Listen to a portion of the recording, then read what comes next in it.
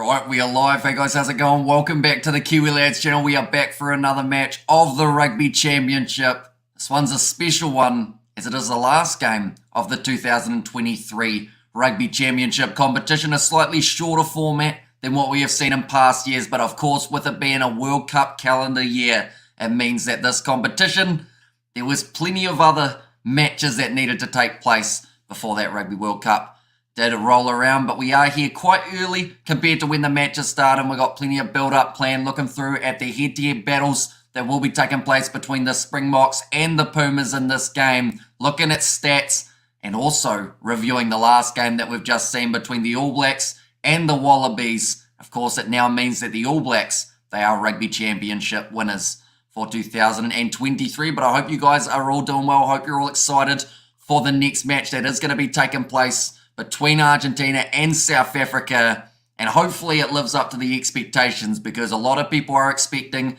after the win that we saw from Argentina last week, they're hoping that there is another game just like that up their sleeve up against the South African side that will be very tough. They've gone with a brilliant lineup here.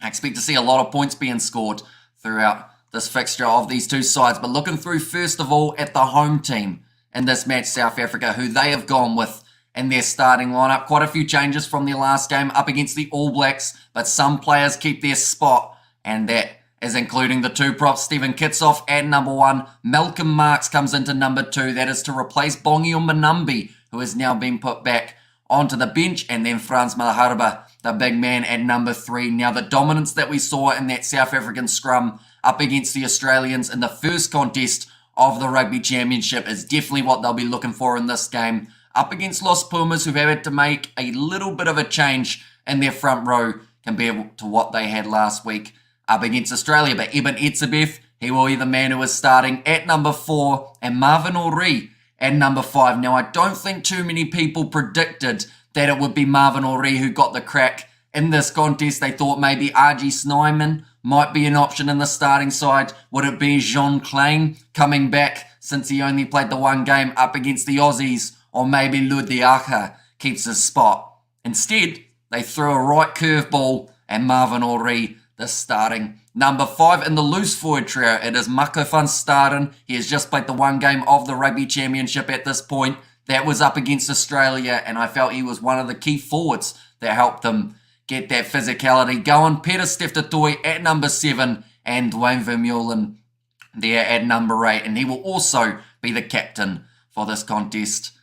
In this fixture, Grant Williams, the starting number 9. So in the first game, it was Kobus Reinach. In the second game, it was Faf de Klerk. And now Grant Williams is the man who steps up to the plate. Wants to have that impact that he's been able to have off the bench in the previous two fixtures. And theoretically, I believe he will be close to having the most game time out of any of the halfbacks throughout the Rugby Championship. That is if he plays a majority of this match up against Los Pumas. Mani Libok making his way back into the starting side. It was Damian Valimza in the game up against the All Blacks. I think a lot of people accepted that that just didn't quite work, having Valimza as the starting 10 rather than Mani Libok, who does also offer that kicking tee option and can create some magic. He actually had, I believe, about 100 running meters in that first game up against Australia. So if he's able to even closely replicate that in this game up against Argentina, Springboks could have some very good go forward. Damien Dialende at number 12. Jesse Creel on his outside at number 13 for the first time in the Rugby Championship. Kurt Learinsa, after coming off a hat-trick in the first match up against Australia, he is now back in the starting side, replacing Makazole Mapimpi. And a lot of people are excited to see what that man can do. But not just because he's on one wing, because he's got Cheslin and Colby out on the other. That is a dream pairing. I hope they're able to perform throughout this last game of the Rugby Championship. And the last man in the starting side will be Willie Leroux, who's had a sensational championship so far. We'll be hoping to continue that momentum, the great veteran, into the World Cup. But we will quickly look through the chat. We have got Bot going big this game, says Jan Lu. And you get some hot chips down the gullet, Hamish, says Gareth. I actually did, but fun fact, first time I've actually had hot chips in like 2 weeks.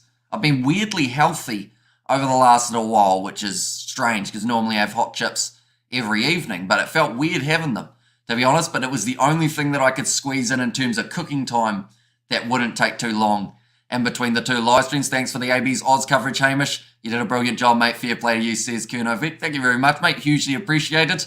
And this will be a cracker, proper upfront bull on bull, says Kurnovic. And the good news is, because Argentina won that last game, they are going to be way more up for this challenge than they would have been elsewhere. But the problem is, sometimes Argentina, they have this roller coaster of momentum, which is they'll play a massively impressive game, and then the next game, it seems completely different, even though it's a similar team. And I hope that's not going to be the case in this game. We will be looking through at their lineup in a very short moment, but they made a few changes, which I'm questioning a little bit. I get they're trying to go through their whole squad, give everyone the opportunity, but perhaps this game was one that you needed a few more of those guys who have been playing well in the previous fixtures to help build your momentum. A lot of build-up. Kickoff is in 2 hours, says Jamie. It is indeed. We actually did about a 2-hour build-up for the All Blacks versus Australia, and it absolutely flew by for that last match.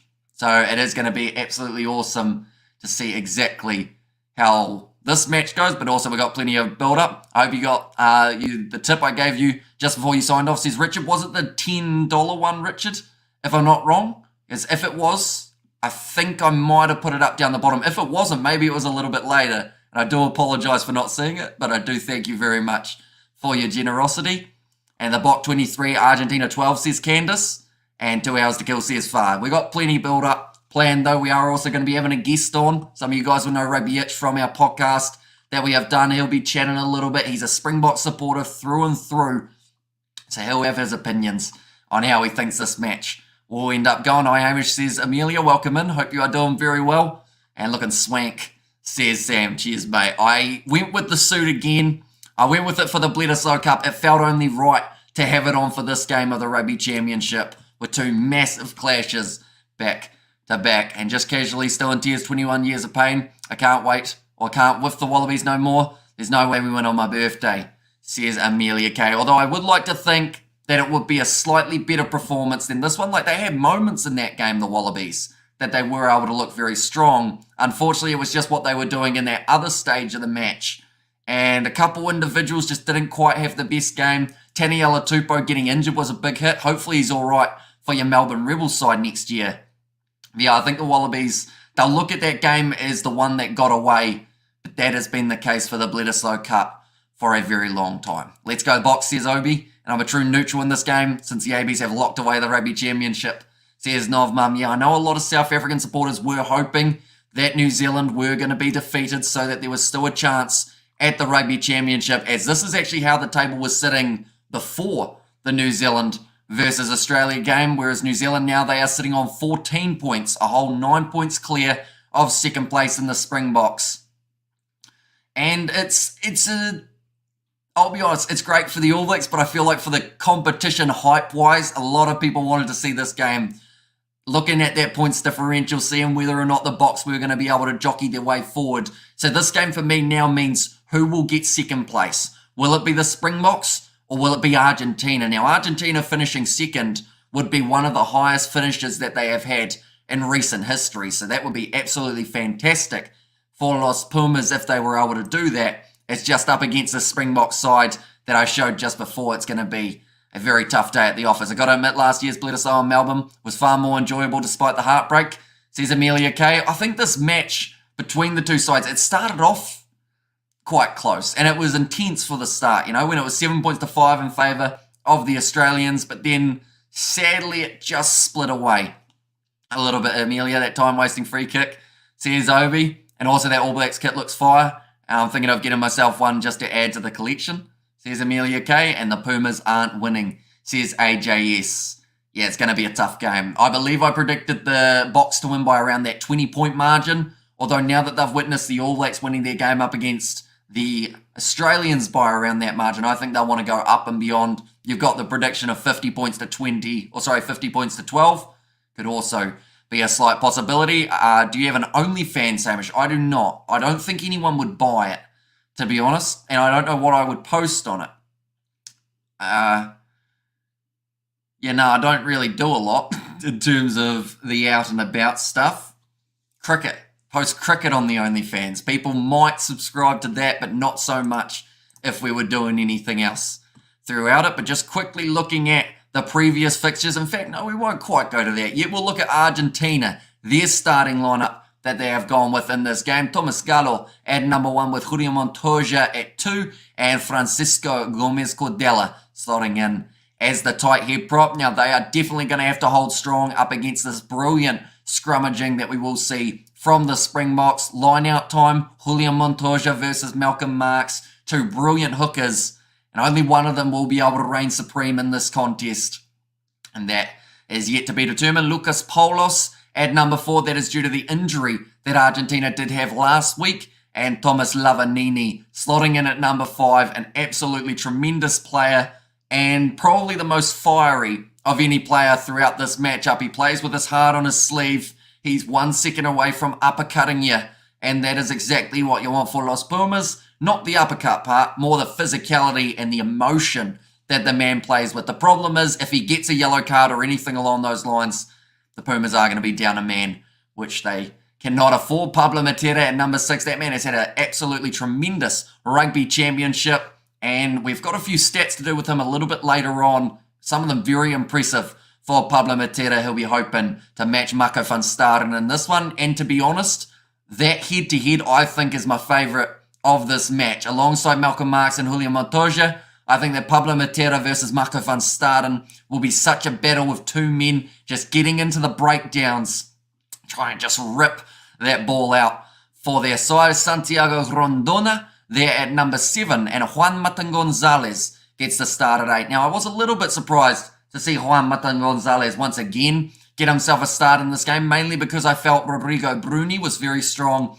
in that first game up against New Zealand. Didn't do too badly off the bench up against Australia, but for some reason they are sticking with Juan Matan Gonzalez. Perhaps they've got an idea for what they want to do in the future, the Pumas, and they have him as a part of that setup. At number 9, little bit of a surprise here. They've gone with Lautaro Bazan Velez rather than Gonzalo Berrano.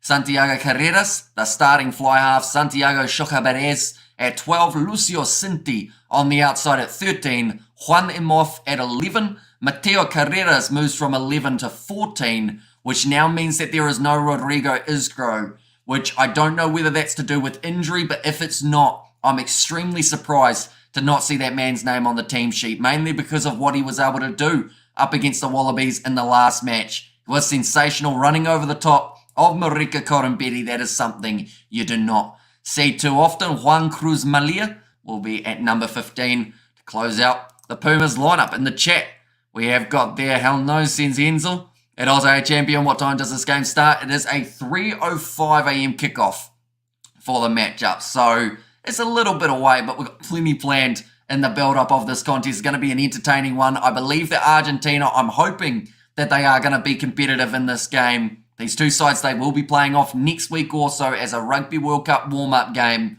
And I feel like after that first round of the warm-up games of the Rugby World Cup, that's when it starts getting real. When we get down to a month away, it's going to be entertaining. Most people get naked, Hamish, says Obi. And also Pumas, you never know, bro. Only fan I would join that, says Richard Trainer. And do you think the All Blacks are playing better footy considering the pressure is off Ian Foster? Nobody expects much, hence the change in mentality and relaxed nature. I think they're just finally starting to gel as a team. It's always the case when a new coach comes in that a side will struggle. But the All Blacks, in their last 10 games, they've won 9, drawn 1. And quite a few of those games took place before they found out that Ian Foster wasn't going to be taking place after that World Cup. So I think it's just that they've started finding a rhythm. They've started getting their selections a little bit better, it would seem. That starting lineup that we saw up against Australia, it could very well be the lineup that the All Blacks go with in the Rugby World Cup, mainly because it just seems like it's not a bad option. There weren't too many players out of position. The only change I've talked about making in that starting lineup is probably Dalton Papali'i out for Sam Cane coming in, and then maybe you look at that left wing replacing Mark Talia with Whainā Nuku or something along those lines. But yeah, it's one of those ones that the All Blacks have found a nice little stride. It could be because the pressure's a little bit off. Anyone here mind if I spoil the winner of Japan versus Tonga, says McBowen? Nah, go for it. Hopefully everyone's got their eyes closed if they don't want to know that result. I know it was 14 points to 12 the last time that I saw it, so hopefully it stayed relatively close. AB's a peak just in time, says Obi, and will love an any fight. Itzebeth, I think those two will get in each other's faces. It's happened in the past. Pablo Matera, I think that he will get in a little bit of push and a shove with probably Itzebeth as well. Itzebeth, he'll be fiery in this game, and he will want to walk away with a final win of the Rugby Championship. If Fozzie wins the Rugby World Cup, we will put 3 letters in front of his name as forgiveness, says Obi. And Itzebeth is a beast, says AJS. And also we have got there, Hamish, have you been to a funeral? Says Far. I mean, I've used this joke in the past, but I just went to the Wallabies funeral, unfortunately, in that last game of the Bledisloe Cup. And good job to the Brave Blossoms, says McBoa. And the fact that Japan have been able to win that game, it would mean now that there's a lot more hype going into that last game of the Pacific Nations Cup next Saturday night, because whoever wins that game between Fiji and Japan, they will be walking away with the Pacific Nations Cup. Definitely if Japan can get a big enough winning margin over the Fijians. It's going to be a very awesome one. Hamish and playing Riders Republic, says Amelia K. And I can't miss another opportunity to hear Hamish pronounce Aransa, says Image. And South African lineup, says AJS. We did go through it just before, but we will be looking at it again in a very short moment. They've made a few changes to that starting side. That's Argentina. So a lot of changes compared to South Africa. But South Africa, Stephen Kitsoff, Malcolm Marx, and Franz Malherbe as the front row. So Malcolm Marx no longer on the bomb squad for this fixture. Instead, will be in that starting lineup, ready to see what he can do. For, I would say they'll give him 65 to 70 minutes in this game. If I'm being honest, I don't see them taking the risk of taking him off at halftime and giving Umanambi the full 40. Definitely if it's a close game. If it's a little bit more one-sided, perhaps. But I feel the longer they've got Malcolm Marx out there on the field, the longer that they will be able to assert some dominance. Eben Etzebeth and Mavrori as the locking duo. Maka van Staden, Peter Steftotoy, and Dwayne Vermeulen, the loose forward trio. The same as what they did have in that first game up against the Wallabies. Grant Williams and Mani Lebok, the 19 combo. 2 changes from what we saw in the last game up against New Zealand. Damien Dialende keeps his spot at 12 after recently returning from injury. Jesse Creel on his outside at 13. Kurt Leorinsa out on the left wing. Cheslin Colby out on the right. And Villy LaRue as the number 15. Do you think Stevenson will be in the extended France squad? It's very tricky to know, because people are talking about maybe he gets a crack next week. But if he's only in there as injury cover, it unfortunately still seems to be the case of he won't more than likely get the crack unless there is an injury of Mark Tilley or Will Jordan. They just seem to be avoiding giving him that first chance, maybe because they don't see where he would be slotting in the future, and they don't want to give him just that one go and then not play him anymore. I know that they got ridiculed for that when it was Peter Gus Sowakula, only getting 1 game or 2 and then get pushed to the side. And he was just coming back from the loss of the Aussies. Hashtag funeral vibes. And Arinsa said that far. And also we have got there, what do you think the Boks and Ireland would prefer to face? Or who do you think the Boks and Ireland would prefer to face France now in the quarter-final? It's a tricky one because we don't really know where France are at. We will get to see that this weekend coming up. They are going to be going head-to-head with Scotland. I feel like that will help us a little bit in terms of how the French side are progressing towards that home World Cup, because, of course, home field advantage, it's a beautiful thing. South Africa, they know that more than most sides when it comes to their record on South African soil. Definitely up against the Argentines. Eddie Jones, his mouth shut, says Tapua. And also South Africa need Jaden Hendrickse back. And why does the South African Stars think Jesse Creel is good? Says AJ, yes, I believe they've gone with Jesse Creel in this contest just because it seemed like the right time to give him that opportunity. They could have looked at maybe using him in the next game up against Argentina, but for now it seems like that is the option that they do want to go with, just to give him some minutes under his belt and see how Lukhanyo goes when he does come off the bench. France and Ireland is overrated, says AJS.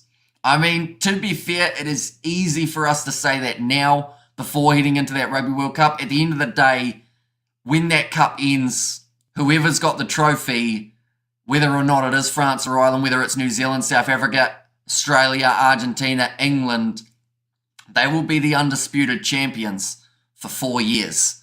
So I look forward to finding out who it's going to be. And the New Zealand economy still stable, says Tino. I think so overall. I don't think the stock market's gone too far down since Eddie Jones played them, but they should be all right for a little bit longer. Perhaps next week is when it's supposed to drop a little bit more for the economy. If anything, it's probably just made more people buy tickets for that All Blacks versus Australia game down south. France and Ireland are underrated. New Zealand and South Africa are overrated, says username. So it does completely depend on whereabouts you are from in the world. Depends on your opinions on who the sides are that you either think are too good or are said to be too good or aren't as good as they're said to be. But I guess that's the beauty of rugby. Everyone's got their own opinions on it, and I guess even though sometimes people don't disagree, we still all watch rugby together, don't we, as one.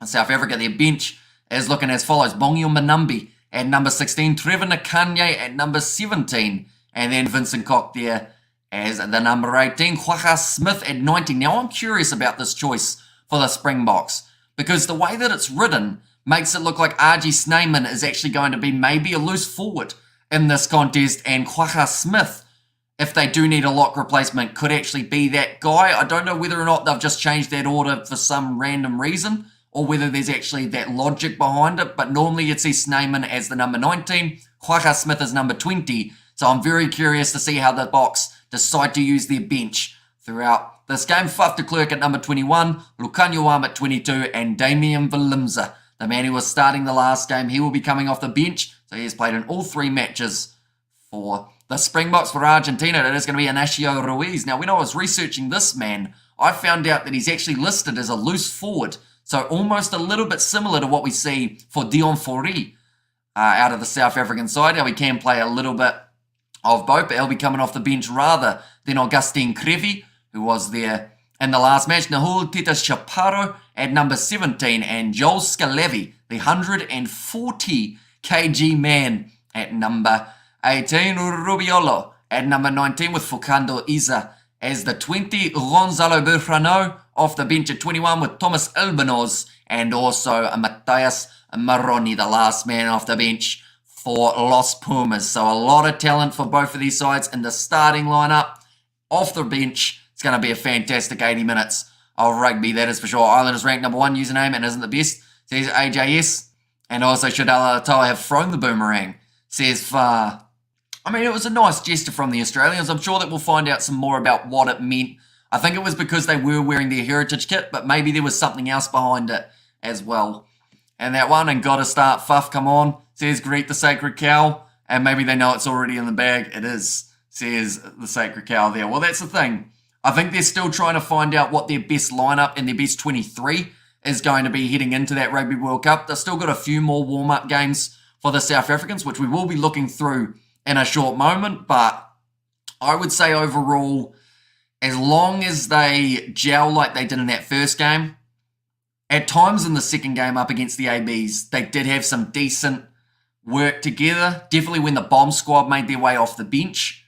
But I would say that this first 20 minutes or so of this game is straight away going to tell us whether or not the Pumas have shown up in the way that people want to see them play, or whether it's more than likely going to be instead the other way around and the Boks are dominant. And Faf is getting old, says AJS.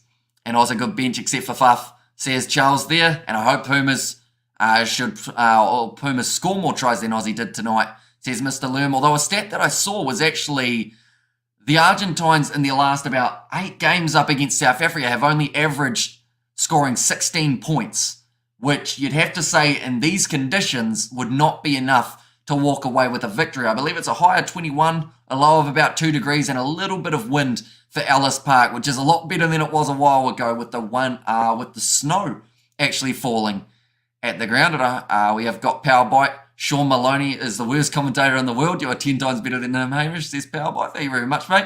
Hugely appreciated. I just hope I have a voice tomorrow, because it might end up cutting out in the near future. They're going to get fined for crossing the halfway line during the haka. Should have thrown it, says Far. I mean, it's a strategic way of being able to cross the halfway line when you think about it. Just say that you're giving them a gift, and then that gift is 2 middle fingers. No, you're not allowed to do that. That would get you in a lot of trouble if that happened at any stage of the World Cup. And Grant Williams, Jaden Hendrickse, and Kenneth Reinach would be my scrummies, says Charles. So where does, I guess the other question, because there is the 4th man in there, you haven't mentioned Faf de Klerk, what about Herschel Yankees? is he your fourth and then Faf de Klerk the fifth, or the other way around? Do let me know. And guarantee that 99% of the Wallabies had no idea what the boomerang stuff was meant to symbolise, says Powerbite. I agree. To be honest, I didn't know what it was. I assumed it was the Indigenous kit and the cultural side of things, but I don't know the exact story behind it. Wind is definitely blowing strong, says Hangarat. And also we have got their only Dialende as a possible dud, says Mr. Wolf. I was a little bit surprised to see that they did stick with Dialende in this game. I was hoping to see a possible opportunity for Andre Esterhuizen again. After the way that he played in the first game up against Australia, I thought that that might have been something that they would look at, but they decided against it, instead sticking with that man in Damien Dialende. It's interesting. I hope he plays well in this game, and I think it was just because he came straight back from injury that he was a little bit rough. Herschel would be my fourth, but he isn't he injured? Fuff has lost sadly, or last sadly lost, and in my opinion, says Charles. And Esterhuizen for me, says Charles, so he's agreeing with that one, and Esterhuizen is getting good. I think Esterhuizen is such an underrated player, and I believe that a lot of people are now just realising, you know, he could take Damien Dialende's spot in the near future. And that's a scary thought, because we know how strong Damien Dialende and Lukhanyo were as the centre pairing. So to then lose that centre pairing for Esterhuizen, which could be a Dialende 2.0 kind of vibe, that's danger for anyone facing them. I'll say it. South Africa need a different kit as well, says Obi. And that kit is a must-get, says Obi. And the choreography of the Aussie dance before the AB's game blew me away, says Charles de Kock.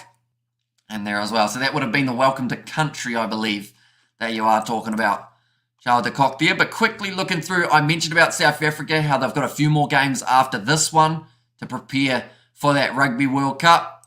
Here are their upcoming fixtures. Next week, it says 7:10 a.m, but I believe that is actually a 10:10 a.m. New Zealand time kickoff, which will actually be 12 p.m. at midnight for you guys in South Africa. So quite a late night game for Argentina facing the Springboks. Wales taking on South Africa in 21 days' time. That game is yet to be confirmed of a time, but it should be an entertaining one at the Principality Stadium. And then New Zealand versus South Africa on the Saturday, 6:30 a.m. at Twickenham Stadium. That one's going to have a World Cup final vibe, a World Cup final feel, and should be an entertaining game. But the problem is, both of those sides unfortunately have potential of injuries in that contest, and that is the last thing that anyone does want to see. Then their first game of the Rugby World Cup, it will be at 3:45 a.m. on the Monday morning, the 11th of September, and that is up against the Scottish, in which they will be looking to put on the big performance, start their World Cup off well. And yeah, the interesting part of it is they've actually got about a 16-day break between that game up against New Zealand and their first game of the Rugby World Cup. Now, that may not sound too long, but sometimes getting into that rhythm of playing week in, week out, some sides love that feeling and just being able to keep that rhythm flowing. Whereas the Springboks, I feel like having that little break, maybe we don't see them come out completely firing in that game up against Scotland. But I wouldn't want to be Romania in their next one, because I think they're going to go with a whole heap of changes that might end up working in the better for them. It could be very awesome. See how they end up going. But looking through at Argentina's game, like I mentioned, that game last week, or next week, sorry, up against South Africa. Then they play Spain in 28 days' time. 42 days' time, they have England, and that is their first game of the Rugby World Cup as well. They are a part of Pool D alongside England, Samoa, Chile, and also Argentina, who they do play. Oh, sorry, not Argentina. They are Argentina. The other team in their group is Japan, who they do play down there where we don't quite get to see. And Andre Esterhuizen and says AJS, and Esterhuizen improved dramatically since he went overseas. Could play with either. He is that good, says Charles. And I think the reason they've got Lukhanyo off the bench in this game is they're trying to get him back to that form that we are used to seeing. He's normally sensational. He's been a little bit quiet this year in the Rugby Championship. I think a lot of people would agree there. But once he starts finding his momentum, I mentioned about it on one of my previews. When he has a good game, he has about 10 good games after that. And then that is when he's at his most dangerous. That is when it is extremely hard to defend against him, because he just finds gaps, he finds offloads, breaks through tackles, can out the box towards many victories. And also, did you watch the All Blacks, says Tahana? I did indeed. And we did end up doing the commentary for that contest as well. I won my first rugby game this season, says Tahana. Awesome stuff. You weren't happen to be playing for the local team, were you? I know that my cousin came down to play them and they lost. The travelling cousin, that is. The local boys managed to beat them pretty badly. And it's a nice runs of games starting in the World Cup for the Box, says Charles. And also we have got there, complete with Stompy and a host of angry locals, says Powerboy. And also we have got there, it's an easy run of games up to start for the Rugby World Cup for the Box. Maybe too easy. Of course, they will have a couple challenging games near the end with facing Ireland.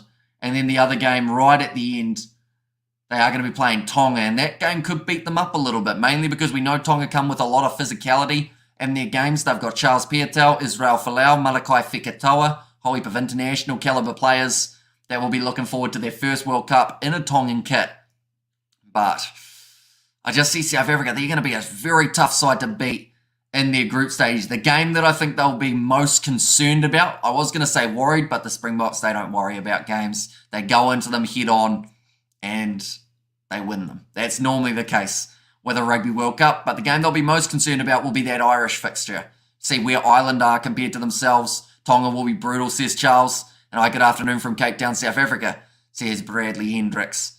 And there as well, welcome in, mate. I hope you are keeping well. I hope you enjoyed that last game. If you did get a chance to catch it between New Zealand and Australia, the Bledisloe Cup and Rugby Championship game, it did take place not too long ago. I hope South Africa don't pick up a lot of injuries today, says Hangarat. Yeah, this game and the game next week, injuries is definitely the last thing the Springboks want. We've seen for Australia, they lost Alan Alaratoa in this game up against New Zealand. They also lost Tini Alatupo. So two great players, two great props that they are now going to have to go without in their upcoming games. And to be honest, that is really concerning. You don't want to be the team that's losing all of your players just before a Rugby World Cup. And yes, it opens up the door for a young player to take that spot and possibly get himself the chance, but you still would much prefer having that veteran of the side there. Lucanio Arm is playing badly. Diolinde is playing terribly. Rassi really thought he could just pick the World Cup 2019 squad again 4 years later, says Power by. And I think they've both been a little bit unlucky due to returning from injuries. So they may be better by the time the World Cup comes around. Jesse Creel and Andre Easthuizen, to be honest, I would have liked to see as a combination just to see if it works. Like Jesse Creel, he gets a lot of slack, but maybe you just need someone else in that midfield combination to see if that changes it up. And Bot gonna bash these mugs. It'll be the battle of the superior barbecue. Now, I've seen the Argentines. They eat a lot of meat on that barbecue, but it's BBQ versus braai. And I guess it's big chunks of meat versus borrowers. Which one would you guys prefer? I guess it depends on the meat, doesn't it?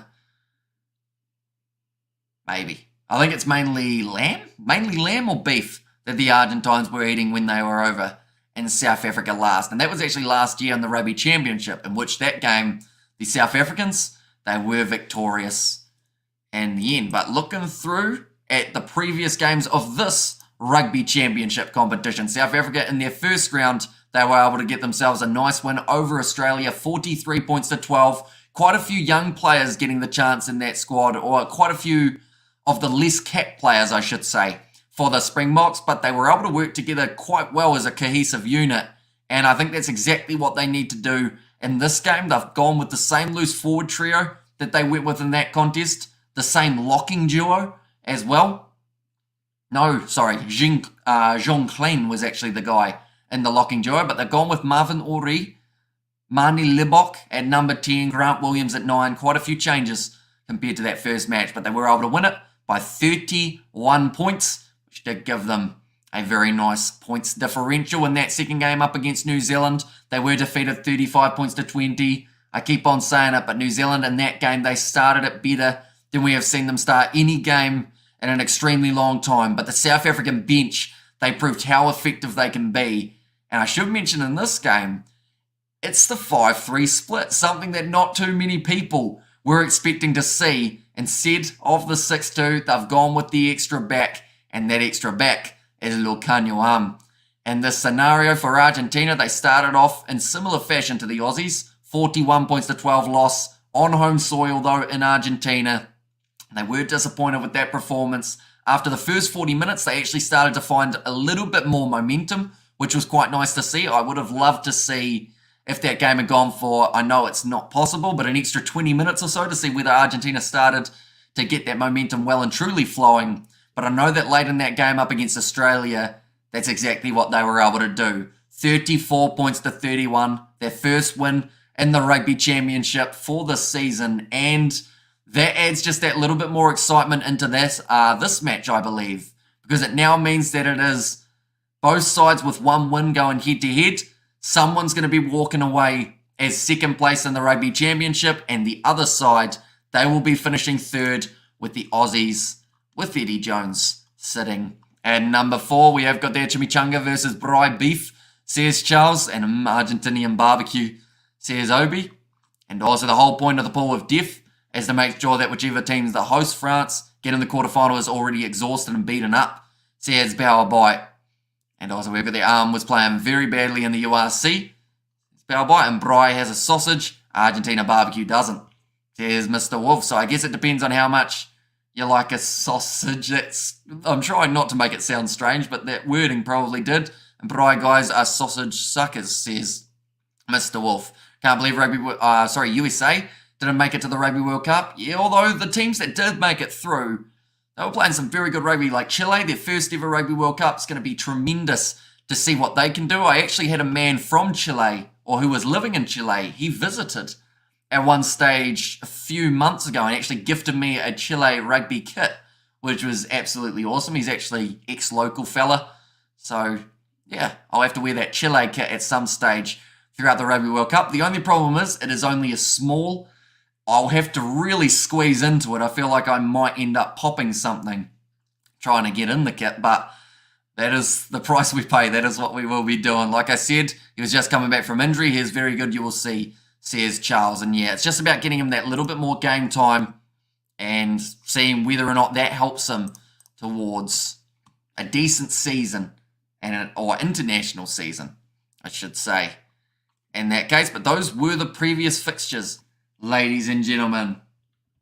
Now, I will quickly go like this. We are going to be having a guest on very, very shortly for this live stream. So anyone who is new, be sure to leave a like and subscribe. We are only sitting around an hour and 30 minutes away from the kickoff, which sounds like a long time, but it's no longer than a normal podcast or somewhere around there. We will be chatting throughout the whole build-up. We haven't even started the head-to-head battle stats that we are going to be doing. We're looking through at every single player in the starting lineup, putting them up against their opposite number, and as the chat and myself, we are going to be determining who is going to win that battle out there on the field and see how many of them we can get correct. So that's something exciting to look forward to. But like I mentioned, the guest, he is just around the corner from joining. What I will quickly do is I will go like this and this.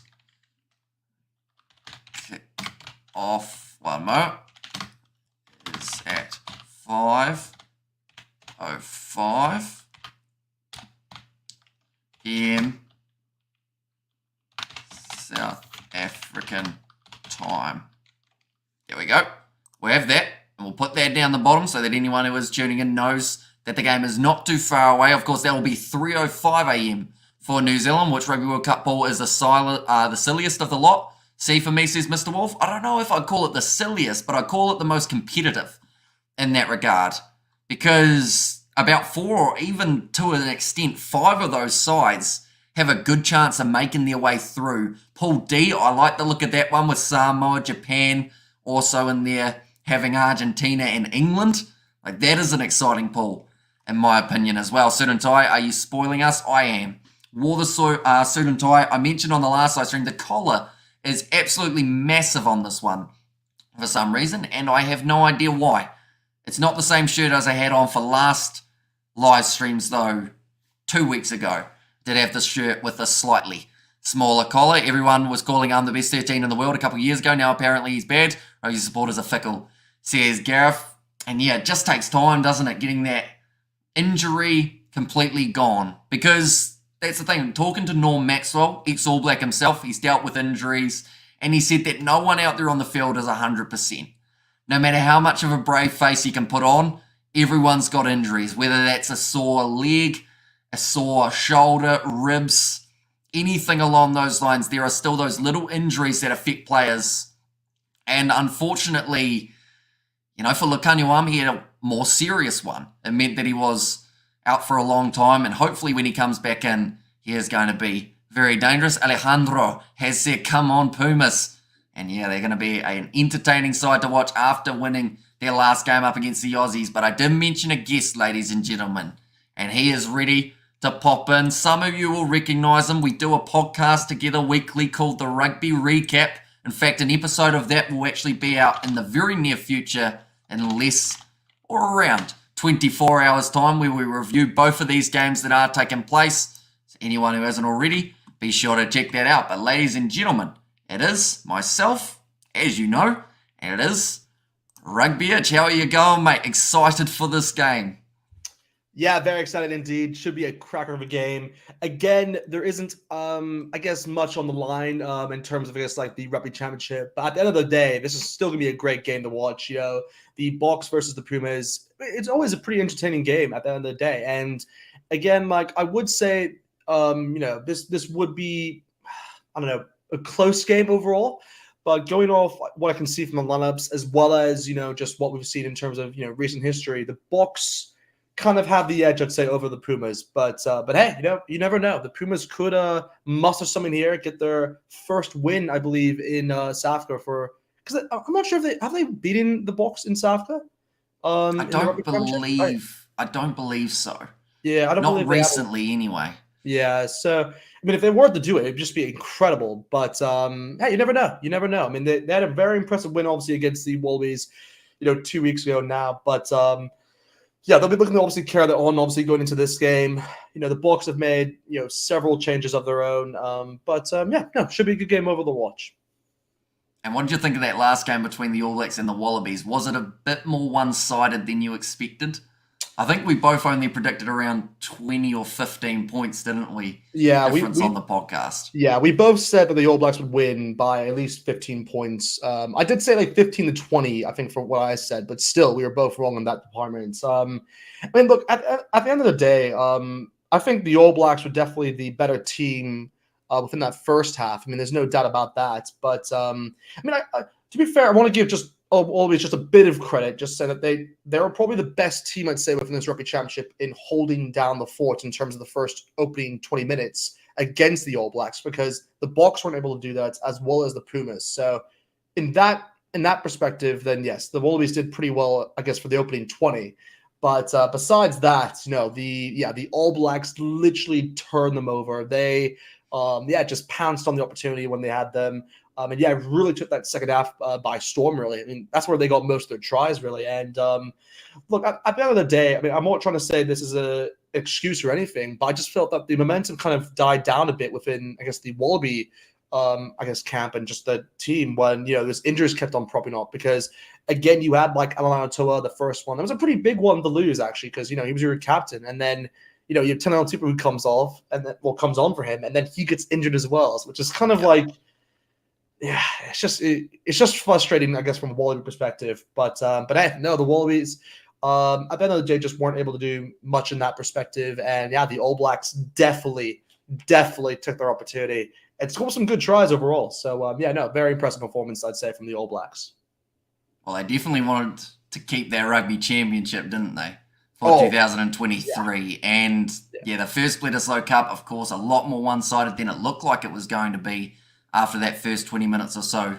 Like you mentioned, we have got there, I hope the Boks don't have an off day, says Nelson. Well, that's the thing. They've been playing good in moments, I would say, throughout that All Blacks game. They had that nice little patch when they had the bomb squad come off the bench, and they were able to have quite a nice impact in that one. Whereas in that first game, they didn't really put too many feet wrong up against the Australians. They were able to start fast. Although, to a certain extent, it was after that first 10 minutes, it was around that 10 to 30, that Kurtley Arinsa, who is playing in this game, was able to start tearing it up for the Springboks. Of the changes that they've made, do you think that Mani Libok at number 10, first of all, is the right decision? I think a lot of people are saying yes, where would you put Valimza as well off the bench when he does make his way on the field? Yeah, I mean, to answer your first question, I'd say definitely, yeah, Matty Libbok is definitely the right choice, I'd say, at number 10. I mean, with Hunter Pollard still out, again, I mean, I don't even know when he's going to come back, actually, because originally a lot of people were saying he may be available for that game against Wales, and then they've now kind of said he would be available then for that, New Zealand game when we face them in Twickenham. And then now it's looking like, he could be only available for that first test match, obviously the first game of the World Cup. So it's really, just all over the place, really, in terms of when he'll get back. But until it happens, Libbok is definitely going to take that opportunity. And I think, he's definitely the right choice at number 10. Again, he's just someone you can rely on in terms of, I guess, being very creative. I mean, look, Williams is also a very creative option at 10 as well, so I'm not going to deny that. But I just say more someone you can rely on kicking, I'd say Libbok gives you that. So, yeah, for number 10, I think that's kind of suits him best. And yeah, to answer your second question, Williams, I think he really is going to be probably the best option off the bench. And I think he'll probably cover more, I'd say, for Willie LaRue rather than Libbok, because I'd rather see Libbok play the full game, because I don't think did Libbok play the full game when he faced the Wallabies? I'm not sure if he did. Did he play the full game? Not quite. I think Damien Valimza got about the last maybe 10 or so minutes, although during that time he did only touch the ball once. So that is why we thought he may have had the full 80. Well, in that perspective, then, if it's a similar kind of minute swing, maybe for that, maybe like at least to the 70-minute mark for Libbok, then I'd be pretty happy as a Bok fan. But yeah, like you said, Williams should be able to make an impact off the bench. And the fact that they've got that extra back option off the bench also, having Lukanyuam there, I'm looking forward to seeing what he can add to this side later on in the contest with that bit of extra experience. The Argentines, a couple interesting selections. At the time that we filmed our podcast, we didn't actually know who they were going to be going with, but no Agustin Crevi in this side, no Rodrigo Bruni, which was a little bit surprising, but I think even more surprising, no Rodrigo Isgro. At number 14, instead Carreras jumps to the other wing, and then Juan Emoff comes in as the number 11 for this contest. But it's going to be an entertaining contest nonetheless, because both of these sides, they have something to prove. Both having one win in this Rugby Championship. Whoever wins this gets second. And I feel like, yes, New Zealand have got themselves first place, but you know what they say, first the worst, second the best. So both sides want to be the best, and that's available in this Rugby Championship fixture. Someone mentioned about your Hong Kong kit as well. Yeah, of course, Hong Kong, man, kind of through and through alongside the box, aren't you? Nice little split between the two sides. I'm never going to... I mean, the thing is that I still don't have that Pumas jersey. I mean, kind of... That's probably the longest jersey that the jersey I've always wanted, but just haven't been able to get it. And even like on the Rugby World Cup site, like they've already announced their jersey for the World Cup, but for some reason, whenever I go onto the Rugby World Cup site, they still haven't made it as an option where you can buy on the shops. So, I mean, I'm going to be so disappointed if that isn't available on the site. But we'll see what happens there. But no, go to Rep Hong Kong. Always repping them when it's Box, whenever the Box play, because unfortunately, the Box obviously have a green kit, and I'm not really able to wear it when using the green screen in it. Indeed, which is like heartbreaking for me, because I'm like, I want to wear all the Box jerseys I can. But I think most of you guys know, whoever of course, who comes on the channel knows I'm a Box fan. So they'll take that with pride. I can wear at least the Hong Kong jersey and kind of still rep my boys. Do you think I should get an all green suit for these live streams? So that I'm just a floating head. Yeah, just be a head. Yeah, exactly. Just a talking head. Yeah, that could work. And then I'll have a different coloured tie, so it's just a dangling tie and a floating head. Yeah, it'd be like a Christmas tree. Where's Boffelli? Says Mr. Wolf. Great question. They have actually left out quite a few players. He's Nicholas Sanchez as well. He's the biggest name that's been left out of this out of the starting 15, because he's literally been a player that's kind of like helped the Pumas get some impressive victories actually throughout even like this year, obviously with the Wallabies, as well as last year in particular. So yeah, for him to be not even even off the bench is like kind of remarkable. So I guess they're just resting him. Maybe, I'm not sure if there's an injury problem with him, because I haven't seen any reports on that front. But just again, it gives obviously more opportunity for other players to play. So yeah, fair enough. Yeah, because for the Argentines, I always find it very hard to find stats on some of their players. So I haven't really seen too much injury news overall. I was trying to find their caps earlier on today, Yeah. And that was pretty much a lottery of just random numbers that were like, okay, that seems close enough for that man. I totally agree. Valimza is a better fullback than fly half. Valimza sub Lebok in the second half. Says Charles, and Pumas have a good backline. They do. They've actually gone with a couple slightly newer names in there with Santiago Chocabrez at number 12 and number 13, Lucio Cinti. In fact, when we think about it, other than Mateo Carreras and also Santiago Carreras, is this almost an all-new Argentine backline? Exactly. And in that case, is this the game to be trying it when you're up against the Springboks? But or was it next week's game that they should have done it, do you think? I think what they're planning to do is that they actually, in a weird way, I know this is kind of a bad thing to say, obviously going pre-game, but I think they really have the intention where this is not the game where they want to like play their A team, essentially, if you want to say the least. What they kind of expect will be their World Cup, starting 15 going into those games. I think this is really more of a game where they want to get players a bit more experienced, and then going into next week when they face the Boks in Argentina, that's when they can pounce. That's when they can take their opportunity, and then maybe, just maybe, get a victory over the Boks, which would be very, very crucial for them, obviously, in the build up to the World Cup. So maybe that's the game plan. I mean, you never know with Checa. I mean, he has always something up his sleeve, but I'm just excited actually to see Choco Barris. I think he's probably the player I'm actually looking forward to most to see in terms of that back line, because he was actually great for the Pumas back in the day. I think it was like 2021, I believe, when it was like the COVID year when they were playing all those games in Australia. Like he just came out of the blue, really just in terms of like making his debut for them then, and he was just, he kind of reminded me. Like, I'm not saying he's going to do it now, but when he first came onto the scene, he kind of reminded me of like an Argentinian like Lea Mape, like how he was just able to kind of break the line and like just like gain a lot of meters in the process. So you never know. Maybe he's able to do that once more. But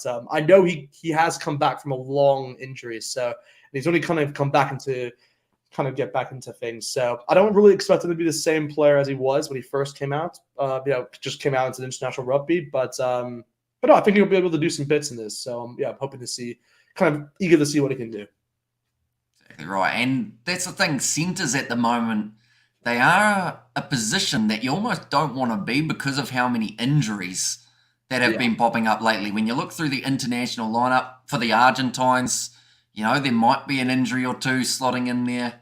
In the midfield for South Africa, Lucanio Alma and Damien Dialende, both coming back from injury. For New Zealand, Anton Leonard-Brown coming back from an injury recently. Jack Goodhue out with injury. Quinn Tupaia, David Havili. For the Aussies, they've just recently lost Lina Katau. So it's a position that you don't really want to put your hand up for, but it can be a position that certainly unleashes that backline. And I think that this combination of Chocobarez and Cinti, it's going to either be great and Argentina will be like, yep, we found a combo here, or I worry that the Springboks are going to be able to break it down pretty early, mainly because they've got a couple quick men on the outside. Maybe they start drifting wider and then you carve up the middle for the box. And this one, where's George says Image, he will be well and truly asleep at the moment, seeing as it is 1:53 a.m. New Zealand time, but we will be filming tomorrow, myself and George. So that'll be something. I think it's tomorrow late afternoon, and then myself and you are filming the podcast tomorrow night. Something along those lines. And then we've got the Ashes straight after, so it's going to be a busy day. Hopefully my voice is still there during that time, and I'm back. Kiwi Lad says, Joshua, welcome back, mate. Hope you are doing very well. I should also mention, anyone who hasn't already, be sure to subscribe to Rugby Itch. He is only 25 away from the 1,000 on YouTube, so be sure to check him out if you haven't already. Help him get to the 1,000. I'm sure he'll hugely appreciate it. Yeah, let's make it happen, guys. We're getting ever close to that goal. That's kind of like the mark we want to achieve before the World Cup starts. So if we can make that happen, that'd be, just be grateful. Mm-hmm. So if you had to pick a key player for both of these sides, only one individual. Normally we pick about three, but in this game, I'm saying one guy, Tim. Who is the man who's going to turn this game around for either team? Yeah, for either team. So like really just one key player overall. Okay. Jeez. See, I normally actually go with someone from the Pumas here, but it's just one of those like where I just think it's going to be so difficult to choose a Pumas players here because they're playing away. It's not really like it's not the strongest team they could have pulled out. So I think I'm going to look more towards a Springbok perspective here and pick a player from them. And I think the player that has kind of the player I'm actually interested to see what he can do actually, and probably my once-watch player is actually Jesse Klill. He's probably the player that I'm interested to see what he can do because, again, to what I recall, he hasn't had a lot of minutes in this Rugby Championship so far. So, because of course, with Connie Williams taking most of it, which is kind of expected at the end of the day. But just fascinating to see what he can do, of course, because with Lucanio obviously just not in the form that we all kind of expect him to be in.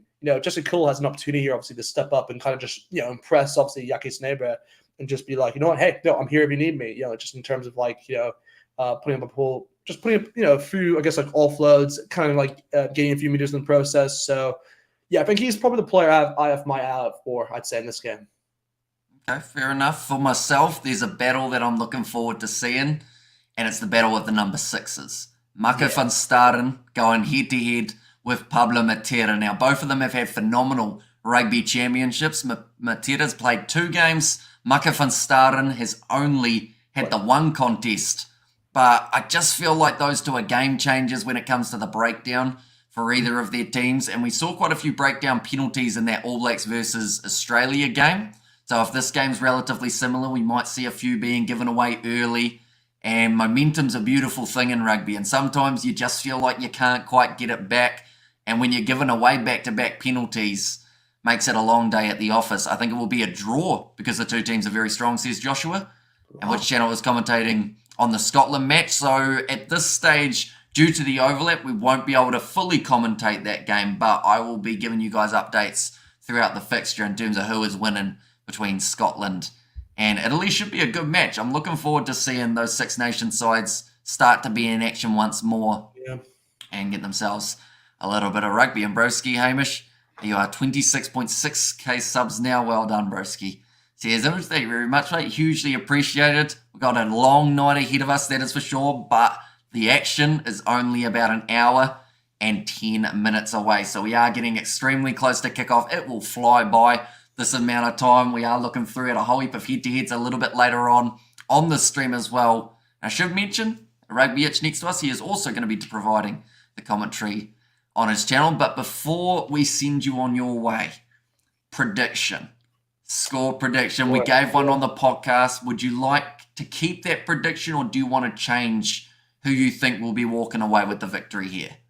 I'll be honest. I know I think I swinged it towards the Box favor on the podcast, but I can't remember the margin which I actually said for that. So I think, look, I'll be honest with you guys. I think the Box will win this. I believe, I think I said by above like 15, I think, for that. I think I said something like 38-14.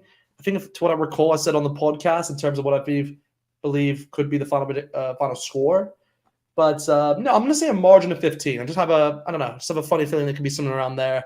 I just don't think I'd be very impressed if the Box go full out and just, put a dominant performance in. But I can see it more being I'm not going to say as balanced of a game, but definitely a more competitive game, instead, at least you could say, between these two sides compared to what we saw against, the Wallabies and All Blacks, before this.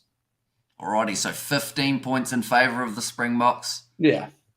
See whether or not you are correct, but nonetheless, I think I shall let you go, let you get all prepped up, ready to go for your live stream. It's been great to have you on once again, mate. And yeah, like I mentioned, be sure to check out Rugby Itch and also check out the podcast that we do together, which is called the Rugby Recap. And nonetheless, enjoy the game, see whether or not your prediction is correct. Will do. See you, man. See you later.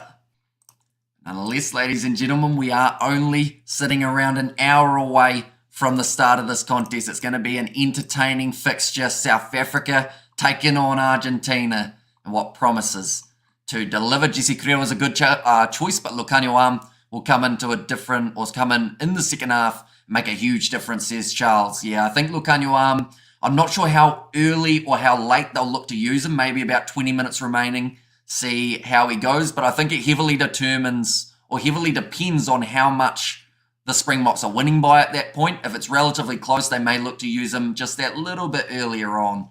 But if they're going all right, they may even look to just give him 10 minutes at the end just to not risk him. How to get picked for the Springboks, get injured 3 to 6 months before the World Cup. Pola, Khaleesi, Oxnishye, says RJJ, Marco van Staren is a beast, he is. And we are going to be looking at some head-to-head fixtures or head-to-head stats to do with quite a few players in the very near future. And it pairs nicely with Wars, says RG. And also we get their chimichanga steaks being served shortly. Says Charles and Box are ready to eat Argentina, and the ABs versus Wallabies pre-match flew by. You did an amazing job, Hamish, says greet the Sacred Cow. Thank you very much, mate. It actually, went a lot quicker than I did expect it to. To be honest, I thought that it may have been a little bit too long of a build-up, but in the end, it almost seemed like it wasn't quite long enough for us to get through everything that we did want to get through. But they are just showing here at the moment the ground where this game is being played at Ellis Park. Entertaining game just around the corner. I have promised an entertaining game, so if it's not, I'm going to be quite sad.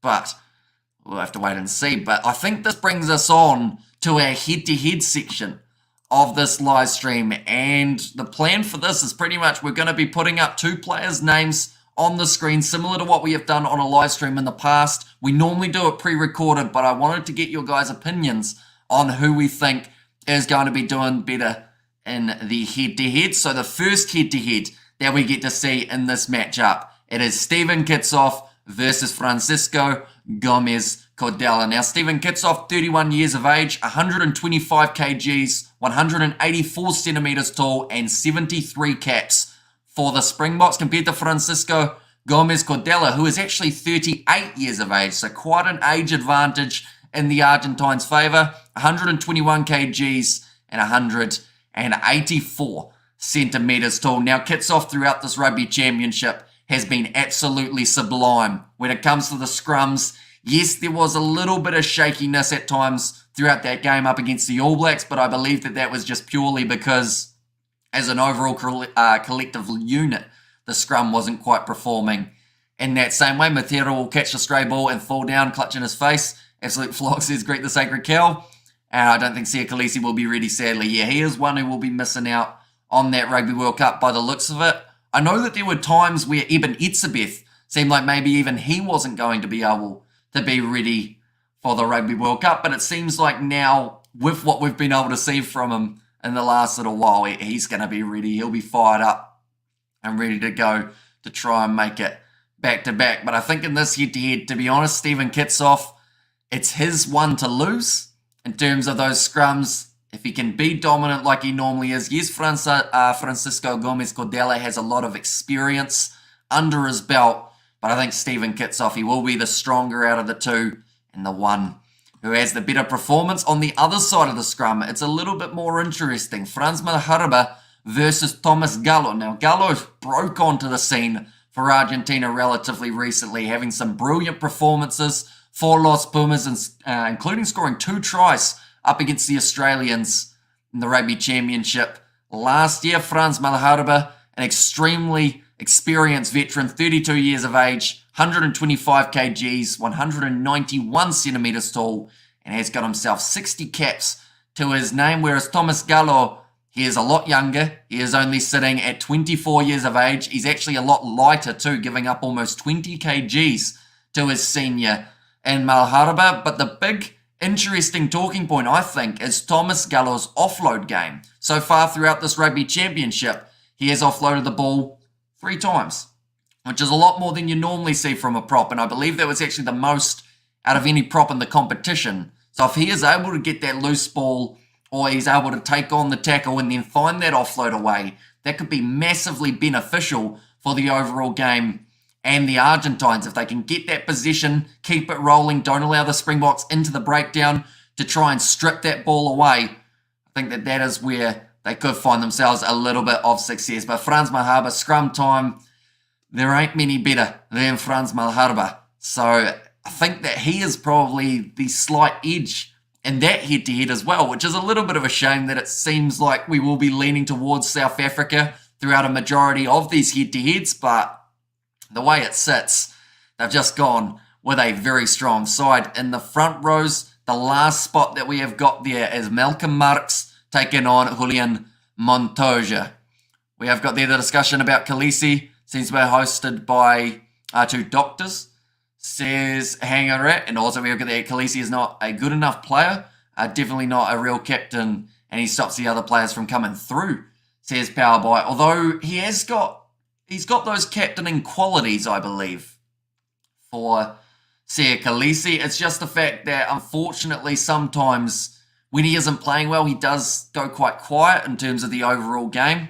And Hamish, can you tell me that you will commentate on the first half of Scotland versus Italy game, please, says Powerby. I mean, I can keep you guys updated on what is happening in that game, but during that one, we will still be giving you the preview for this match as we get just that little bit closer. Charles has said, being lighter, I would expect him to have a better offload rate, but is that really his job? Well, that's the thing. He's not supposed to really theoretically be offloading, and that's why I found that stat so interesting, that he did have 3 offloads throughout the Rugby Championship. He's willing to take on those risks that some props wouldn't want to, because normally if they end up throwing the offload and it doesn't work, then they get in trouble. People go, why is a prop doing those?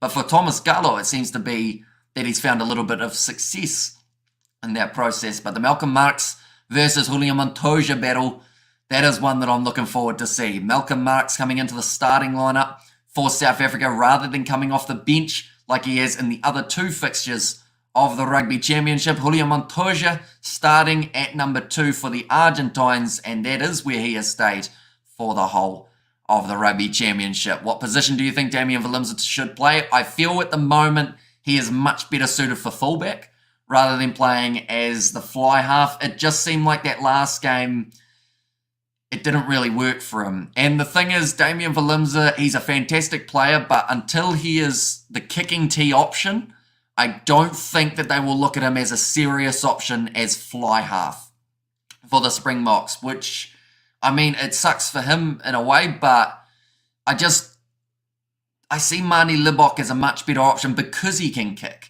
And that doesn't mean that you have to have Faf de Klerk or Chesil and Colby in the starting lineup, because in this case, if Damian Willemse was starting 10, they would more than likely have Chesil and Colby as the kicker, which, I mean, I didn't think Damian Willemse's kicking originally was actually too bad, but they just don't seem to back him at international level. I mean, we backed Bowden Barrett for the All Blacks for a while, and he was kicking at like 30%, but he kept that spot because he was a good player around the field, and luckily the kicking got a bit better along the way. Marx is the premier player for getting and stealing the ball back. Yep. And that is exactly what he'll try and do. Although Julian Montoya actually relatively good at getting those line out, or sorry, not the line out, getting the turnovers and the breakdown as well.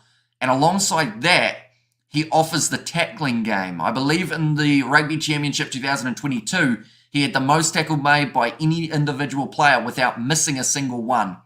By the end of the season, that stat started changing a little bit, unfortunately, due to just the wear and tear of playing so many minutes. But I think this is definitely one of those must-see battles. Malcolm Marx, I'm curious to know how long they give him. And this one, Willemse's drop kicks a smooth, maybe just drop kick those penalties and conversions. To be fair, it's surprising that we don't see anyone really trying that. Although, when you see how successful they are in sevens with that tactic of drop kicking, you maybe can understand why. But if you can slot drop kicks over from 25 metres, why not do it? I mean, they probably get told off, to be fair. It's probably not considered the right thing to do, but yeah, if it works, it works. And Khaleesi is no captain.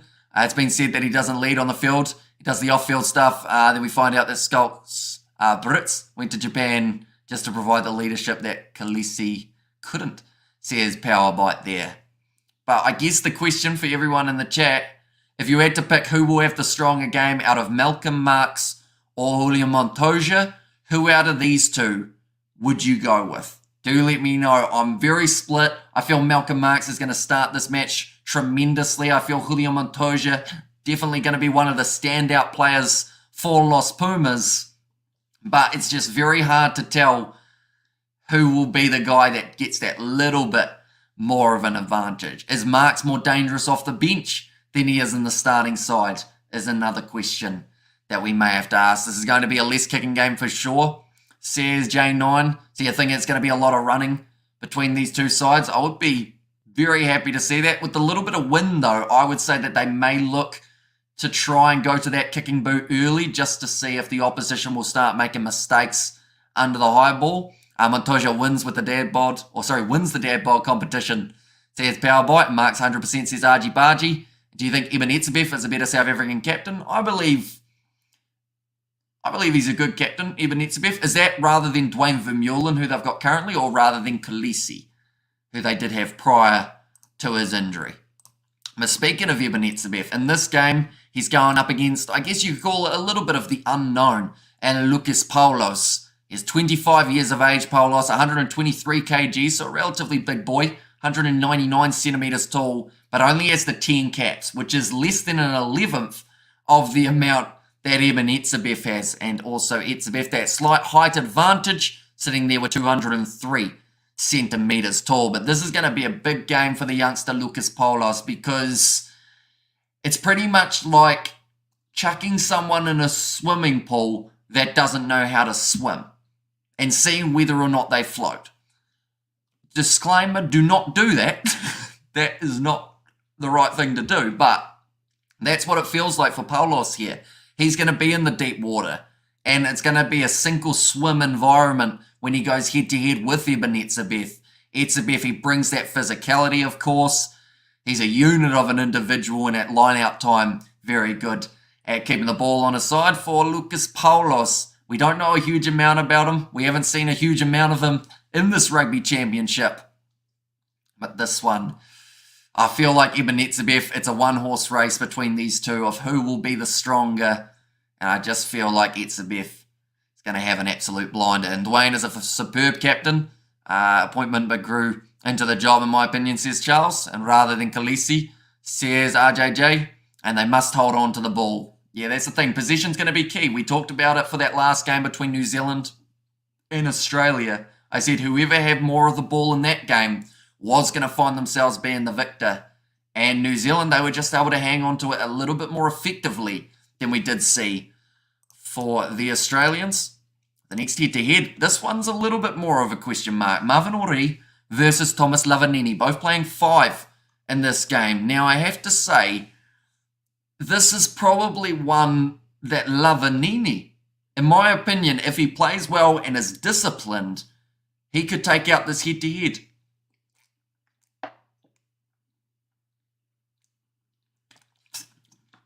And the reason I say that is because Lavanini, he plays with passion.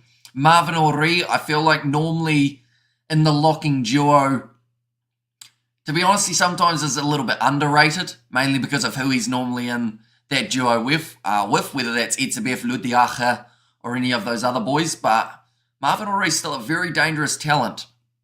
And yeah, I think I'll still go Lavanini, though, in terms of who will be the better out of the two. And RG Snyman for me over Marvin Ori. I think a lot of people thought RG Snyman was going to get himself the chance in this contest. And if it wasn't RG Snyman, people were thinking maybe they go with Ludiacha again, or maybe they look at giving Jean Klein an opportunity at number 5 rather than 4.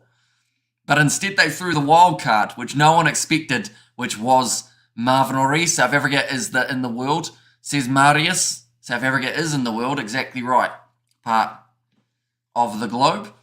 And which of the starting locks has the best stats? Says Eric. So far throughout this Rugby Championship, you'd probably edge it to Eben Etzebeth, although I think Thomas Lavanini's a close second, but that could also be because of the fact that Lavanini's played 2 games. So kind of averaging it out.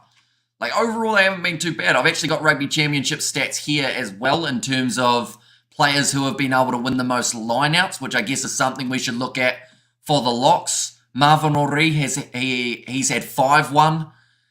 Matthias Alimano had 4, and RG Snyman actually has 5. So no sign of Etzebeth there for the lineouts 1, and actually no sign of Thomas Lavanini either. Instead, they normally look to Alimano for that option. And Jean Klein was good for me in the game versus Aussie, says Charles. Yeah, I thought he was very impressive for the match, and I hope that he does end up backing it up with a good performance in the next game that they give him, which I believe will be next week. I think if they win this game comfortably, they'll look at him as another option, seeing how he can go over in Argentina. And also we have got there a little bit earlier on, Elton for captain, Cocaine Hookers in the changing room. from Gareth. And what minute does Lavanini get a card? Hopefully not until after the game. You know, a little bit later on so that we get to see a decent performance from him. Because, like I mentioned, in this head-to-head, I think if Lavanini can keep his composure, he could actually be the player out of the two who is the more effective. Do you think South Africa is the best? Says Lawrence. I think they're right up there at the moment around the world. I think that they've got a brilliant talent pool and they are slowly building their way into momentum towards their Rugby World Cup. What way do you see Scotland and Italy game going? I believe Scotland will be the better out of the two, although it will be interesting seeing Scotland without Stuart Hogg due to his retirement. South Africa is the best. And also we have got the Etzebeth only play versus the All Blacks. And I pointed out what the All Blacks did to negate the Bok line out, says Charles. And also I wonder, is Cheslin Colby on the game? He is. He is going to be playing number 14 in this matchup.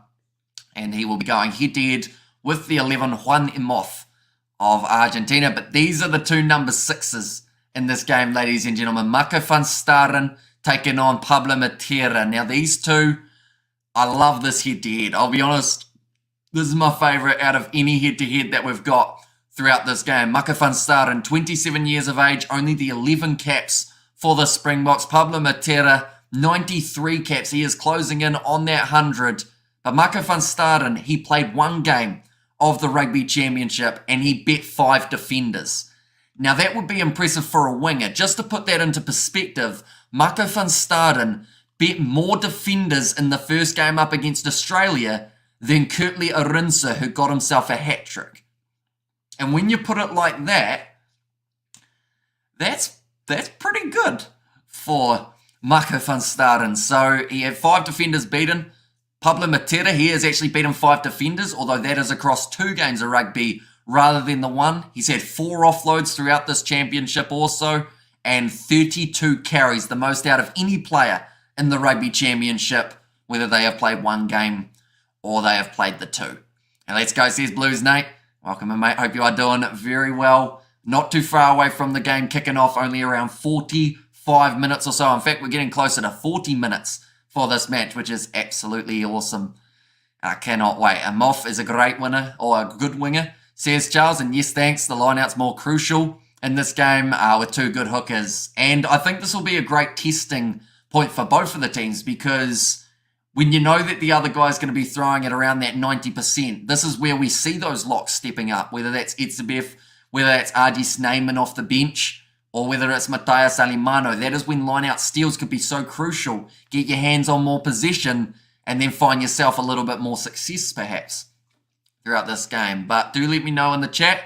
Mako van Staren, Pablo Matera, who out of those two do you all feel will have the better performance in this matchup? For me, I'm a little bit split between them, to be honest, mainly because we know how talented they both are. We know what kind of impact they can have in a contest. I think it's going to be an absolutely awesome one to see them go head-to-head, though. RG's love to run with the ball from the 8th man, says Charles. And that is actually, in this game, going to be Juan Matan Gonzalez. But that is not the next head-to-head. It is number 7 in this one. Peter Steph Toy versus Santiago Grondona. Keep this one relatively brief. Grondona, we haven't seen a huge amount of at international level or in the Rugby Championship competition. He's only got the 11 caps compared to Peter Steph de Toy, who has the 68. Also had a good impact off the bench up against New Zealand. So Peter Steph de Toy, I think out of those two, he's going to be the big one in this match. And also we have got their boss, says Lawrence. The number 8 battle, it is the captain, Dwayne Vermeulen versus Juan Martin Gonzalez. Now, interestingly enough, Juan Martin Gonzalez for the Argentines has actually won 12 lineouts throughout this season. So they do often look at going to him at the back if he is an option there alongside Matthias Alimano. But they will be more likely to use Juan Martin Gonzalez than they are to use Alimano.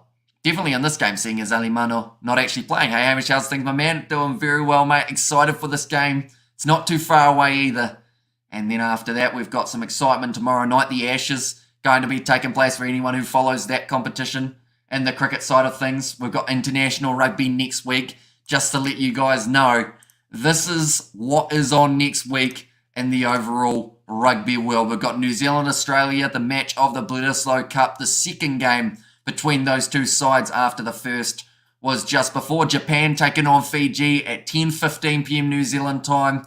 That will be the decider in the Pacific Nations Cup. Romania play the USA, Uruguay play Namibia, Chile taking on the Argentina XV, and I believe that they are actually playing in the near future as well, the Argentina XV, so we'll have to keep you updated on that game if it has taken place at the same time as this one. And then Argentina playing South Africa. It is 10:10 a.m. or midnight in South Africa for that game. Should be an absolutely awesome one. Scotland play France at 2:15 a.m. Wales play England at 4:30 a.m. And Ireland play the Italians at 7 a.m. New Zealand time.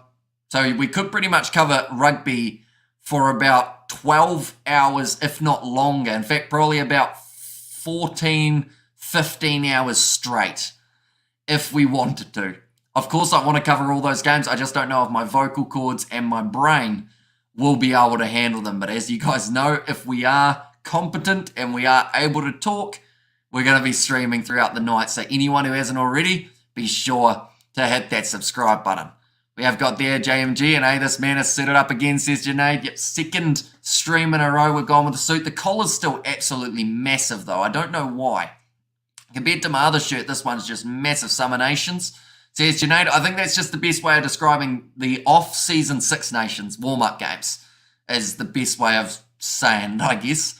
Are you going to keep an eye on Scotland and Italy as well? We certainly are. We're keeping you guys updated with what is happening in that game as well. And Fiji looking good, says Audio. And do the RGs have 6 and 7 swap like us, says Gareth? I don't believe so. I think that they are normally open side as number 7 and 6 as blind side. Is there any reasoning? In fact, someone will be able to help me out for this. Why is it that South Africa do switch them for the blind side and open side, whereas pretty much 90% of other teams do not? Do let me know. And warm-up games equals summer. That works well too, says Janae. True. Bit of wordplay. Greetings everyone. 2 Colbys on the field today, says Alpharus. Yep. Having Cheslin Colby and Kurtley Arinsa out there on the same field, it's either going to work wonders for the Boks, or it could end up being a little bit of a downfall for them, perhaps not having that big crash ball specialist. Although Kurtley Arinsa, he still manages to run over the top of people, which I think is why he's such a danger, and also why he was able to get himself 3 tries in the first game up against Australia. But in the head-to-head between Dwayne Vermeulen and Juan Matan Gonzalez, even though Juan Matan Gonzalez has more lineouts won, I believe that Dwayne Vermeulen, with that physicality and the big hits, getting into the breakdown, looking for the turnover, he's going to be clinical in this game, going to be leading from the front. Now the Nines, it's a little bit interesting because both of these sides have gone with new names in their starting side. Grant Williams for the Springboks and Lautaro Bazan-Velez for Argentina. Now that is a big decision to make, having Bazan-Velez ahead of Gonzalo Berrano. But I guess if there was ever a time to try it, it's up against a strong side like the South Africans. Williams gets that promotion ahead of Faf de Klerk. Only 3 caps for both of these halfbacks, which is why I'm quite excited to see who manages to do the better. Grant Williams actually receiving 2 of those 3 caps throughout this Rugby Championship competition. Last week up against New Zealand off the bench, and then the week prior of the Rugby Championship in the match up against Australia. Thanks, boss, says Audio. And also we have got there 2:05 p.m. Wellington Pride versus Counties Manukau at the Hutt Recovery Lower Hutt Farah Palmer Cup NPC game, says Jeffrey. And speaking of the NPC, the Bunnings NPC coming back next week. And there are a few games taking place. I believe Tasman, they are playing on Friday night. Not sure if we're covering that game yet. Hopefully we do get a chance to cover some of the NPC throughout 2023. Now the 10s, it's a little bit similar in terms of the amount of experience. Marnie Libok sitting 5 caps. Santiago Carreras, he actually started off as a winger, then due to injuries transitioned to fullback, then due to injuries transitioned, I believe, to centre, and then because of another injury transitioned to fly half. And since then, he has actually slotted in at fly half very nicely. Neither of these men extremely heavy. Marnie Libok 76 kgs, Santiago Carreras 85 kgs. But a stat that I found interesting was Marnie Libok. He's had 135 metres carried throughout this Rugby Championship competition. Now, a majority of those metres did come from that first game up against Australia, and him and Willie the Roo were working extremely well together. And if that is able to work in this game, I think it's going to be a hard game for the Argentines. But Santiago Carreras, he just offers that fearless style of rugby at number 10. Sometimes it can be a little bit reckless, but when it works out, you see superstar highlight reel kind of tries from Carreras and his backline. Now we're looking at the wingers though. Kurtley Arinsa versus Mateo Carreras. Now I have to say I'm sad that Mateo Carreras is on the right wing. I would have loved to see him on the left and Rodrigo Isgro get the chance going head to head with Kurtley Arinsa. But Arinsa, what can we say? A hat-trick in that first game. 4 clean breaks. He's just one of those players that definitely is one to watch for the future, and I believe they will definitely be keeping an eye on him for the upcoming Rugby World Cup. Galway Seagull, 16th man. Says Blues Nate, don't think there's a big reason just how you number the players while looking at the scrum. Our 4 and 5 are swapped too, aren't they? Says Gareth, maybe. I guess, yeah, maybe just looking at it from the aerial point of view, perhaps. And Williams needs to be careful not to run away from his support and isolate himself. Says Hangarat. And who are the refs? So the referee, it is an Irish referee as head referee in this game. And then I think a couple of the others are an Irish and a French referee. The assistants, if I'm not wrong. And Seagull as a dummy runner, says Blues. No, I mean, we saw that game earlier on tonight between Samoa and Fiji. And there was actually a dog on the field. He was covering the kicking option. And behind, and sorry, watching Scotland versus Italy until the Bok and the Pumas, says Blues Nate. That is no worries at all. It's going to be a great game on that side of things as well. And yeah, in the future we will be covering a lot more of those other international games. Just the fact that it overlaps with this one does make it a little bit tricky. In fact, I've actually favorited something that said who the referee was. So I'll scroll right down and find that information just because I guess it is relatively important to know who the referees are going to be. So in this contest, the referees, it is going to be referee is Andrew Brace of Ireland. Assistant referees are Nika Amashukeli of Georgia and Chris Busby of Ireland. And then actually TMO is Joy Neville. So 3 out of the 4 referees in this fixture are from Ireland, which is interesting out of the places that they could have picked. But yeah, 3 Irish refs and also a Georgian thrown in the mix for that one as well. And also Nature wanted on rugby, says Blues Nate, and Scotland will beat Italy, says Hangarat there. And yes, 4 is tight head lock, and the 5 is loose head lock on the left in South Africa, says RJJ. But yeah, Kurtley Arinsa, Mateo Carreras, both having decent performances throughout the Rugby Championship up to this point. But Carreras, I think he's going to be outmatched in this one. On the other wing, it is actually Cheslin Colby versus Juan Imoff. Now, normally it would have been Colby versus Carreras, as he has been playing on that left wing side in the other prior matches. But for this one, they have made that switch. Cheslin Colby, he's dangerous, he's quick, he might even get the kicking tee if anything happens to Mani Libok. And he will feel... He'll feel threatened, I think is the best way of describing it, by the way that Kurtley Arinsa has been able to play. He'll know that his position's almost on the line, because if he doesn't step up in these contests, Kurtley Arinsa could end up being out on that left wing, Makazole Mapimpi out on the right, and Cheslin Colby could be nowhere to be seen in that starting side. So this game for Cheslin Colby is just as much of a proving ground as it is for Kurtley Arinsa, I believe, because Arinsa's coming off a hat-trick. He's got a brilliant strike rate. Pretty much every game he plays in, he scores a try. Cheslin Colby, he was known as that guy who's been able to step around anyone in front of him. He scored a try last week up against the All Blacks, so he's got momentum heading into this one. And yeah, I feel like he really will want to step up. A lot of South Africans want to see him step up, finding the form just before the Rugby World Cup. What number is Jesse Creel playing? He is going to be at number 13 for this matchup, with him, Damien Dialende, playing number 12 for this match.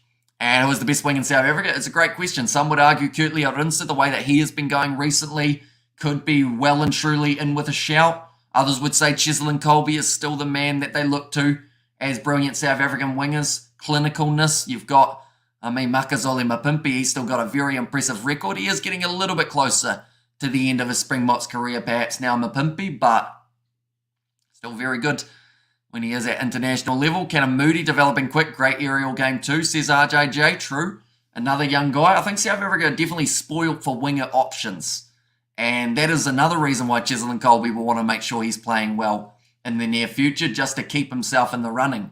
And Cheslin Colby is very much a starter in the World Cup. He is able to do the magic, but he is also capable of a strong defensive game. Exactly right. And his tackling, I think, is where he edges over Kurtley Arunsa at the moment between them.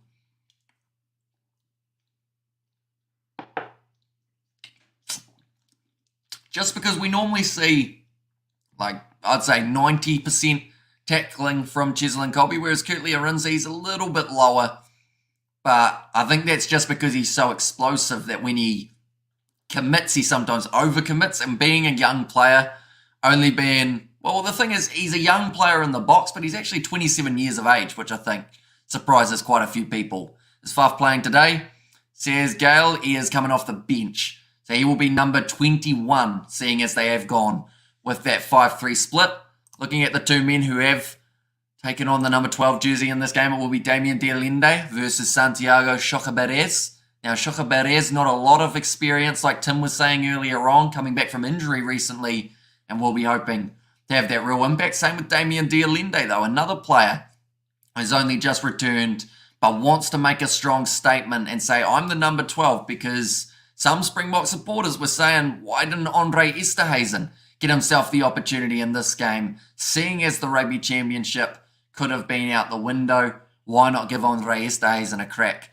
See how he goes. But on the outside, they have actually gone with Jesse Creel and Lucio Cinti in those midfield combinations. So a whole new change for Argentina in both positions.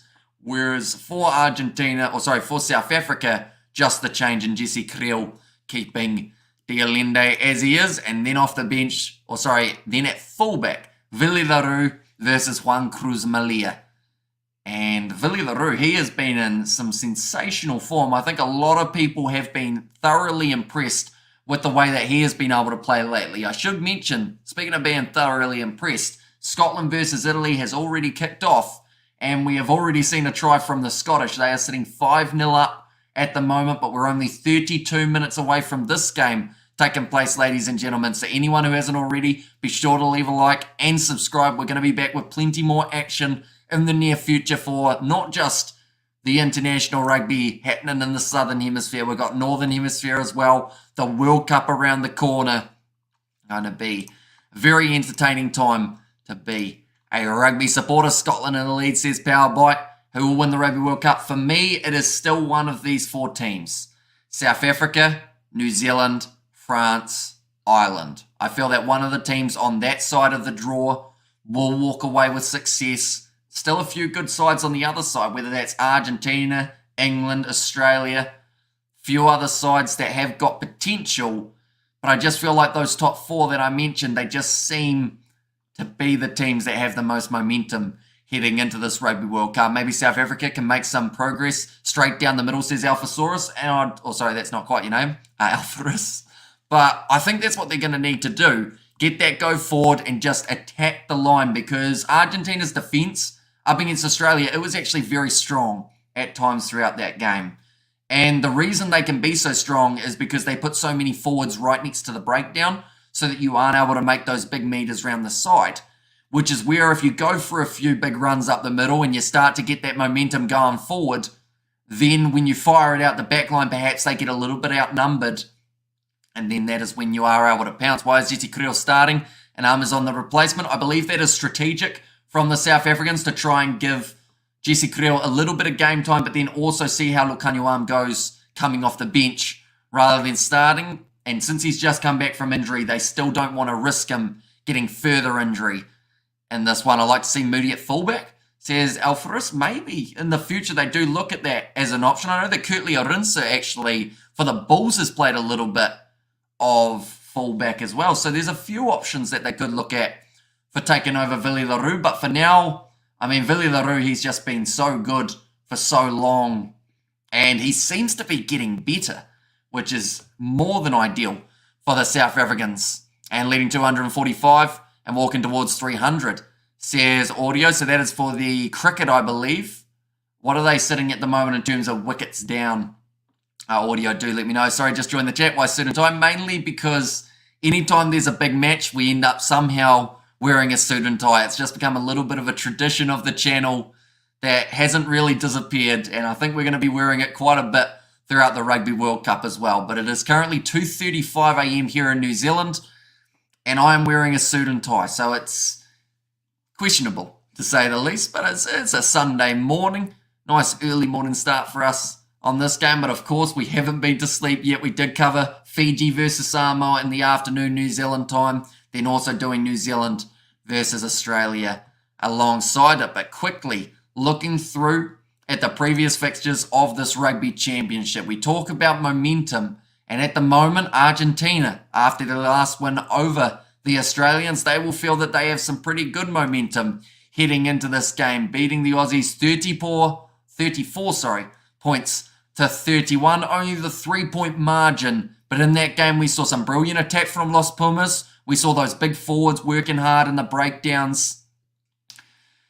It's a question of how well will they play in this game, though, because they're up against the South African side, who in that game up against New Zealand did not perform the way that they wanted to. They had a few silly errors in there, quite a few penalties against them.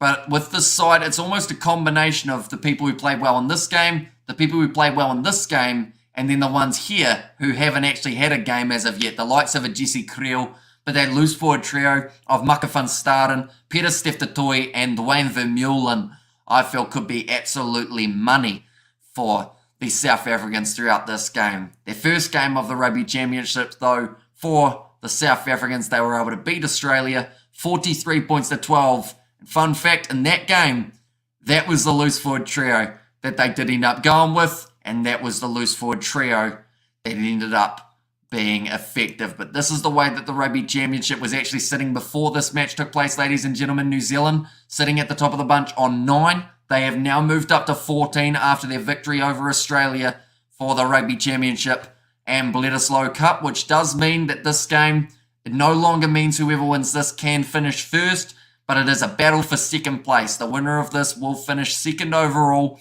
on the Rugby Championship 2023 table, and that is exactly what both of these sides will want, or at least the best case scenario for both of these teams, depending on how it all goes. We have got there in the chat, I feel like Eddie Jones, he got a raw deal in my opinion, timing-wise, that is, says Hanger Rat. He hasn't been given a huge amount of time to be able to build up a side before the Rugby World Cup.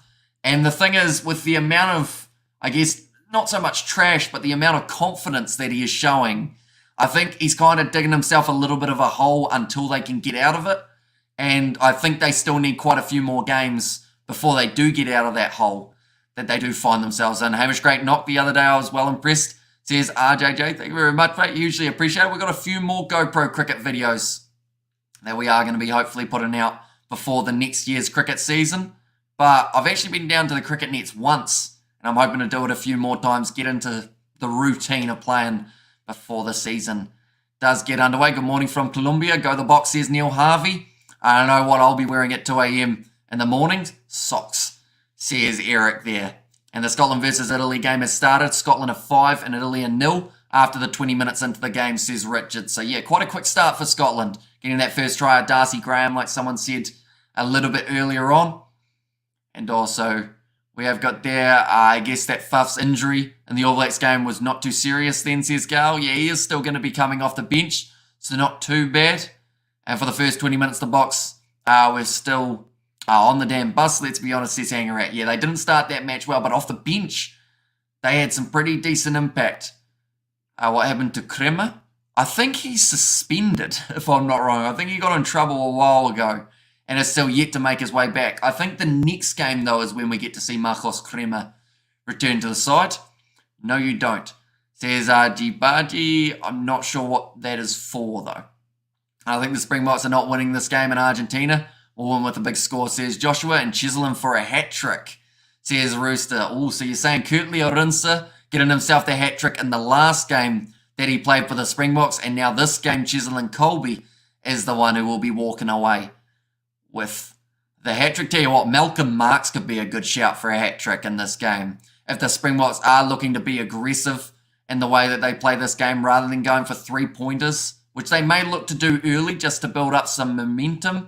But if we do see the Springboks go for the corner multiple times in a row, I think that we will end up seeing Malcolm Marx cross the dotted line at least once. And thanks, Kiwi lads, for the replies. Much appreciated. Says Gail, no worries at all. But we are 25 minutes away, ladies and gentlemen, from the start of this contest. I'm watching the cricket, says Ahmad. Yeah, the rugby, very close to taking place. But anyone who hasn't already, be sure to leave a like, subscribe to the channel as we have got plenty more action coming in the future. This is the starting lineup for the Springboks. Quite a few changes from what they did go with in their last game up against the All Blacks, with Stephen Kitsoff at number 1, Malcolm Marx at number 2, and Franz Maharba at 3. Now, those 3 are game changers for the Boks, although you could almost say that about all 15 players in their starting lineup. Kitsoff's scrummaging is phenomenal. Same can be said about Franz Maharba and Malcolm Marx. That line-out accuracy and the ability to jackal over the ball, get the turnovers, could make it a long day for Argentina here, who are actually warming up in the background, I do see.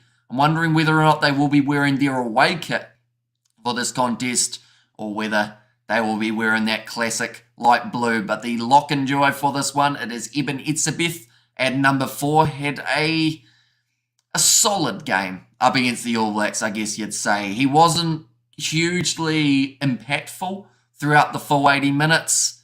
Although with the news that he received, I'm sure that it wouldn't have been too easy to put his heart and soul into the game. But he has had time to grieve. He's had time to visit his family in South Africa. And he was only gone for a few days. Then he went, I want back in the squad. I want to get back in and back into the action.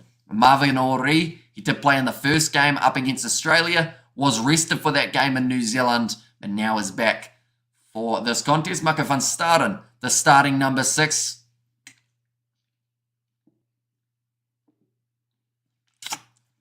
And like I mentioned, bet 5 defenders in the first match up against Australia. An absolutely phenomenal talent. We see the Springboks here actually warming up the rolling maul.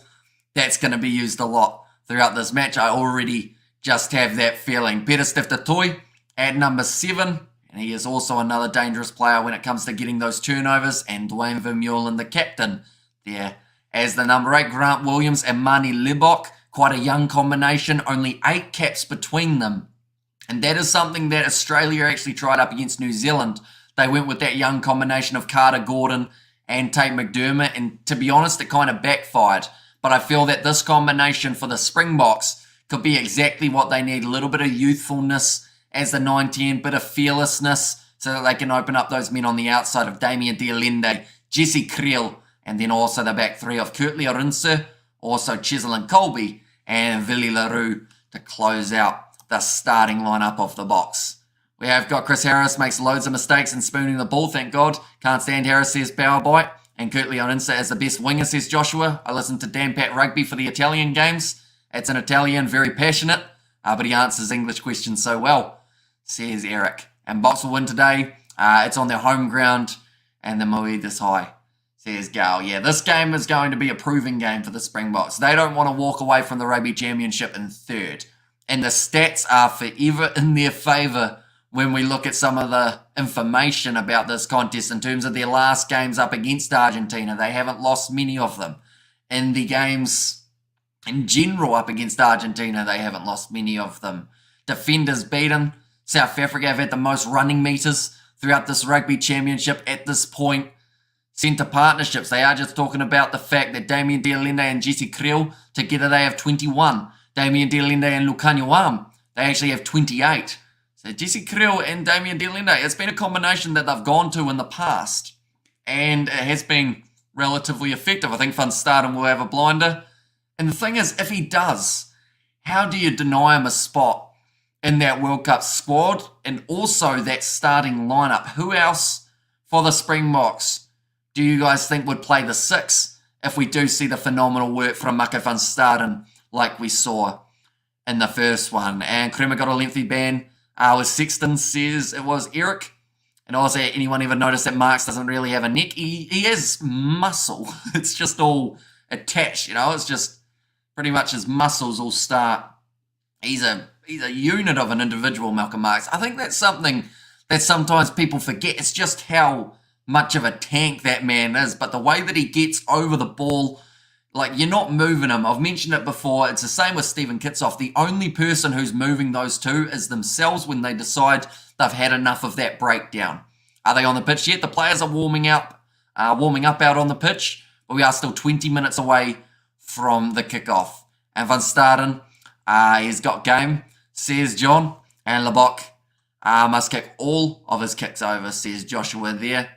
And you're doing so much hard work today, about 5 hours of non-stop commentary YouTube video. Are you tired or not? No, I'm doing all right at the moment, to be honest, because this game, I've been so heavily anticipating it for such a long time. I'm over the moon at the moment. I'm just happy that we do get to see it take place. I'll be sleep deprived tomorrow, that is for sure. I think I'm actually going to end up playing golf tomorrow early afternoon. I think that's what's on the schedule, so that's going to be a bit rough. I might end up playing a couple shots like this with my eyes closed, but hopefully we hit the ball in the hole. I never knew that Argentina can play rugby, so I'm looking forward to this, says Gail there.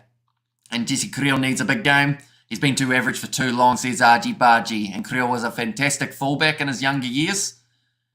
Is he related to David Creel also, Gareth? Do let me know. They're just showing a rolling maul of the Springboks and Malcolm Marx, and one of the South African players were actually upside down in that rolling maul. I don't know how that happened.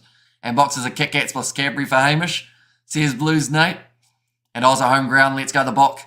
Field not pitch, says John there. I'm looking forward to seeing Grant Williams play. Isn't he a Sharks scrum half? He is indeed. So the Sharks, they actually have had quite a few good scrum halves throughout their time. They're showing their most tries scored by a forward. Skalkberger had himself 16. Malcolm Marx is sitting on 15. And you know what? To be honest, before the end of this game, I believe Malcolm Marx could be sitting top of that bunch. To be honest, I think that if he gets himself try early on, for me, it's either him, Cheslin Colby, or Kurtley Arinse who score the first try of this match.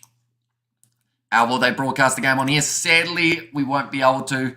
Enrico, I do apologise for that, but due to licensing, any match footage or audio that we show on the channel gets us taken straight off YouTube. So they are pretty strict with it overall.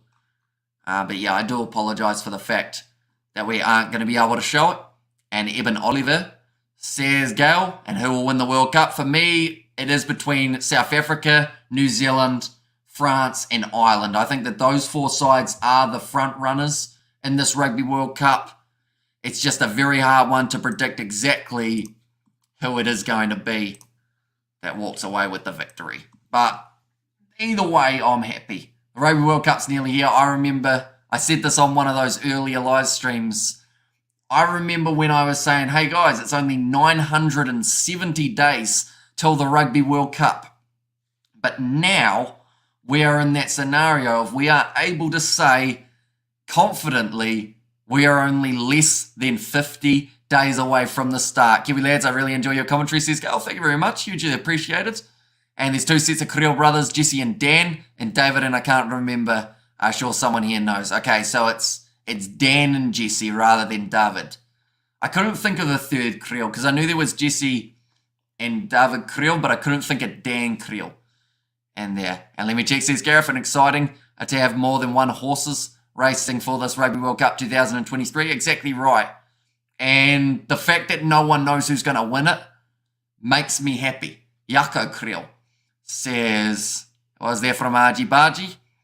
And no mud today, says John. And what are you watching the game on? So I am watching on Sky Sport 1 here in New Zealand. They are just having a bit of a pre-match chat, but not too far away from this game getting started, ladies and gentlemen. So if you are new, be sure to leave a like and subscribe. It is very hugely appreciated you all being there for this live stream. We are on the road to 30,000 subscribers. So if you do want to help us out, it will be hugely appreciated. I shall wait and see who wins, and whoever wins, and congratulations to them. But I would enjoy it should South Africa win the World Cup once again, says Gail.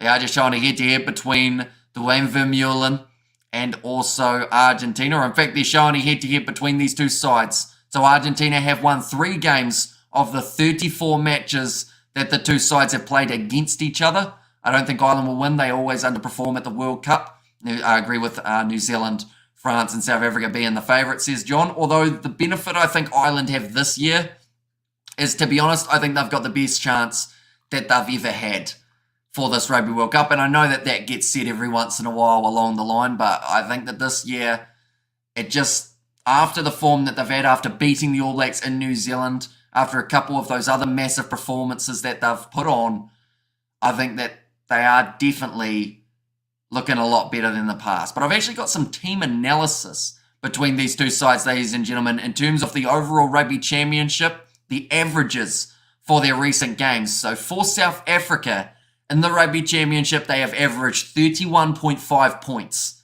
per game. Argentina, they have only averaged 23. But we've got to remember that both of these two sides have still managed to get themselves the exact same amount of wins for their Rugby Championship. There have been no yellow cards for the South Africans and no red cards throughout the Rugby Championship. So that is very impressive. The discipline going relatively well. Scrum success for South Africa. This is where they're dangerous. 100% scrum success over their last two games. And also scrum success for Argentina is only 84.6. So a lot lower. That is due to their first game up against New Zealand. It was hurting them. Pierre is in the chat as well with the thumbs up and the clapping. Yeah, hope you are doing very well. The finals will be New Zealand versus South Africa, says Joshua. And can you show us the anthems? Sadly, even showing the anthems would get us in trouble with the copyright side of things. South Africa's tackling stat, though, this is something that surprised me. They actually have the worst tackling percentage in the Rugby Championship competition with only 80.1%. That means every 5 tackles, they miss one. And that one that they miss could end up being the one that costs them in a future game. Argentina, 83.8% in terms of the tackling percentage for this one. Argentina, though, conceding 11 penalties per game. South Africa, only the 7.5. Other than that, the offloading stat actually in favour of South Africa. Carry metres throughout a game. South Africa actually having about a 200-metre advantage. Scrum of South Africa is going to walk over Argentina right on, says John there. And absolutely no footage will be shown, not even sound. We'll get this channel taken down, says Grant. And well, Gale, I almost sat up straight reading that comment. I shall raise my commentary level to suit the occasion, says Hangaret. And hi, I'm Damien of Argentina, says Andreas, and says Damien. Hope you are doing very well, Damien. And also we've got our tackling percent is low because of our defensive system, says Grant. But yeah, the lowest of the Rugby Championship. Argentina actually the third lowest. The third in terms of that. And when are the games starting? Or when is the game starting? Sorry, it is starting in about 13 minutes time. So we are actually very close to kickoff. We started an hour and 52 minutes ago. I have no idea how these pre-match build-ups fly by as quickly as they do, but they always seem to. And then we are right into the action. So yeah, ladies and gentlemen, we are extremely close to an action-packed 80 minutes between South Africa and Argentina, the last game of the 2023 Rugby Championship due to the shortened format. And it's going to be a very good one indeed. Goal kicking, actually only 60% for South Africa as well, I should mention. Even though Mani Libbok did have quite a good start to the Rugby Championship in terms of his kicking percentage, still the lowest out of anyone. Our defensive system is more about disruption than tackle completion, says Gareth. And the MasterChef knows, says it was there from Blues Nate. But yeah, it's interesting because the difference between the two sides, like about the missed tackles, 25.5 on average missed by South Africa, right? That puts them in 4th. Argentina missed 20.5 tackles per game, but that actually puts them as number 1 in terms of the rankings of this Rugby Championship. So it means that there's only about 5 missed tackles between the top and the bottom. So it means that, yes, some of them are going to be important to be made, but others, like you said, it's a little bit more of the defensive system of shutting it down, disrupting the opposition, and Gareth Ferguson as the master chef, not me, says Grant there. But do let me know now, with only 10 minutes remaining till kickoff, ladies and gentlemen, score predictions. Now, in my score prediction, I believe I said that South Africa would win by about 15 to 20 points. It was somewhere around that margin. So yeah, do let me know how many points you feel that they will be able to get, how many points you see the Australians, or sorry, not the Australians, the Argentines doing. And Argentina is just good in soccer. Says Joshua, I don't know about that. I mean, they could actually end up being the first side ever to win a Rugby World Cup and a Football World Cup in the same calendar year. If the Argentina men's side and the rugby are able to get the job done, it's not a missed tackle if they run past you and score, says RJJ. And also we've got the Archie Tide, says AJS. No, I'm doing all right at the moment, surprisingly, seeing as we are sitting almost 3 a.m. But I think it's because I went to bed relatively late because I knew that this game was on and I wanted to make sure that I was wide awake throughout it. Yeah, that's interesting that Argentina has the best tackle completion and the most points against, says Gareth. So yeah, it's as if when people get around them, it's just because they don't touch them, unfortunately. And we'll look at it this way. It's going to be a hard game for both teams. Argentina have always been a hard contested match. South Africa does not get control of the backline and control the game. Argentina will definitely run away with it. I know that's called a viewing opportunity, says Hangarat there as well. But they are just showing the cinematics. The two sides just about to make their way out of the tunnels and ready to go at Emirates Airline Park. I think that's what they said anyway. I know it is Ellis Park, to be honest. That's the Lions home game, or home ground, isn't it? From the URC, a side that didn't quite do as well as they would have liked. They are just showing here 9th of September. That is when the 48 match Rugby World Cup will be starting, and we will be covering that on the channel, ladies and gentlemen. So anyone who is new, be sure to leave a like and subscribe. Go the Bok, says Adil, Ellis Park. And also we have got the Vamos, Kiwi lads, says Blues Nate. But we have just got pre-match build up, and then we are ready to go between these two teams. Yeah, do let me know your predictions and also who you think will be the first try scorer in this game, ladies and gentlemen. World and Union, Ellis Park, the home of no fans, says Grant. Well, it looks like they've managed to get a few in attendance for this game, which is absolutely awesome. And if the Springboks win the World Cup this year, also they are the best, says Joshua. And correct, Hamish, says Charles. You hit the nail on the head, says Hangarat. And to be honest, the lineup we have is also not that impressive.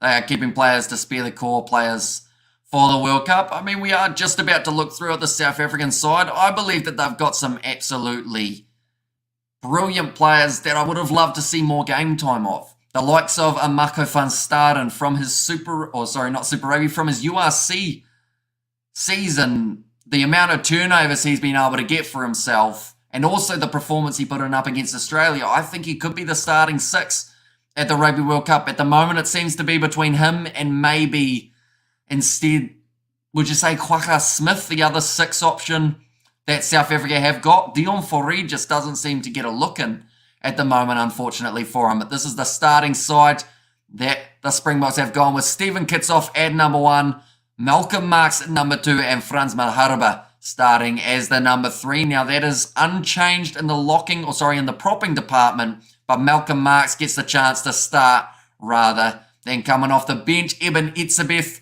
at number 4, and then Marvin Ori as the number 5.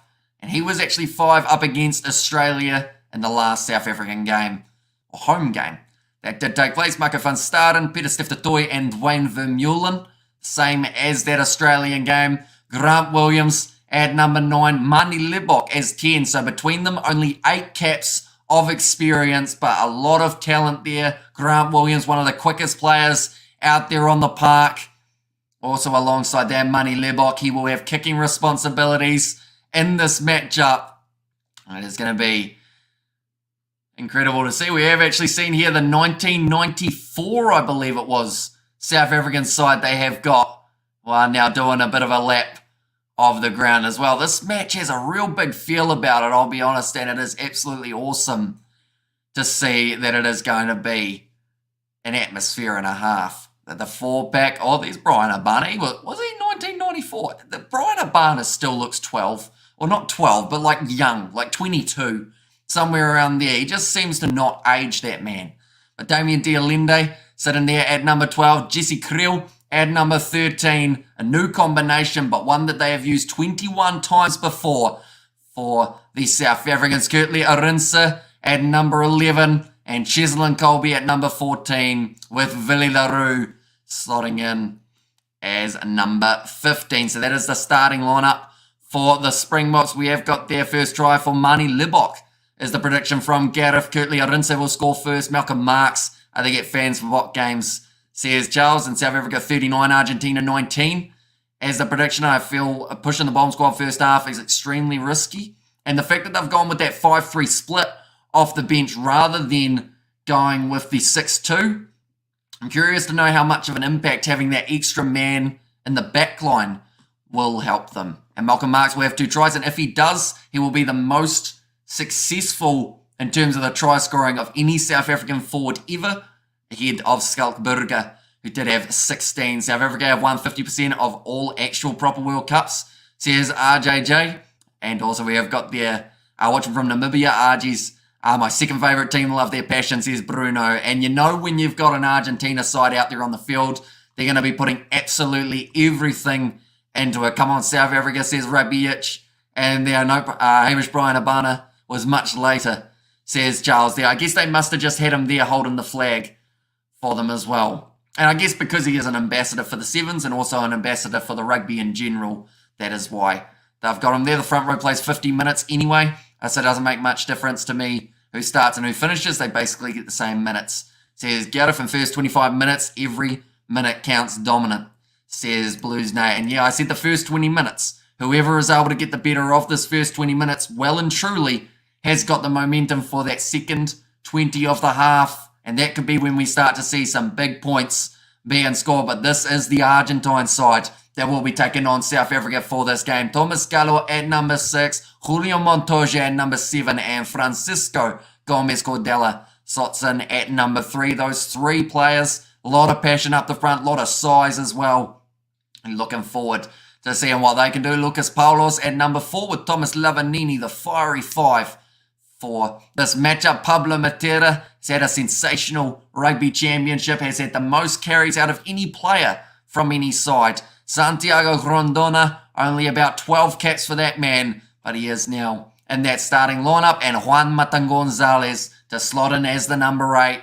Dangerous line-out option for Argentina as well, but it is going to be Bazan Velez, his 3rd cap for the Argentines. Santiago Carreras keeps his spot at 10, and he is pretty much the only player other than Mateo Carreras who actually kept their spot in the back line for Argentina. Santiago Chocaberez, Lucio Cinti, and then also it has Juan Imhoff, Mateo Carreras, and Juan Cruz Malia going to be the last 3 at the back. Just quickly looking through at the reserves bench, and it is a point to make, and that is the fact that South Africa have gone with the 5-3 split. It will be Bongio Manambi, Trevor Nakanye, and Vincent Koch as the back 3 in this contest. Kwacha Smith and RG Snyman, the 2 other forwards that they will have off the bench. Faf de Klerk, Lucanio and also Damian Valimza. Then for Argentina, Ruiz, who can play loose forward or play hooker, Titus Chaparro and Joel Scalevi,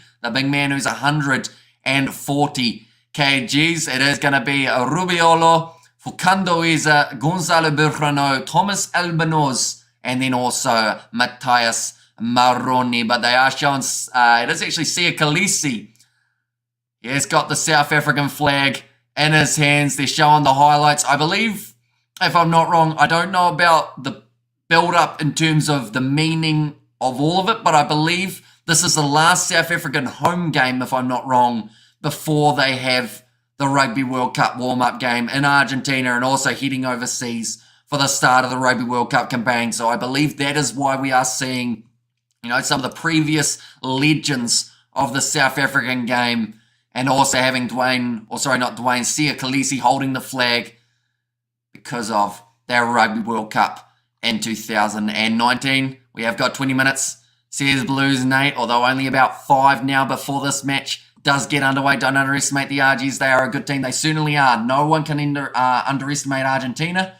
New Zealand underestimated them last year, and they got beaten by the Argentines. No handling errors, please, boys, says J9. And it's raining in Scotland never, says Gareth. And currently Italy actually winning that game 6 points to 5, for anyone wondering about that other international contest. And what time does it start? Says Vukosi at the moment, 2 minutes away normally for the kickoff, but I'd say we're probably 5 or so minutes, mainly because of the national anthems. We still have them to go, and then after that, it is going to be straight into the action. And yes, go the box, says Keandra. And yes, it is the last local game, says Sean. So yeah, there's going to be a lot of feeling for this contest. Same with the New Zealand game next week. They are going to have their last home game before heading up north.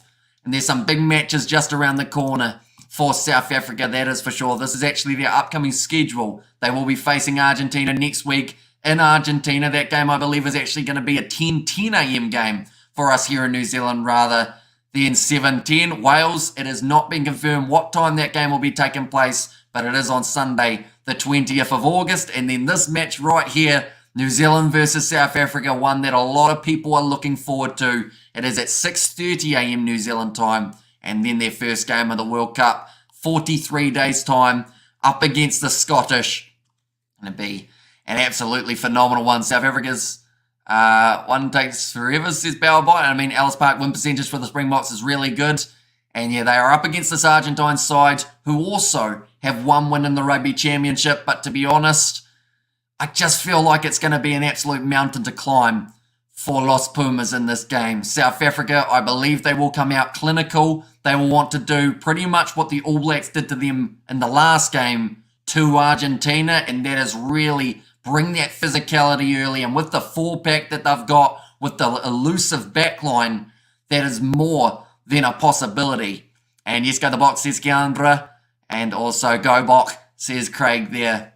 And also we have got their hanger rat, and we went in a mission to convert loose heads to tight heads a couple years ago, i.e. Thomas the Toy, says Gareth Ferguson. And the thing is, South Africa propping-wise, the good news, even with Oxnashay's injury, there still seems to be quite a few options up the sleeve, whereas someone like in Australia, after Alan Alatoa got injured, after Tani Alatupo got injured, they're starting to look a little bit light in that department.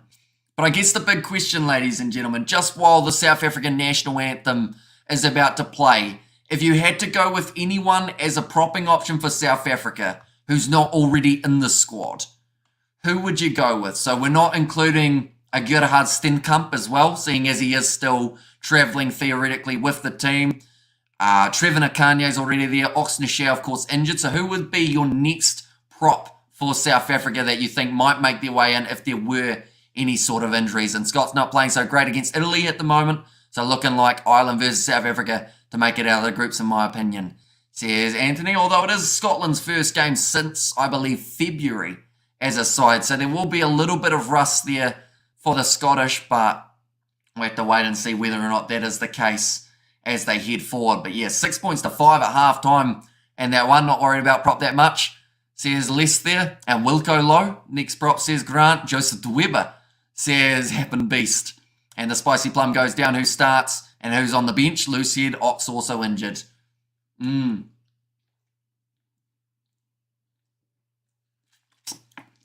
So I would say of the current squad, they'd be more likely to start Trevor Nakanye over Thomas du Toit, wouldn't they? Maybe at a stretch. And then, I mean, Stenkamp is a good option that they could go with as well. And Wilco Low seems to be the popular pick as the other option that they could have. I do get why they are trying to find their way without Stuart Hogg at the moment, says Anthony Walsh. Yeah, there's quite a few retirements that have happened just before this Rugby World Cup. Has the match started? Not quite.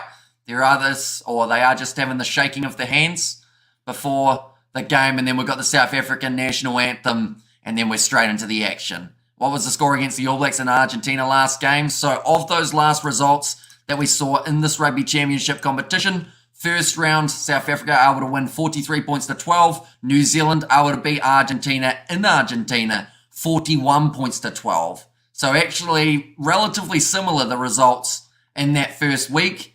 The problem that Argentina have at the moment, to a certain extent, is they only average about 16 points up against South Africa in their last maybe 10 performances against them, which I feel might just be that little bit too low. But if they can start well, get some points ticking over, Julio Montoya is going to have such a crucial role for Los Pumas in this game, but I'm also looking at Malcolm Marx and thinking how dangerous that man can be with the fact that he is in the starting lineup. Toy can probably play both if pressed, says Gareth.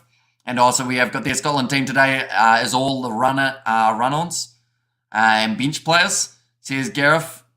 And also we have got there, and the Kanye just has that X factor. I can't quite put my finger on it, says RJJ, although he could probably put his tongue on it, because he is often showing it off, isn't he? Old Trevor Nakanye. Hey, Hamish, just to warn you, nobody has more coaches, selectors, and ex-players than South Africa after a braai and a few brandies. Gotta love our country, says Shalabi. And I hope he can. I saw Trevor at the Pressy this week, and it was mentioned that he was running in practice. Let's just hope he gets some game time, says Hangarat. And the impressive thing with these South African props is they actually run I think I saw it was they have to run a 3K in about 11.5 minutes or something like that, which is extremely impressive for a man of their size.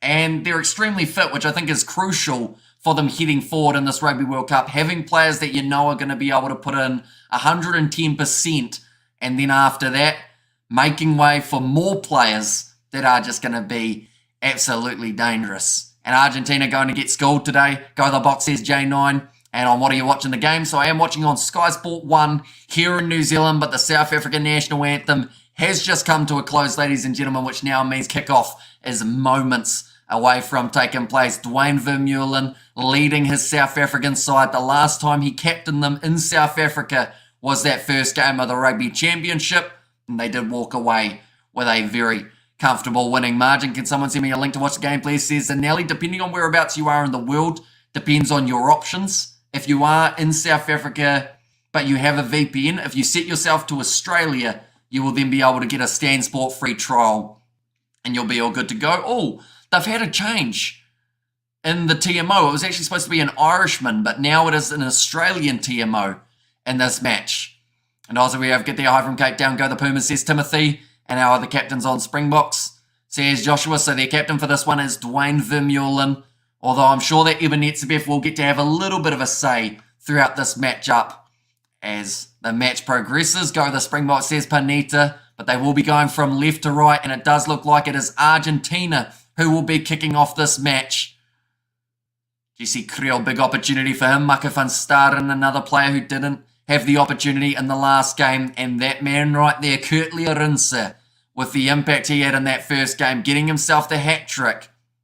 That is pretty impressive as well. And Hamish, that's 350 minutes per kilometre. Sounds a little fast to me. It might be 12.5 minutes then, but they still run it very quickly, the South African props. I saw on like a team sheet thingy where they talked about the kind of timings that they have to try and complete. And there's no player in the national setup that doesn't deserve to be there. Quotas are old news, says Gareth. Hello from Bloemfontein, says Davan. And there, but Argentina kicking off from right to left, and the whistle has been blown. The Rugby Championship final match is underway, and it will be Mateo, in fact, Santiago Carreras, who kicks it long and deep, taken by Grant Williams. Inside of his 22, he's just been knocked out. Grant Williams is unconscious on the ground. He's got his eyes open. This does not look good. He is going to be going off the field, and someone needs to check on that man. He has only just woken up. His kick was charged down. Grant Williams knocked unconscious in the first 20 seconds of this game. I think we're going to have a long stoppage here, but the penalty actually goes in favour of Argentina. Unfortunately, the charge down, it was successful, and then it was the buttocks of the Argentine number 9 that came through. Grant Williams, unfortunately, he was knocked unconscious pretty much as he hit the ground. Still had his eyes open as well. Hopefully he's going to be all right. But I think Faf de Klerk, even though that's the thing, Faf de Klerk, he's going to have a 79-minute game here. And Grant Williams' new world record, and bloody hell, says Geza, yeah, the way that this match has started is certainly not how people expected it to, but the kick was charged down. I believe the penalty is actually in favour of Argentina due to South Africa not releasing in the breakdown, I think they said. But I think the bigger concern here is Grant Williams and his safety. Oh, yeah. Oh, great. Grant was put to sleep, says Hangarat. Yeah, so he won't be continuing this match. I can tell you that right now. If he passes his HIA, the system's broken. Because unfortunately, he will not be playing next week either, I wouldn't think, Grant Williams, after the way that he got knocked out here. It was charged down and then just completely knocked unconscious, hit his head on the ground. It is one of those ugly knockouts that you don't like to see. That is red, says Hensel. The problem that they've got, though, is the fact that he charged the ball down. So, yeah, they're just saying there, first the charge, then the contact. So, unfortunately, they may look at this as just, unfortunately, a freak error. And I think Argentina are going to end up with the penalty.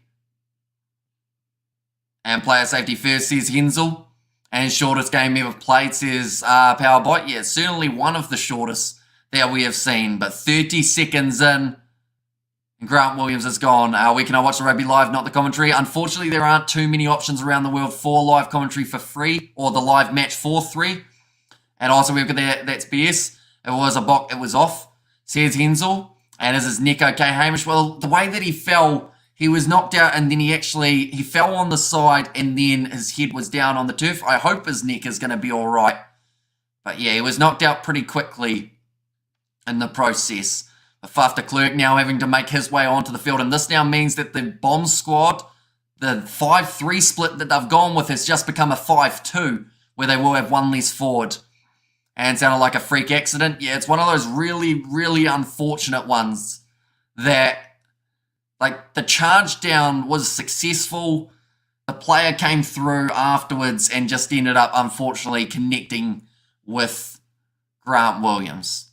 And a hip hits his head, says Hensel. And I hope he moves faster this week, says Hanger Rat. And Supersport uploaded a video 3 days ago. Williams on the cusp of a dream, says RJJ. And how can we see the game live? If you are in South Africa, I believe it's on Supersport. In Australia, you can get yourself a free trial of Stan Sport. Or in New Zealand, Sky Sport is the other option. Maybe even Flow Rugby. But they're just talking about Grant Williams, his first test start. And now he is going to be stretchered off the field. They are taking all of the precautions here to make sure he's going to be all right. They're just showing what he's been able to do for the Sharks in the URC. He's a phenomenal option for them in the future. But unfortunately here, he will not be continuing this match. And Caleb Clark was some. And he was off in Super Rugby, says Hensel. And also we have got their new scrum half, make him a target, take him out. I've been playing rugby in school days, so once you notice a new guy in the opposite team, you normally play, you take him out, says Johan. And also Sky Sport 1 in South Africa, says Darwin Argies by 15, says BOC there, and too quick, says J9. But yeah, Grant Williams, they have got his head all adjusted. It looked like he was moving, which is good news in terms of around that neck region. Player safety in terms of that neck, you want to make sure that you are keeping it as still as physically possible. The crowd are doing a Mexican wave at the moment while they wait for the action to get back in or back underway. Such a hard contact, though, on Grant Williams. And the Scotland-Italy game was so poor, the commentators were talking about a seagull on the pitch. I saw that it was a relatively low-scoring game between the two sides. Yeah, Grant Williams now being taken off the field. And then the action will be back underway. I will mention anyone who is new to the channel, be sure to hit that subscribe button. We're going to be back next week. And also, we're going to accidental or not, it's clear. Head contact, Will Rugby is a joke. Says Hensel, I wasn't knocked out. I just got an eyeballs cramp.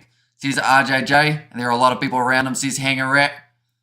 Yeah, they were just all getting him onto the stretcher, making sure he was going to be all right. And I was looking forward to seeing Grant. Yeah, it's a shame because, you know, he's a young player, and him and the combination of him and Mani Libok, I think a lot of people were excited to see. And now we get to see Faf de Klerk and Mani Libok, which is actually a combination we haven't really seen throughout this Rugby Championship. He is getting applauded off the field now, Grant Williams. Hopefully, he is going to be all right in the future. I would say he has ended up with a concussion, but I hope that that is as serious as it is for Grant Williams. They've actually got some oxygen for him as well, so that doesn't look too flash for that big head knock. But maybe just due to, I think Ellis Park is at altitude if I'm not wrong, so maybe because of that they just wanted to make sure But it is going to be a free kick or a penalty in favour of Argentina, 7 metres out. The crowd are not happy about it. But it is now going to be Julian Montoya who's able to take the quick tap. Santiago, Shocker Perez starts driving his legs. Only 2 metres out for the line now for Argentina. Looking for the pass, finds Juan Martin Gonzalez. Springboks trying to shut this down as quickly as possible. Thomas Gallo, he managed to score himself quite a few throughout the Rugby Championship last year. Now Paulos, his first carry. And they want the points, go the block, don't slip, says J9. And it's a little bit surprising that they did decide to go with the tap rather than going for the 3. So I believe that is because they know how dangerous the Springboks will be. But that is going to be the penalty advantage against the Springboks now. What time does the game start? It started 1 minute ago.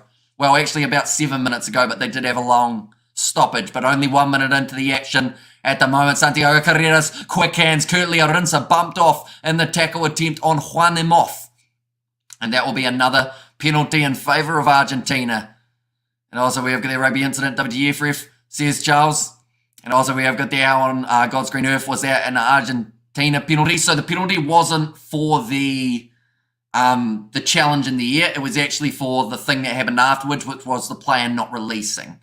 So yeah, it wasn't the challenge that got them the penalty, it was afterwards. But yeah, it does seem confusing in some regards with how heavy that contact was. But they are going to be taking on the shot now, Argentina. They took their quick tap. Didn't quite work out, so now looking to add the 3 points. How is Julian Montoya cut open already? I feel like this game is just going to be full of injuries by the looks of it. He's got blood streaming down the forehead. He's only been out there a minute. And they're commentating on the game I'm watching. Says Bowbite 92. And when do they start? Says Fireblade. So they are currently 3 minutes into this fixture between Argentina and South Africa. And Charles Skipper says Bruno there. And also, oops, says J9, but it will be Santiago Carreras, his first kick of the match. And it's actually the first kicking tee, I believe, he's had throughout this Rugby Championship. And the reason for that is because there is no Emiliano Boffelli. What game was that? Andrew Cotter and Jim Hamilton are commentating on the game I'm watching, says Giza. And also exactly, Amish, how can the ref not blow that up, says Charles. But that kick has snuck over the left-hand upright. And Argentina are in the early stages of this match now. After the 3 minutes, take a 3-0 lead. Yep, says J9. And also we have got the South Africa versus Argentina. Always end with first waving, or fist waving, just ask Etzebeth. Well, that's the thing. They haven't got Marcos Crema, who's normally one of the more fiery individuals. Julian Montoya getting taped up at the moment because of all the blood that has streamed down his forehead. It's been all on for young and old in the first few moments. And also, I've seen a lot less getting a red recently, says Gareth there. Yeah, I hope Grant Williams is going to be all right because it was extremely heavy contact, like I mentioned.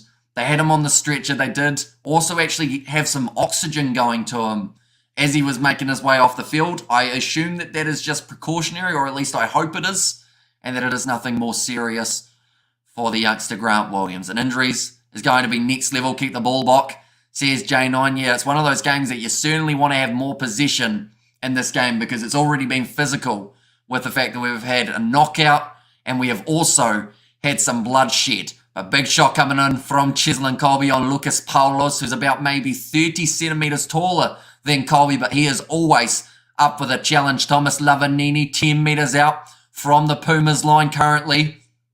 Now Carreras goes across. It's charged down by Jesse Creel, but he's knocked the ball on over the try line. He panicked there big time. Doesn't normally end up with that kind of opportunity. And Creel, he's already got a lot of critics. He's going to have a few more after that one. But charged down. He didn't end up knocking out Juan Cruz Malia in the process and trying to take the diving catch from Jesse Creel. The worst thing is he had enough time to just wait for this one. And then he could have put it down, but I think the rotation, maybe he got dizzy in the process of doing the 180. But here comes Dwayne Vermeulen, who's only running in one direction, and that is straight at the Argentinians. Inside ball from Stephen Kitsoff, knee chopped out from underneath of Damien Dialende. Now Mani Lebok looking for the cross kick, finds Cheslin Colby. Great low tackle made on him though by Juan Emoff. A lot of pressure in the breakdown. Villy Leroux has to go back to clean up. Also Mani Lebok doing the same, finds the offload away to Eben Etzebeth on the halfway line. 40 metres out from the line now. The Springboks, Marvin Ori, looking to find the pass, but instead does take the contact. Any website to watch online? The one that I'm using is Sky Sport here in New Zealand, but I don't believe, unfortunately, there's many free options to be able to watch this one. Close to the touchline, Kurtley Arinsa unable to claim that one, so instead, Mateo Carreras gets it, and it's available now for Argentina. Damien Dialende scooping over the top, trying to find that ball. Now, Pablo Matera, the man with the most carries out of any player in the Rugby Championship. That is with 32 from just the 2 performances. Now being rolled back by Velez Letaro. He's only had 3 caps to his name as well for the halfbacks, which is why it was also going to be an entertaining battle. But Mani Lebok looking for the kick towards the touchline. Brilliantly taken there by Carreras, and now gives it the almighty boot downfield. Ville Leroux, great backtracking to be able to get back. And now it's put into touch by Ville Leroux. Brilliant from him inside of his 22 throughout this championship. And sorry for Williams, hope he recovers soon. And well, glad to see Fuff. Says Dow, we need a rotation at centre for the Springboks. Says Dow, I know that a lot of people wanted to see Andre Esterhazen get the opportunity in this one, but unfortunately just didn't quite get the chance. Ihon has said Dick in there as well. Cheers, bud. 6 minutes down at the moment. Quick throw taken by Argentina to the front. And that was a rough bit of passing, but it's actually worked out in their favour. They've been able to put together a string of about 3 or 4 passes that now opens up the space on the outside. Quick hands, but Kurtley Arinsa able to shut it down quickly. Now, Carreras going back across. Good attacking run there from the number 13, Lucio Cinti. Now, Argentina, you can see already they are just getting into every single breakdown that they can, trying to get the quick turnover. Now, Velez kicks it high, down towards the Springboks 40-metre line. It's knocked back by Ville Leroux. Kurtley Arinsa thought about going for the kick, instead does take the contact. Fuff de Klerk. They might consider kicking this one soon, though. The Springboks, they are inside of their own territory. Nice leg drive from Malcolm Marks. Gets the big opportunity of starting this game rather than coming off the bench. Now Fuff de Klerk looking to put up the box kick. No more penalties, Bok. Says J9. This one's only travelled maybe about 15 metres. Edzebev tries to take it, but he's knocked it on in the process. Now Argentina, they have ended up with the ball. It looks like actually Pablo Matera is now down for Argentina. I mentioned that this game could be one plagued with injuries, and that seems like it's going to be exactly what we see. Ville Leroux only 5 metres out from his line with another clearing kick. Finds the touchline about 36 metres out from his own line now. And Fuff, yes, what is he doing? Hope to see Van Staden making destructive runs. Says Dow, yeah, he's beaten 5 defenders so far throughout this Rugby Championship and only played 1 individual game. Where can you stream the game from for free? Your best bet to be able to watch for free, I believe it's one of the only options, is to end up with a VPN. Set yourself to Australia and download Stan Sport on a free trial. That way you should be able to watch the game for free, and then you just got to remember to cancel that free trial afterwards, or else then you will be charged. Who can give me their DSTV? I want to watch. Says Caleb, and how's it going, Amish? Brother, how you keeping here? All cool. Going box by 10, says Birdie V. I mean, I'm doing pretty well. I know that this game's going to be a fast-paced one. We're 8 minutes in at the moment. It says 15, but it's a little bit ahead of itself on the scoreboard. But yeah, it's going to be a fantastic one. Still wide awake, even though it is 3:30 a.m. New Zealand time currently. Right. We've had the injury stoppage of Pablo Matera. It seems like he is going to be able to continue. Played with injuries is not what you need before the World Cup. Exactly right. And both of these sides, I feel like it's going to be a bloodbath between South Africa and New Zealand in that warm-up game for the Rugby World Cup as well. It's just very hard to avoid injuries this close to a World Cup. You're always going to see them, and you just hope that it is nothing too serious. Now Argentina with possession again, 8 minutes in to this fixture. Going to the left-hand side. Carreras finds the offload away to Santiago Chocabarez. And Julio Montoya also offloading. So that is a tactic we're seeing from Argentina to try and stop the chance of a turnover. Malcolm Marks has been penalised there in the breakdown, with the crowd not too happy about. I believe that is for not rolling away. The penalty against them, and now Argentina, they may look to go for the corner here rather than going for the 3 points. Did the All Blacks beat the Wallabies? They certainly did. Oh no, they are taking on the 3 now for Argentina. Even though it is a relatively tough kick, out on the angle, it would give them the 6-point lead, about maybe 50 metres out. I'm glad you're well, brother. What a legend you are. Says Birdie V. Thank you very much, mate. Now we have to win this. We are strongest, says Yanev. And there, but yeah, the Rugby Championship, the All Blacks have walked away with the title this year. The second place in the Rugby Championship, though, the winner of this game, they will finish there. So there is still a lot on the line for these sides. I should mention anyone who is new to the channel, be sure to leave a like, hit that subscribe button. We are on the road to 30,000 subscribers. So if you do want to help us out, it is hugely appreciated. We're doing all of the games of the Rugby World Cup, staying up all throughout the night covering them. So yeah, be sure to hit that subscribe button. The kick is successful from Santiago Carreras again. He likes that left-hand post because he's almost touched it twice. But now the score 6-0 for Argentina after 10 minutes. And that's a giveaway and rubbish call by the ref. Kirtley was rolling away when the RG player arrived. Marks had won the ball already. Shares Charles there. And also that's tough for us. Shoo, the All Blacks are scary, says Gale. And also we've got there the Pumas, says Carlos. Kicked off long by South Africa into the 22. Nicely taken by Juan Emoff, who looks to run sideways here. He's gone for the miracle offload, and it has backfired. Jesse Creel makes the tackle. And now South Africa almost end up in position, only 5 metres out from Los Pumas line. The clean steal from Stephen Kitsoff. They've got the new advantage there. And the Springboks looking to shift it. Goes to Malcolm Marks, who drives his legs, only going to be 5 metres out from the line when he's dragged down. 10 minutes in, new advantage. The question for Argentina, if they are able to stop this, do they expect a rolling maul to be just around the corner from the box? And they will be going back for that penalty. De Klerk considers the quick tap. What do you do here? Do you take the 3 or do you kick for the corner? I think they'll kick for the corner here. Or do they go for the scrum, in fact? They're going to take the 1. Straight out in front of the posts. And is Mani Lebok going to go for the 3 here for South Africa, or do they kick for the corner?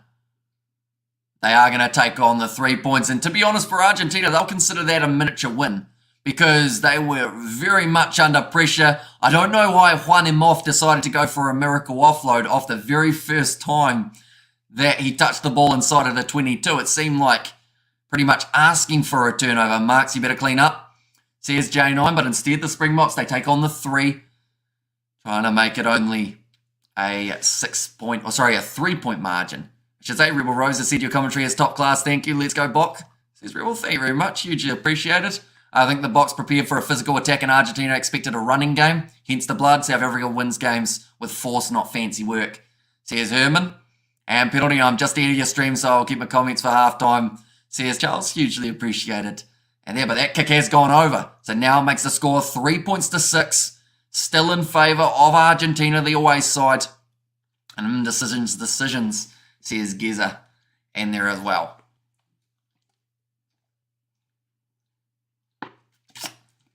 And 13 to 6 in favour of Scotland, says Powerbite. And go the Springboks, you've got this, says Kirk. But now, it's going to be kicked off by Santiago Carreras. Looking to go long and deep into South African territory. 5 metres out from the line. Picked up by Dwayne Vermeulen. And he charges at Pablo Matera. That is like one ball going at the other. 2 Rams locking horns, those two. In a match-up. But 22 metres out from their own line. Just inside of the 22. So they will be able to kick this out on the full if they do desire to. As Faf de Klerk now. That will be the penalty instead, though, to the Springboks. Due to Argentina being offside. Where's the game being played? It is at the Ellis Park in South Africa for this matchup. And great commentary, bud, says Nick. Thank you very much, mate. Hugely appreciate it. And come on the box, says Maritza. And let's go, says J9. But Mani Lebok now looking to get some distance on this one. Relieve a little bit of that pressure that Argentina are trying to create. I feel territory in the early stages of this match seems to be quite a talking point. South Africa trying to play everything deep inside of their own 22 currently, but that is due to Argentina kicking it off long. and just trying to keep them there. We've already seen 2 kicks charged down, though, throughout this one. Did he even kill anyone yet? Not at this stage. No, he's been behaved. 3 penalties against South Africa, 2 against Argentina. Thrown into the back to Marvin Ori, but Faf de Klerk getting that one wrong. Luckily for South Africa, it has still ended up just on their side. De Klerk goes off to Frans Malherbe, tackled low by Pablo Matera and also Jorge Montoya. It looks like de Klerk is actually going to go for the box kick again here, even though they were only about 45 metres out from the Pumas line. The mark is taken by Santiago Carreras. I wonder whether or not tactically that was the right plan for de Klerk, or whether they should have tried to hang on to that ball for a little bit longer, put together a few phases. So sad that Frans Strain ended his career after the knee injury, says Dale. It's kicked downfield by Santiago Carreras, nicely taken by Kurtley Arinsa, who takes the quick throw. And now in the midfield, it's going to be Willie Leroux looking to find a gap. Nice run up to the halfway line. De Klerk going to the right to Chisel and Colby. At the moment, the Argentina tackling technique seems to be one goes low, one goes a little bit higher, and that is going to be the knock-on from Frans Malherbe. Yeah, it seems to be the fella goes down around the bootlaces, then swings the player around, and then the other player comes in to try and get that turnover in the breakdown. The question is, can they keep that up for the full 80 minutes, though? Because it is going to take a lot out of the gas tank. Frans Malherbe, unfortunately, I think that one just went straight through his hands.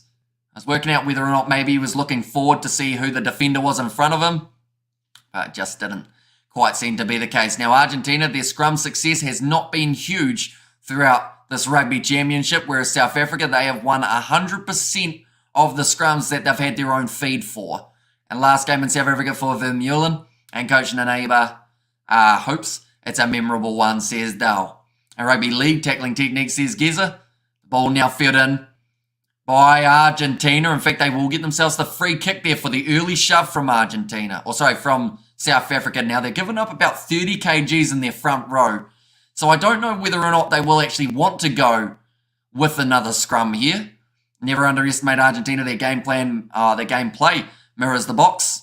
And it was the starting 6 for South Africa, says Byron. They have gone with Mako van Staren as the starting 6. So Argentina just boot this one as high as they can to try and retain it. It's going to be knocked on in the advantage now in favour of South Africa. And Kurtley Arinsa able to clean up the ball. Bok need to try. Come on, Eben. Talk to you guys, says Maritza. Although, of course, Dwayne Vermeulen, the captain for this game. Here comes Eben Etzebev charging at Thomas Lavanini. Making about 10 post-contact meters. De Klerk tries to go for the snipe. Gets a good shot on the ribcage by, I believe it was Francisco Gomez Cordella. Malcolm Marx now hits the ball up. 17 minutes in, and we are yet to see a try in this game.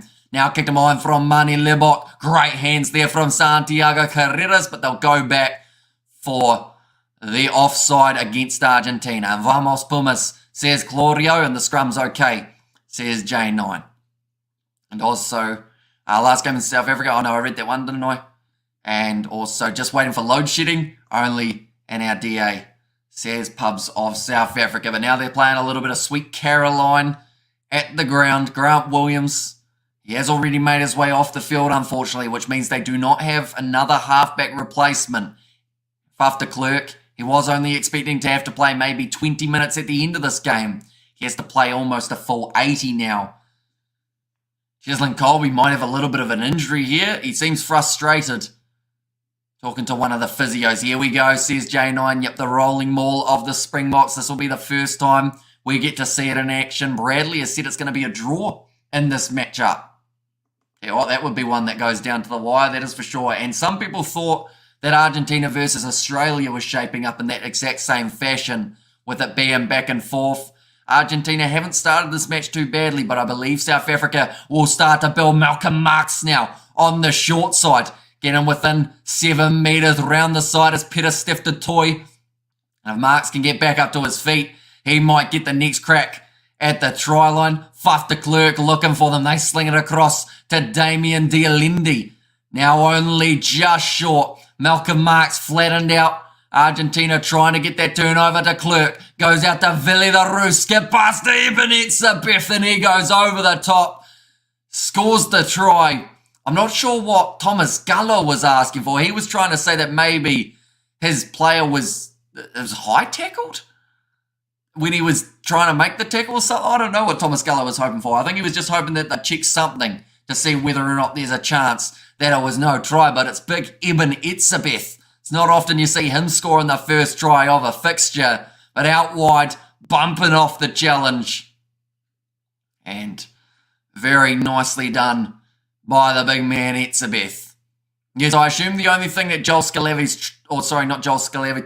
is trying to ask for is maybe saying that Eben Etzebeth elbowed him? I don't know. I think it's a stretch that he was hoping that they would look at something. But now the Springboks, they take the lead 8 points to 6. And where is the game plan line out? South Africa marks. We need this, says J9, and Box playing like Man United. And congratulations, Protea, says Rebel Rose. And Evan versus Thomas, Thug Clash, says Max Power. And Italy just scored, says Geza. Now Mani Libok, sitting 1 from 1 so far today. This is now going to be another. And it's time. Lining up this kick. And also we have got there, Italy just scored, says Geza. And come on the box, dig in, and show them your power, says Gale.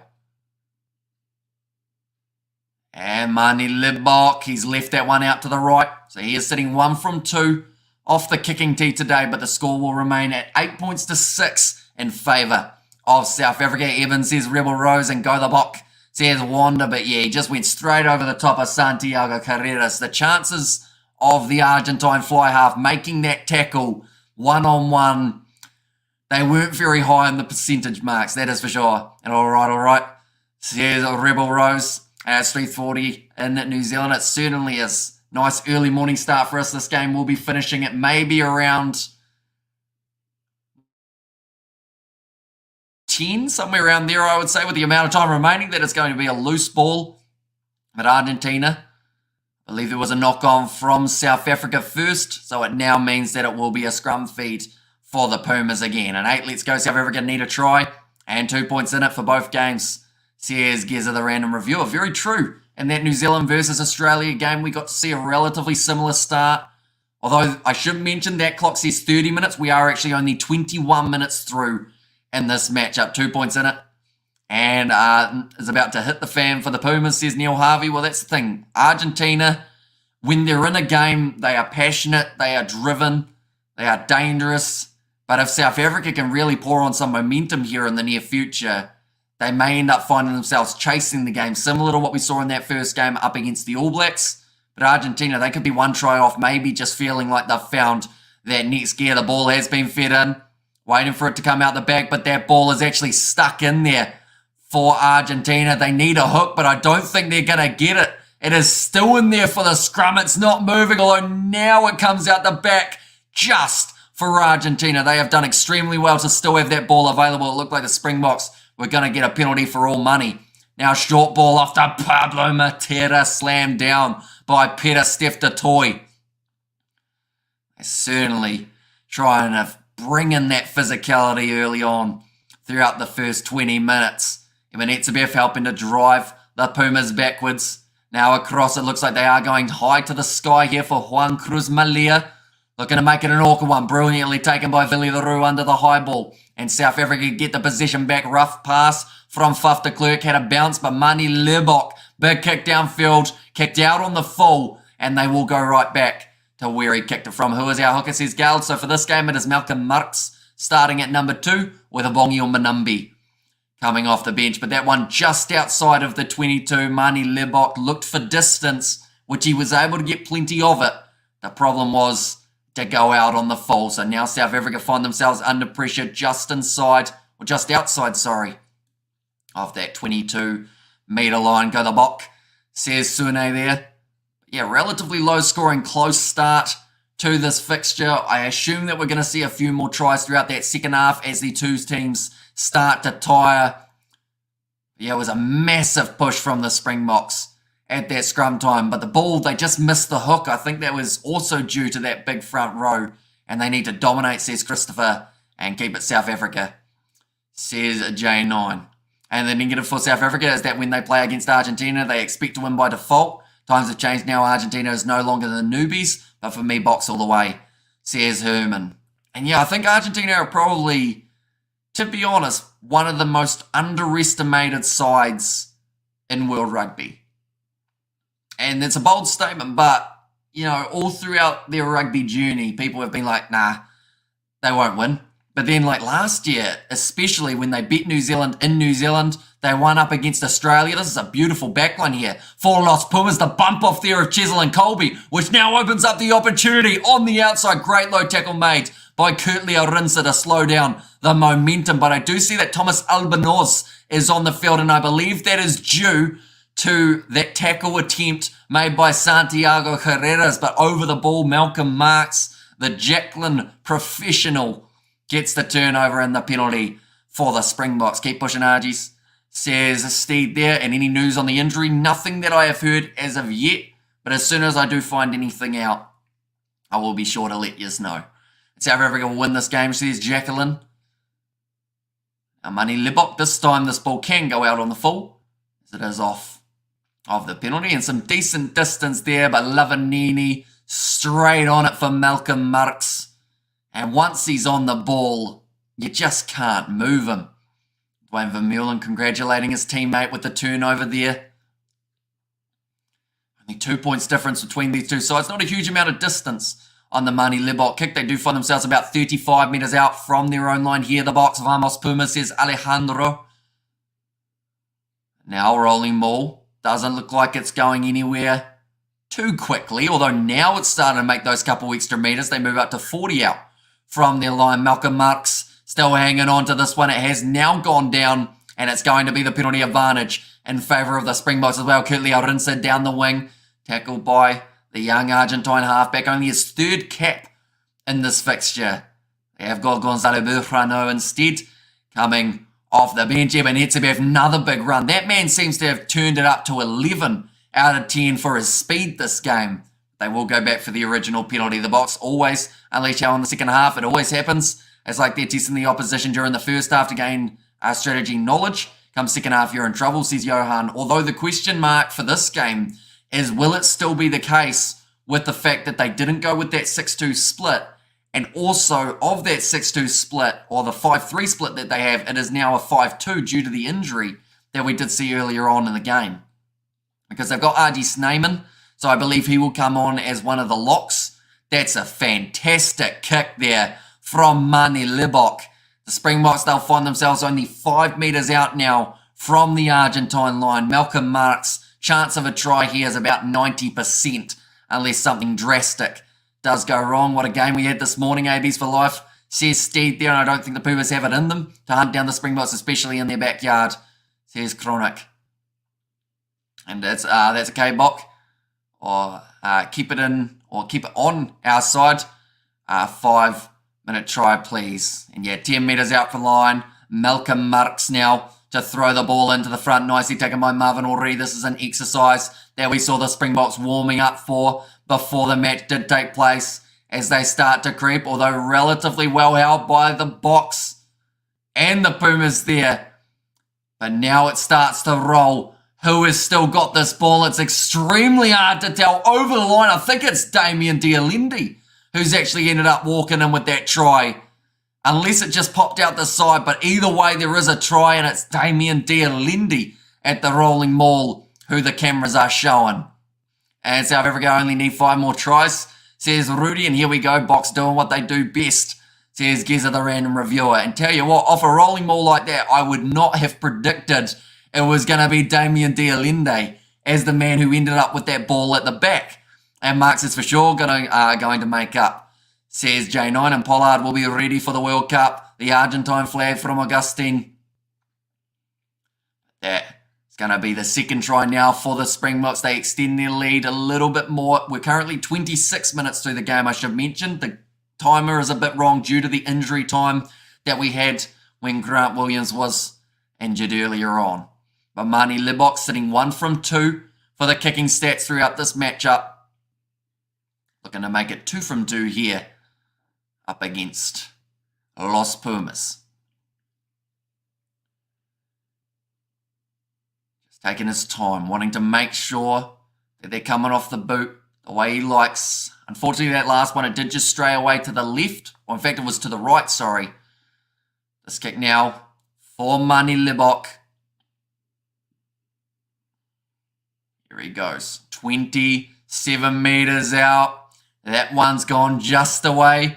Oh no, that one actually went over. Sorry, the camera angle was quite confusing there, but it has gone over for South Africa. 15 points to 6 now in favour of the Springboks. Great try, Damien, says Gideon. And Hamish Bro Wallabies versus the All Blacks game result. I missed your streaming live because light failures at home, says Michelle. So hopefully all your lights have been fixed now, mate. And they're all going smoothly. And regarding Pollard, do South Africa need him, says Giza the random reviewer. It's a great question at the moment. I mean, Mani Libok is certainly stepping up as a 10 option for them if they do decide to use him, but it's hard to say. You always want Pollard in there somewhere, I would say. And injury time is going to make things slow, says J9. And let's go the Pumas. And 28 to 13 for South Africa. Well done again, Hamish, says Bubs to South Africa. Thank you very much. But Faf de Klerk goes across to Mani Libok. Knock on from Willie LaRue. He was looking up to where he wanted to kick that ball rather than watching the ball into his hands. So he has knocked that one on only a few meters out from his own try line, giving the golden opportunity now to the Pumas to try and score themselves their first try of the contest. The thing is, he hasn't made too many mistakes at all, Willie LaRue, but looking up to where he wanted to go with that one rather than watching the ball into the hands. Kicking with the win, says J9. Yeah, we've seen some pretty big boots throughout this match already at this point. Now 5 meters out from the line, Argentina with the scrum feed. Now in the last one, they did struggle to actually get that ball out the back of the scrum due to that pressure that South Africa are able to create. They're a big forward pack, and that was a soft one, says Gareth. There go Bok, says Jemima, and so many schoolboy eras by the box, says Charles. And also we have got there, go the Pumas, go win them boys, says William. But now, feed for Argentina. We may get to see Juan Matan Gonzalez have a bit of a crack off the back of the scrum here if they are able to keep it steady. They have got it out the back, nicely done by Argentina now. Santiago Chocabarez nailed in the tackle by Damien de Allende. The ball's gone backwards, they've said, for Lucas Paulos, although gets off over the ball and gets himself and the Springboks another penalty for not releasing. Although as he hurt his shoulder in the process here, Kitsoff, he doesn't look too keen to stand up. Might just be waiting. Might have got a bit of a stinger. And South Africa should have more points by now. I hope they gain intensity, says Herman. And also we have got there watching the game and you guys are so far behind, says Salah. That is because we're from New Zealand. So unfortunately, because South Africa is so far away, it's got to travel by mail. You know, it's normally 3 to 5 business days and then it arrives here for us to commentate. This game took place 3 weeks ago. No, it's all right. They have got a little bit of an interruption on Sky, though. They have got sorry for the interruption, but it is going to be back in the very near future. Pressure is on. I tried desperately needed for South Africa, says J9. And also, what's the score, says Sunni? It is currently 15 points to 6 in this contest. So Argentina are able to get themselves a 6-0 lead, but then from there, South Africa firing back with a 3-pointer and then 2 tries being scored. One by Eben Etzebeth, and then the other being scored more recently by Damien de Allende. Go Bok, the backline is solid, says Conway, and now Light. It's coming, Hamish, bro. The whole day was bored because light failures. I couldn't get update in the internet. I come on, I pay my Sky bill, says Novmum. And there as well, but the penalty did go in favour of the Springboks due to Stephen Kitsoff just getting right over that ball. And I mentioned it about him and Malcolm Marks earlier on in this preview, or earlier on in the live stream before the match got underway, and they are just so hard to shift when they are hanging on to that ball. Great defence by South Africa, says Benjamin Walters, and it's exactly what they need to do throughout this game. Kill off any momentum that they have got when Argentina are on attack, and then when they are able to close it down, that is when South Africa on the counter-attack can be so dangerous. Update 18 to 13 in the game between between Scotland and Italy. And it's almost 4 a.m. in New Zealand and I still have slept. Says Chronic there. Yeah, I'm a little bit the same. A kick just a little overcooked. Says Benjamin, and that's a good joke.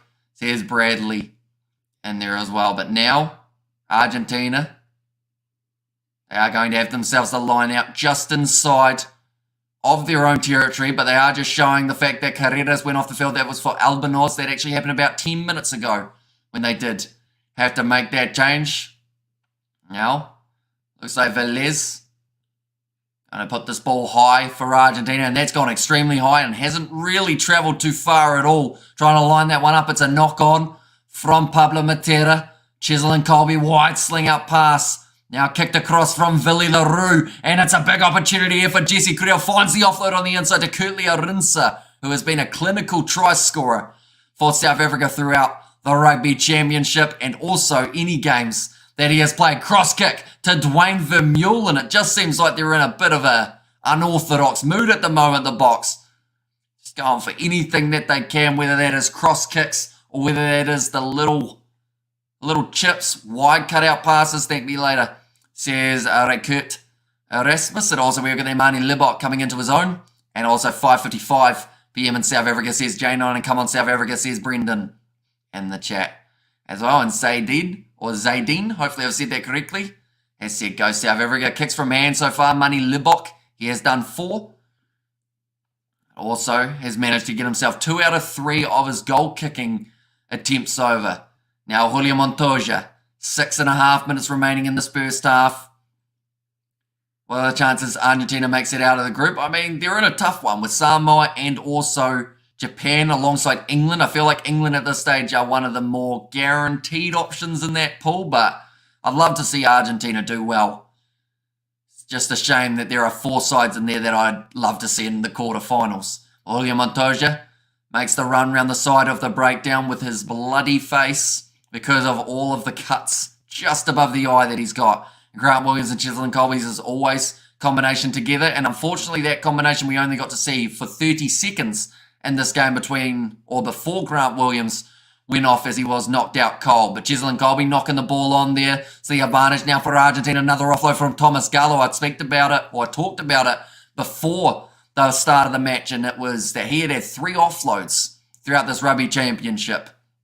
Now Thomas Lavanini does a bit of a spin, kicks off looking for the turnover, not able to do so, and the penalty goes against South Africa for Dwayne Vermeulen, and him not rolling away. And run with the ball, South Africa, says J9, and Grant Williams and Chiseling. Oh no, I read that one. And also right on. That's my chores sorted. No such thing as good rest in the countryside. And nothing new here. Nice to see Eben has gone over. Yeah, brilliant work from him. Oh, that's an ugly cut for Julio Montoya. It looks like he's pretty much ripped his whole eyebrow off. Which, I mean, some would say you don't need eyebrows, but others would say, you know, you're all right with them, I guess. And Scotland are 18 and Italy 13 with 8 minutes left in the game, says Richard. But they are just showing there Sia Khaleesi, a man who was in doubt for being able to make it to the Rugby World Cup, which is a massive shame, as the Springboks would have loved to have him in action for that upcoming Rugby World Cup competition. But I should mention, anyone who is new to the channel, be sure to hit that subscribe button. We are on the way to 30,000 subscribers. So if you do want to hit that subscribe button, it's hugely appreciated. We've got plenty more action coming on the channel, whether that is live commentary of international fixtures for the World Cup or the warm-up games. Alongside that, we have got previews, also selection predictions that we do each and every week that the Boks and the ABs are playing, and also the lineups. We announce them as soon as they are out, so be sure to hit that subscribe button. Queenstown says Chronic in there. Now, Argentina about 12 metres out from South Africa's line. Great opportunity just before the end of the first half with 4 minutes remaining. That says 46. It's actually 36. I'm hoping it sorts itself out for the second half. Now, line out throw chance for the replacement number 16. It is going to be Ruiz. Goes into the front to Juan Martin Gonzalez. And now Argentina look to try and get that rolling ball moving forward. Beautifully rotated, although they've knocked the ball on in the process, and it actually ends up popping out with Malcolm Martz. And now South Africa, they're playing under the knock-on advantage. They're going to hit the ball up, although Faf de Klerk look for the snipe. He's lost his boot in the process, just wearing the sock currently. Now Kurtley Arinsa, they'll be looking to try and shift it wide towards him. Damien Dialende in the midfield. Crashes through one tackle attempt of Lucas Paulos. What is the penalty count?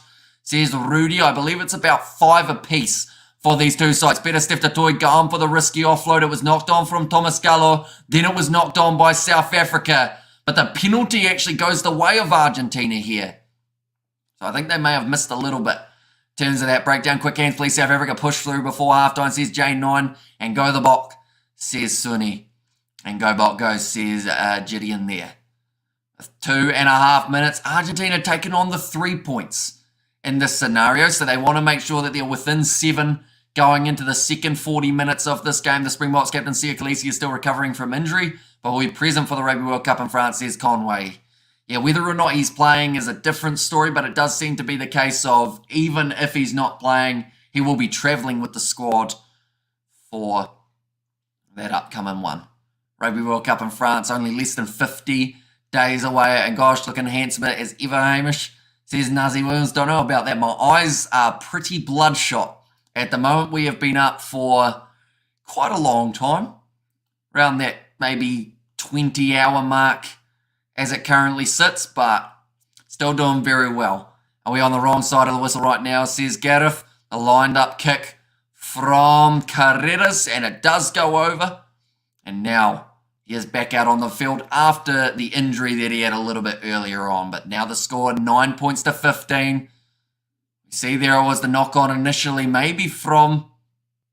It might have actually been Peter Steph who knocked the ball on first.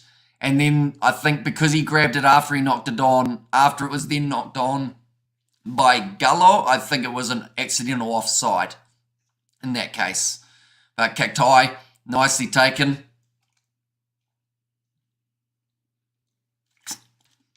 The voice is starting to give way, but we're going to power through.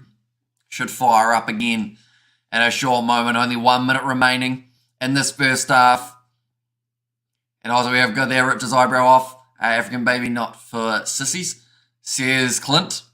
You're the man, bro. Thanks for your effort. Give us this coverage, says Nazi. But now claimed on the halfway line, Dwayne Vermeulen crashes forward at Lucas Paulos, who has fallen awkwardly. He might be knocked out. Yeah, he is. Another player.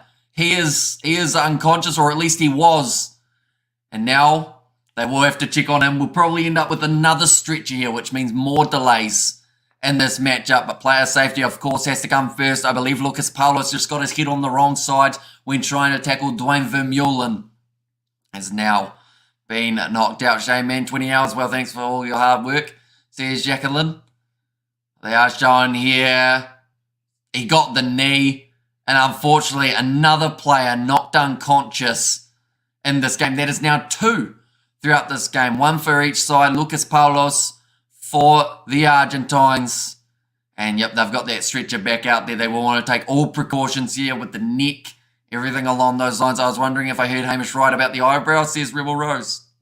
Yep, didn't look flash for Julian Montoya, unfortunately almost losing one eyebrow. And even if I have been, I have been asleep and up again, Hamish, since the All Blacks game, you're a true commentator warrior. Thanks for all your dedication, says Kerman. And there you need to take care of yourself, Hamish, says Hanger Rat. Well, the good news is during the week, I'm normally on a lot better schedule than the weekends. It's just over the weekend. It's not unexpected for us to get a few hours sleep and then be up for 30 hours just because of how much action that has taken place around the world of sport.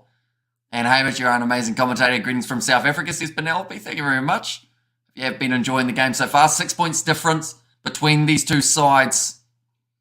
You suck, Carlos. Who's Carlos? Are you meaning Paulos, the one who got injured? Maybe. And also go to the box, says Zadine. And Scotland versus Italy just ended, but nobody will be losing sleep after watching that, says Gezzo. In the box, says Brendan. Currently only 1 minute away. Current squad leading caps, Eben Etzebeth with 111, Valilaroo with 85, Khaleesi with 73, and Stephen Kitsoff there with 75, and then 73 for Kitsoff. Learn to speak English, please, says Glenn. No worries, we'll try my best. Hey, I think I've learnt it. And how do I get past this commentary and watch the match? Unfortunately, due to YouTube's restrictions, it does mean that we're unable to show any match footage or audio. And that is just because you get taken pretty much straight down anytime you do so. And Gideon has put, and the Hamish, you are awesome. Thank you for your dedication. It is appreciated. Says Gideon, and bloody load shedding, says Eben there. And the down 1 try for the Pumas now will set the box off, says Marco. Score on the cricket, 309 for 4. Decent start for England in that case. Shine Ebenetzebev, though, he's had a physical game, managed to get himself a try earlier on in the contest. And for an 82-year-old, you make my day, says Penelope. And there as well. Yeah, it's hugely appreciated. Everyone tuning in for these streams all around the world.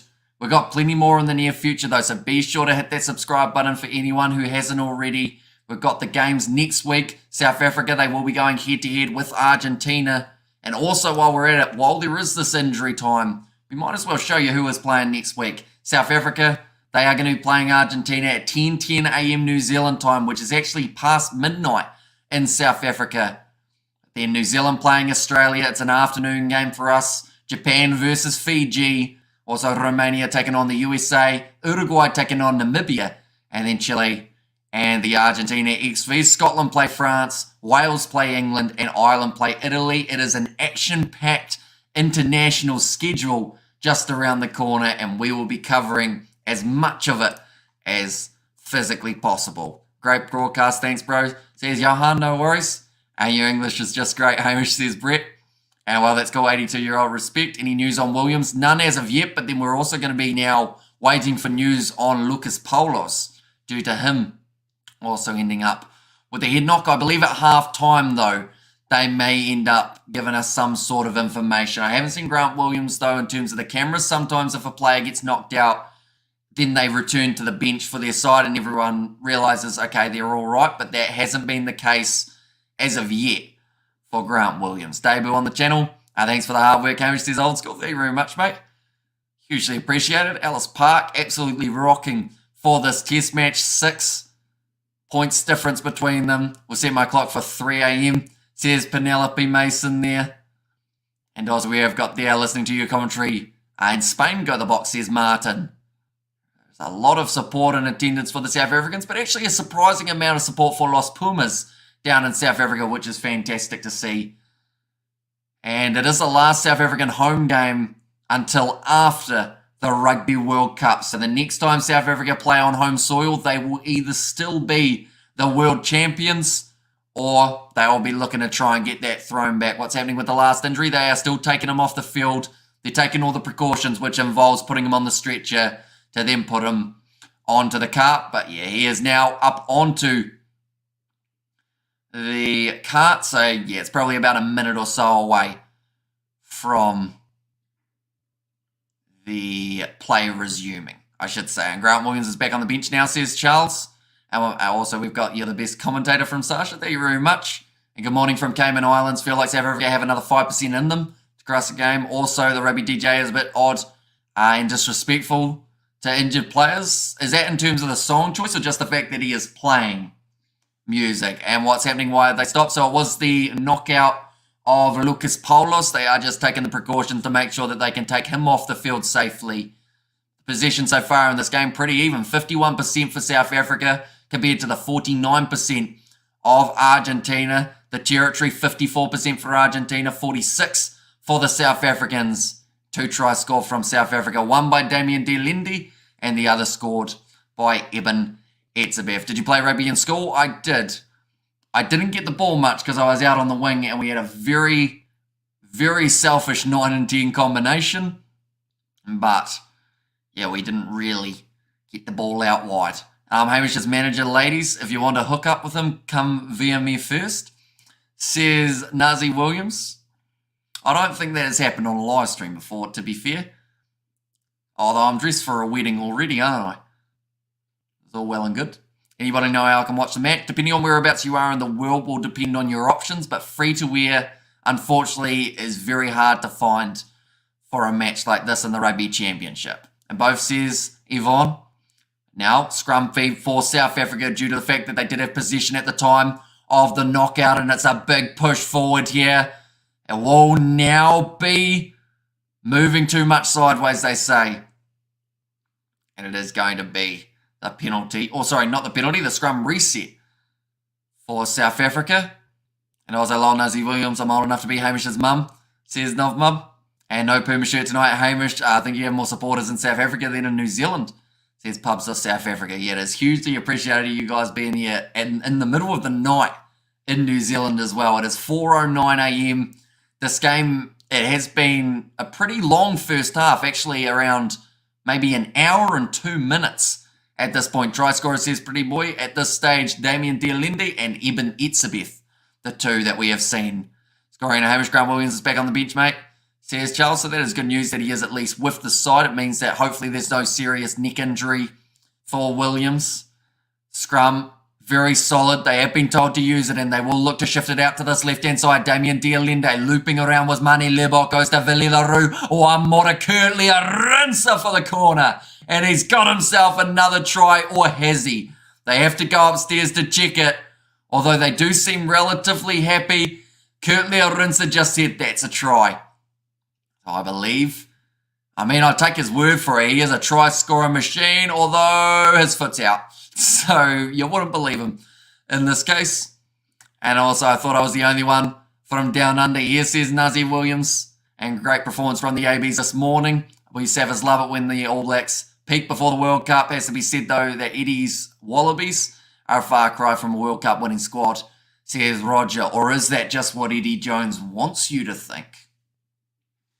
Or is it just the truth? It's probably just the truth at the moment. They haven't been too flashed as of late, but that foot was in touch from Curtly Rinser. So that means that the score at halftime, 15 points to 9. South Africa still in their favour by that 6, and they were actually down by 6 at the start of this contest.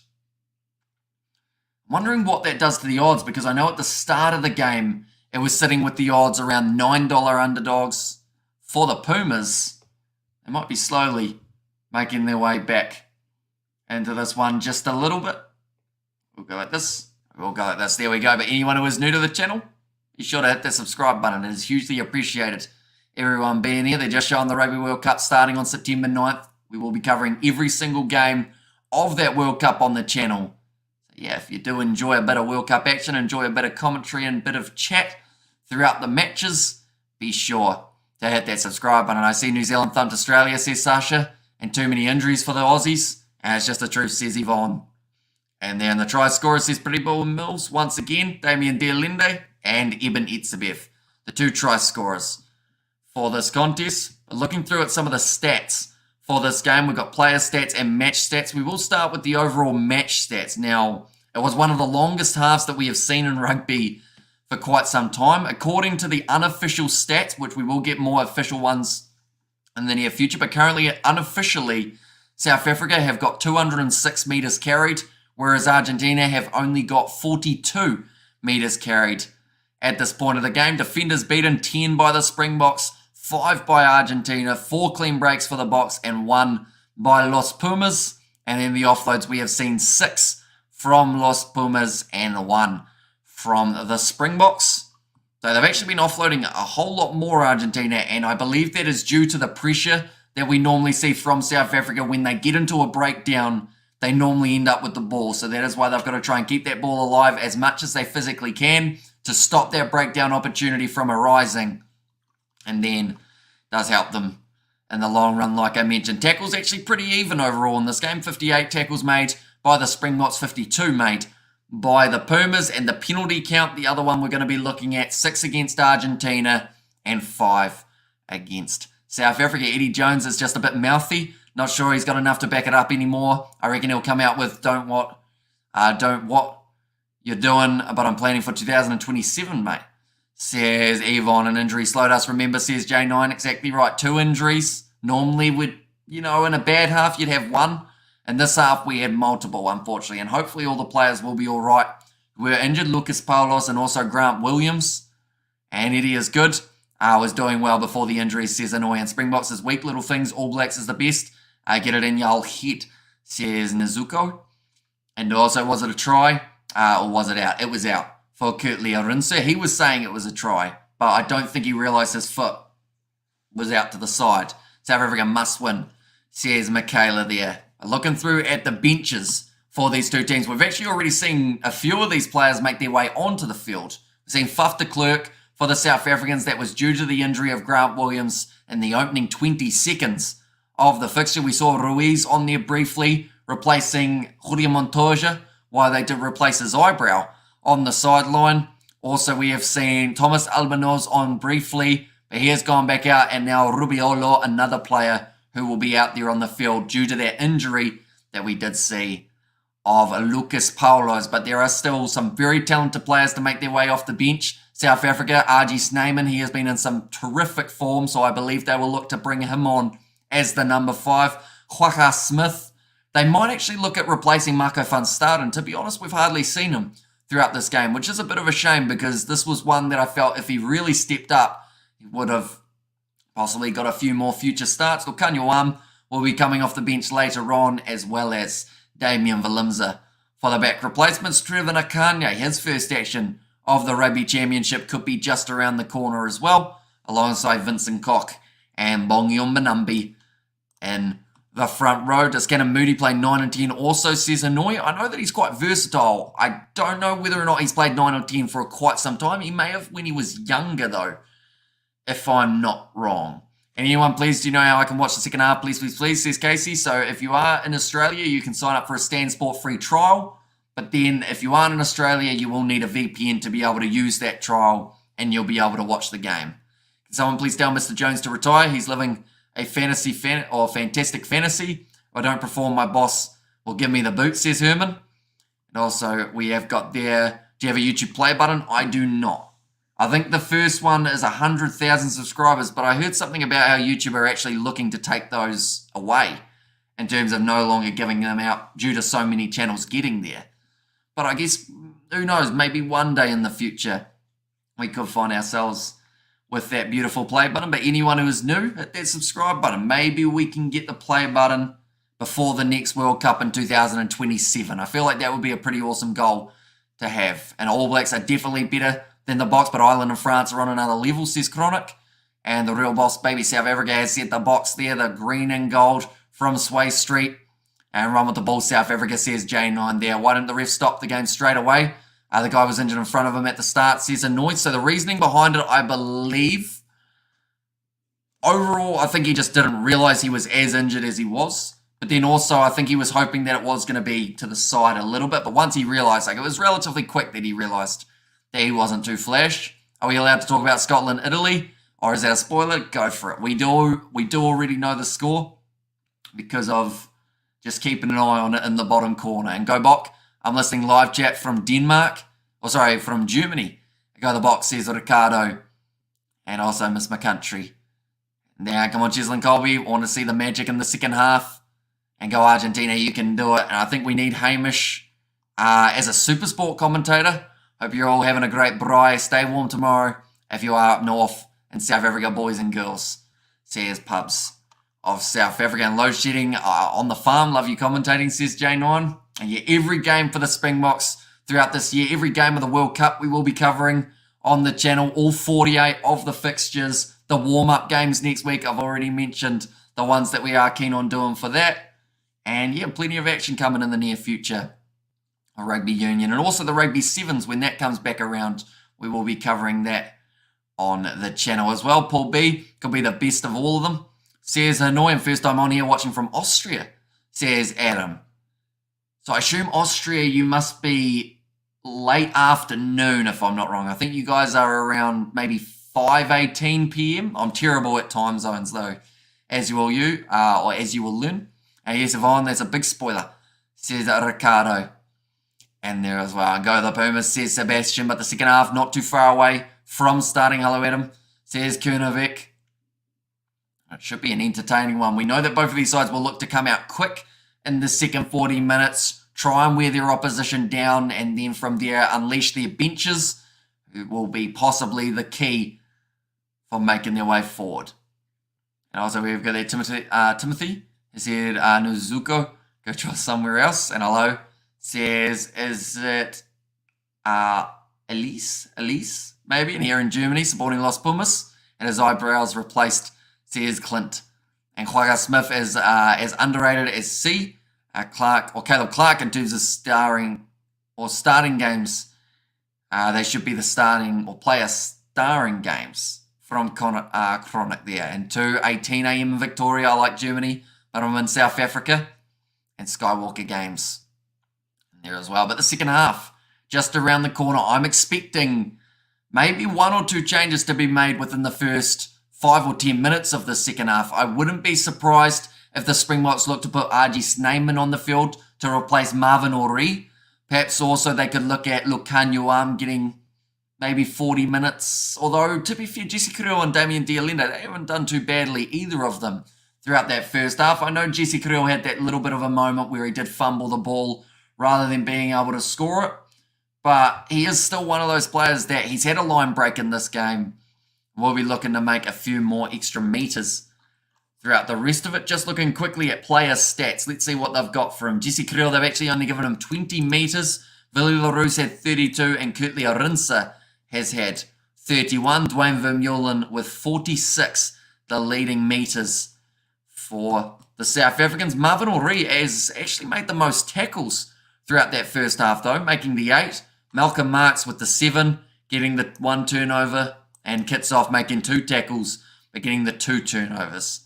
And the process, Lucas Paulos and Julio Montoya, the 2 men who have been able to make the most tackles for Argentina with 7 apiece. Guys, are we going to win Salome at the moment? The South Africans sitting not too badly, but they do need to get themselves another try right near the start of this half to help secure it, I would say.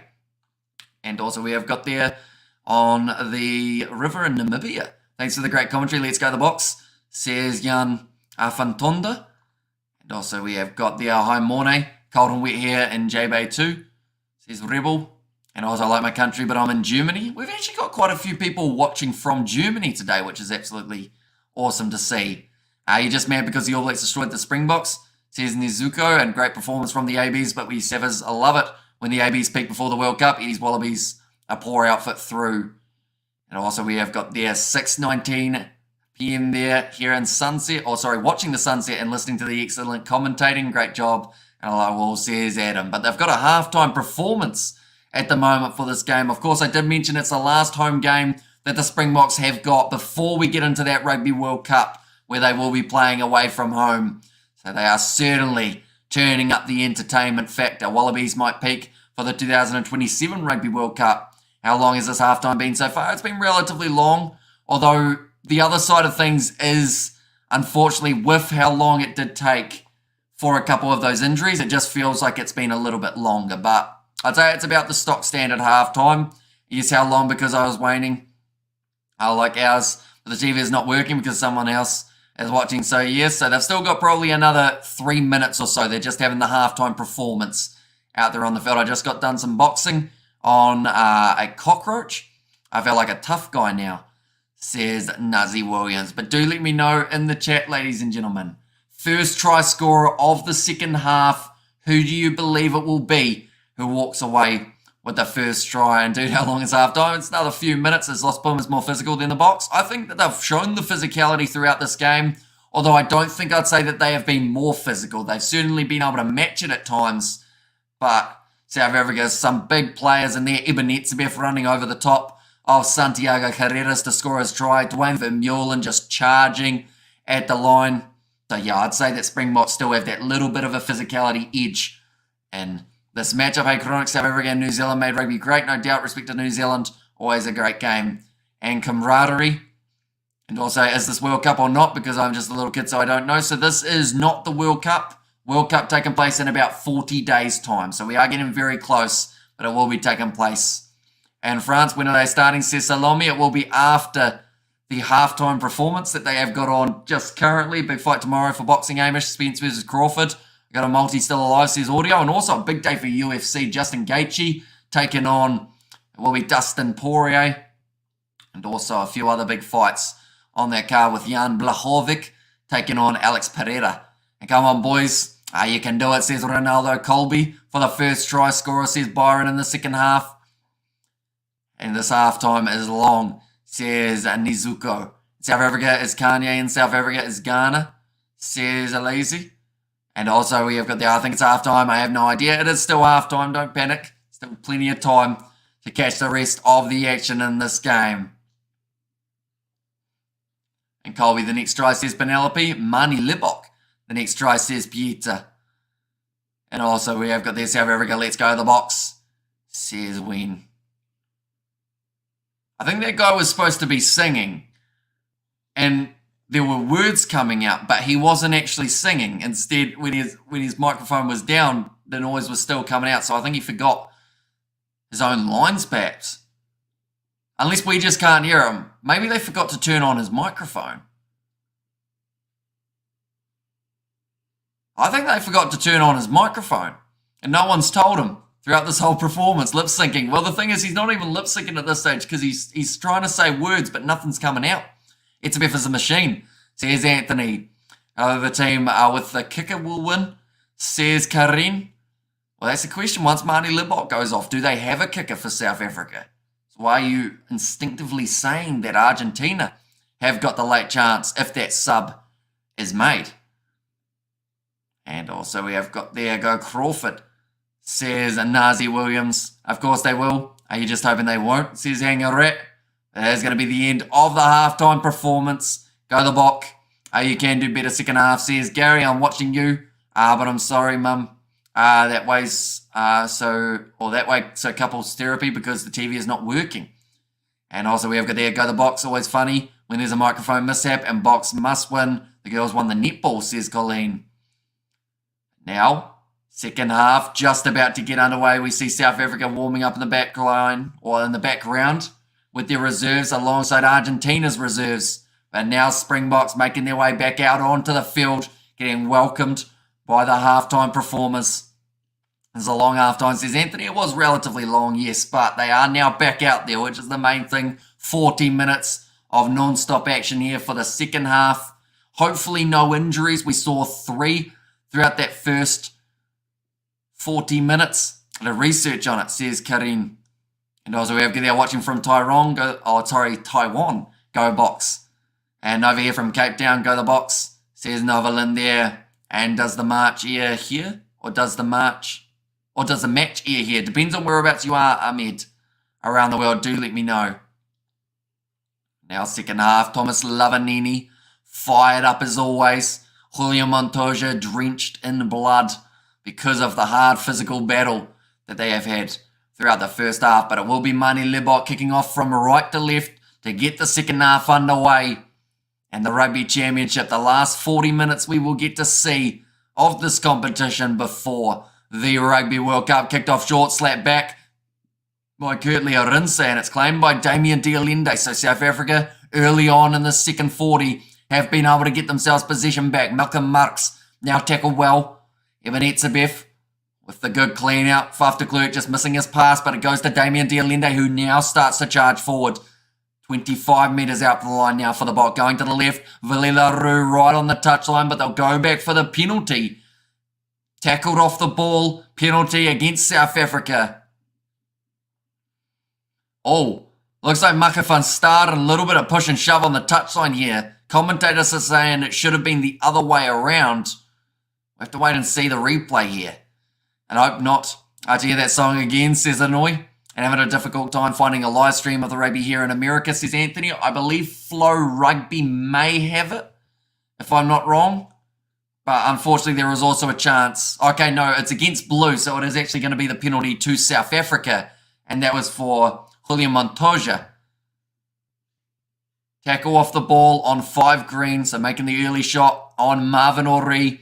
And now Mani Libok kicking this one for the corner. Malcolm Marks looking for the opportunity to score the first try of the second half. Springboks are not so good anymore, says Nasuka. I wouldn't say that. I feel like they're making some very nice plays throughout this contest. Definitely going to be a contender at the upcoming Rugby World Cup. And halftime performance, joke says Jan van Donde. Now Malcolm Marks throws it into the front to Eben Etzebeth. Now actually the last rolling maul, we ended up seeing it was instead, oh, that's brilliant work from Argentina. They've managed to trap the ball in there. And now a scrum for Argentina only a few metres out from their own line. But all I was going to say is the last rolling maul we actually saw Damien Dialende was the man who got himself over the try line. Also difficult to find the live stream to watch the rugby in Germany. Bot for Life says Ricardo.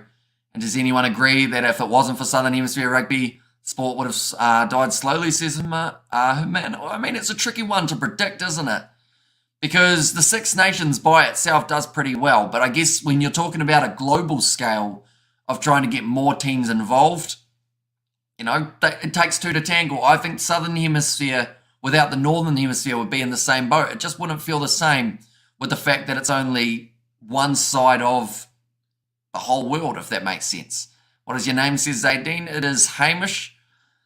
Although I don't think that's a very common name in South Africa that I know of anyway. Does anyone know a Hamish in South Africa? Do let me know. Way too much pressure. Says Andrew Bracewell. Is always going to be under pressure for Argentina at scrum time due to that weight disadvantage that they have.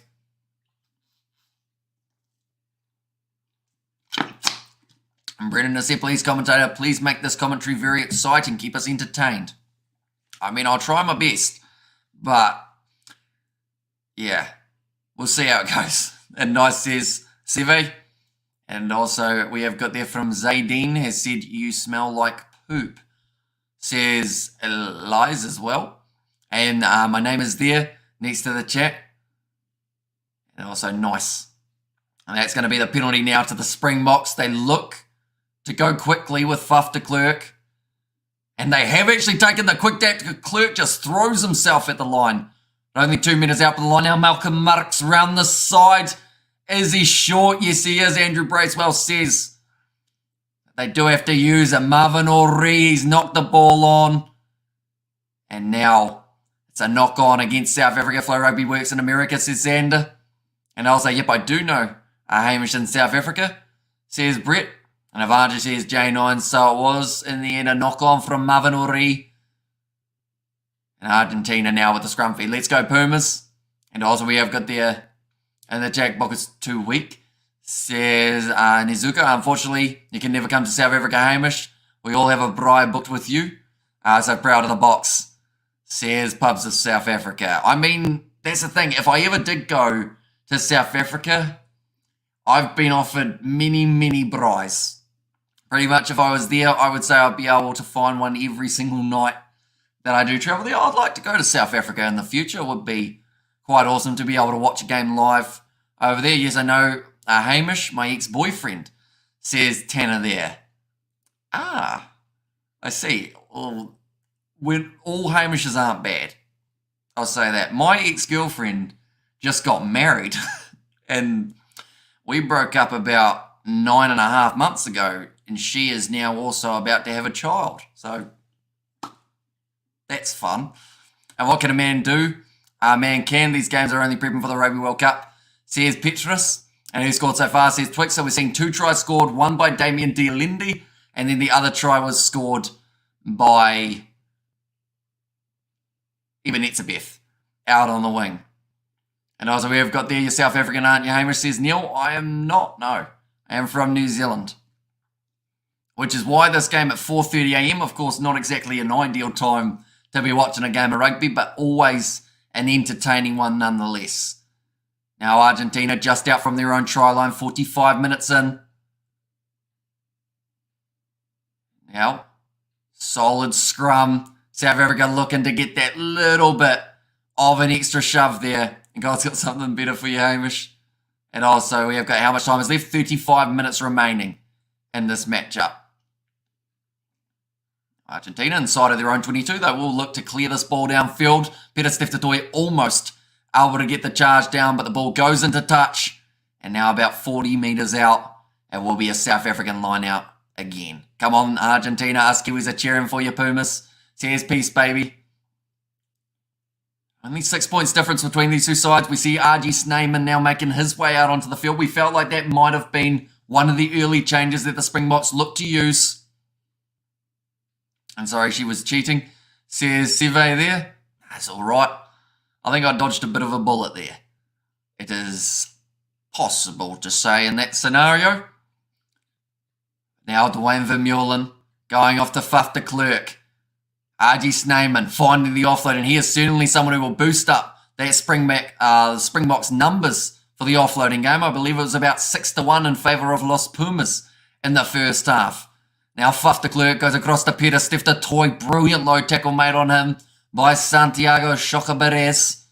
Malcolm Marks moving up to halfway. I wonder how long they are going to give him before they decide to switch to Bongi Umanami. Johan has got the laughing. And also, I'm still expecting 2 more tries from the box. But the penalty on halfway does go the way of Argentina this time for not releasing. I'm sure you South African Hamish says nil. Not that I know of anyway.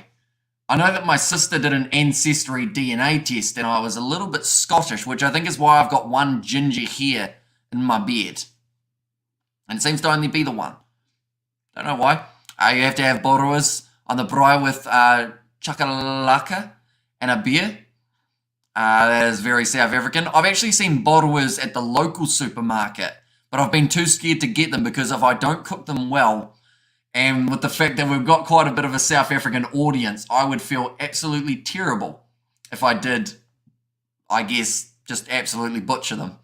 And Kibbit says J9. And RG Snyman, our Viking, says Rebel Rose.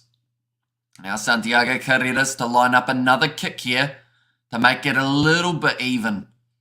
And this is hilarious, says Rob Thunder. Oh, that kick's missed from Santiago Carreras. Goes away to the left. And are you sure you're not South African? You're pronouncing those names perfectly. Says Harry, it's taken a lot of practice. That is for sure. Over the past... Well, that's the thing. We've been covering South African games of rugby for about 3 years now. Somewhere around there. Hamish, please don't say borrowers again. Did I get it wrong? That's probably one word I haven't quite mastered.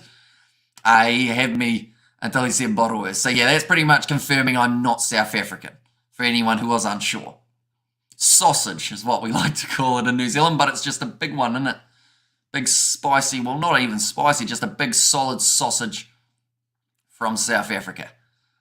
And now, back into the pocket, Santiago Carreras. He'll be disappointed to not be able to get that kick over, but now he's put that ball out on the full. He will be less impressed with that one. Well done, says Karin, and just throw it in the fire. Hamish can't go wrong with Bride Bowie. I don't know how to say it now. I'm self-conscious. And Buravors. Oh, Buravors. Okay, I wouldn't have guessed that. But I guess it's the same as Villy LaRue, isn't it? So it's Boravors. I will try my best. Big solid sausage is very South Africa, says Hanger Rat. Forget the braai. You have to try biltong. That is another one that has been recommended to me quite a bit. Eben Etzebeth almost driven into touch after the short line out from Malcolm Marks. Now Kitsoff hits it up at Thomas Lavanini. Do see that Joel Scalavi may have almost made his way onto the field now for the Argentines. Nice counter-ruck there from Argentina, but not able to end up with the ball. And our Faf de Klerk looking to put this ball high. Just towards the 22. Chased hard by Kurt Leo. Rinse of the mark is taken. And Hamish, as always, asked pronunciation from those who know. It's been funny, but not as funny as Wildcard, says Eric there. And good to see more women in here. Turns into a sausage fest sometimes. More women, please, says Nazi. And there you go, says Eva Gratis. So, Buravors. Okay, well, lucky I didn't try and ask them if they had any at the local supermarket, or else they would have looked at me extremely funny, I would think. That was perfect, says Sifini. Or I always say your name wrong too, don't I? Symphovi.